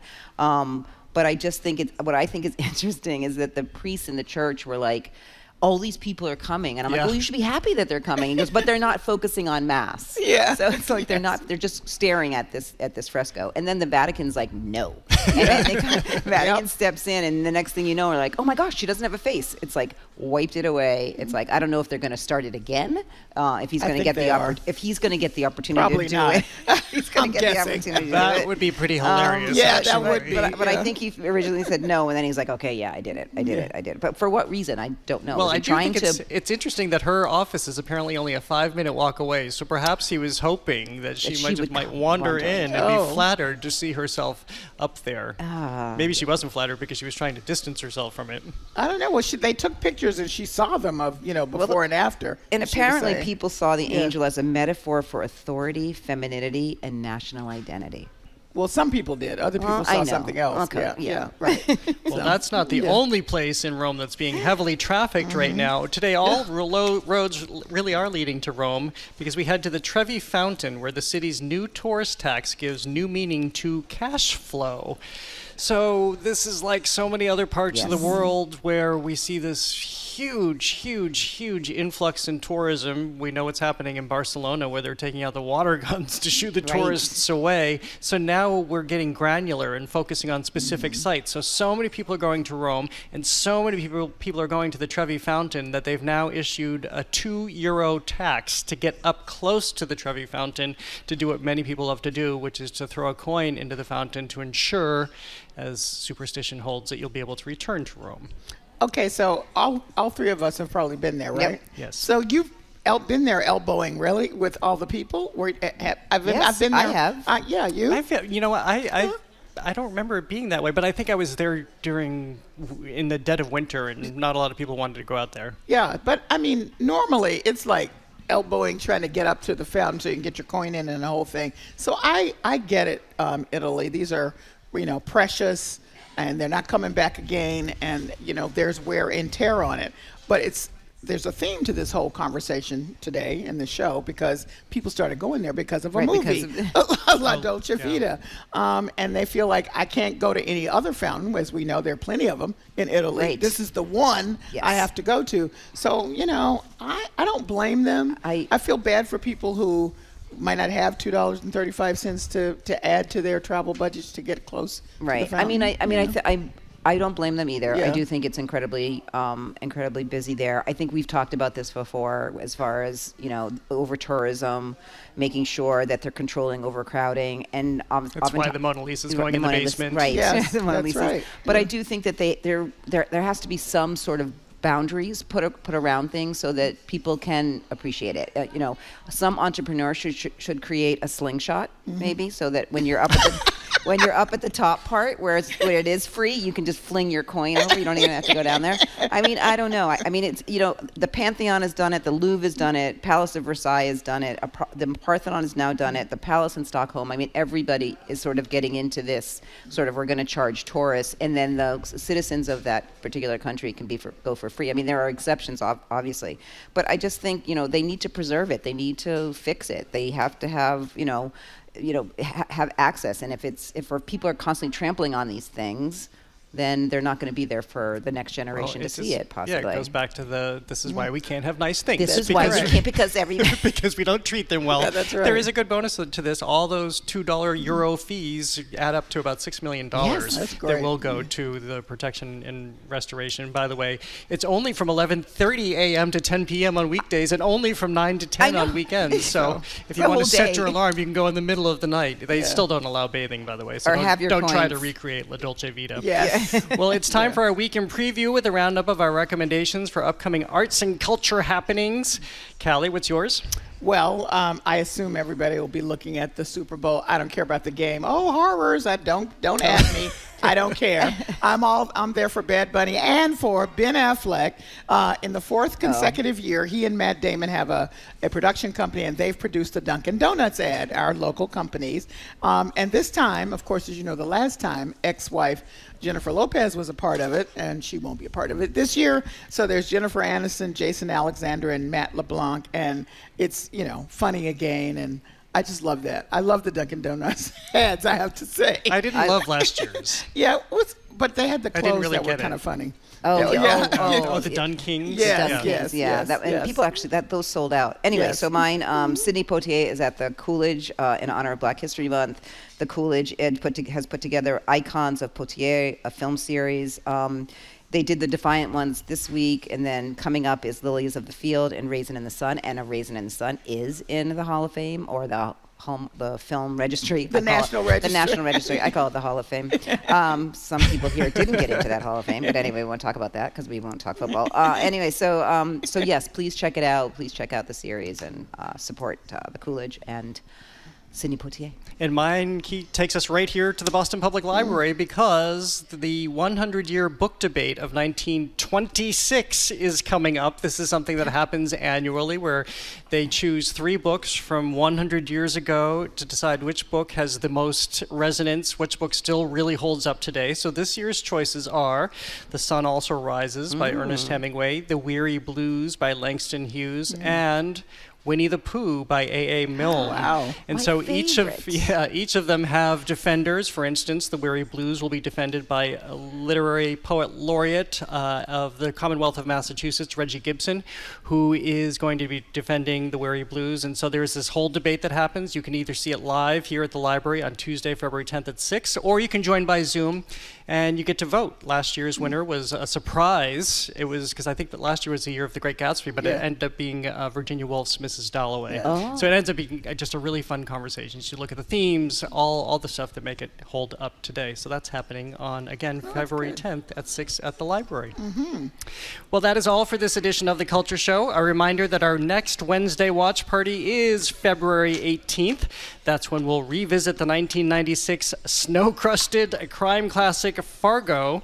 And I guess being stuck here in all this cold, we decided that we will just spend our movie Wednesday watch party just stuck in the cold as well. Tune in Monday for Fran Leibowitz's take on football aging and how the all-consuming news cycle is consuming her. And also a programming note that the one and only Alan Cumming joins me on the show next Thursday. We thanks today to the BPL technical and logistics crew, Maddie Geyer, Bill Francis, Sandra Lopez-Burke, Juan Jose Cadena, Chris Hanks, Pat Lally, and Olivia Corcio. Thanks to the Lennox Hotel, the Newsfeed Cafe. Thank you to everyone who came down to be here with us today. Are you both watching the Super Bowl or not at all? Callie. Bad Bunny. You're gonna Benito. That's the whole point. All right, what's your snack at hand? Yes, I will be watching the Super Bowl. Nachos? I can do a nacho, but I can do anything is fine. I really just like just Bad Bunny is all I'm waiting for. I'm going to be watching the alternative show. Yeah. I can also be because the ads, sometimes get me and I end up ordering something. Well, actually, for you and me, we have to watch it because we're going to be talking about it with Joyce Kalhuk on the show on Monday too. So we'll talk about Bad Bunny, we'll talk about the ads, we'll talk about the Patriots, knock on wood, win. It's going to all be great. Oh, wow, it's going to be a great show. I'm Jared Bowen. Enjoy the nachos. Good luck, Patriots. Have an art-filled weekend and enjoy the Super Bad Bunny Bowl. The Culture Show is made possible in part by a generous contribution from the Fiducia Fund, proud to support this station's arts and culture programming. Where is Mary? Where is she? Where is she? She's just about to close up the library.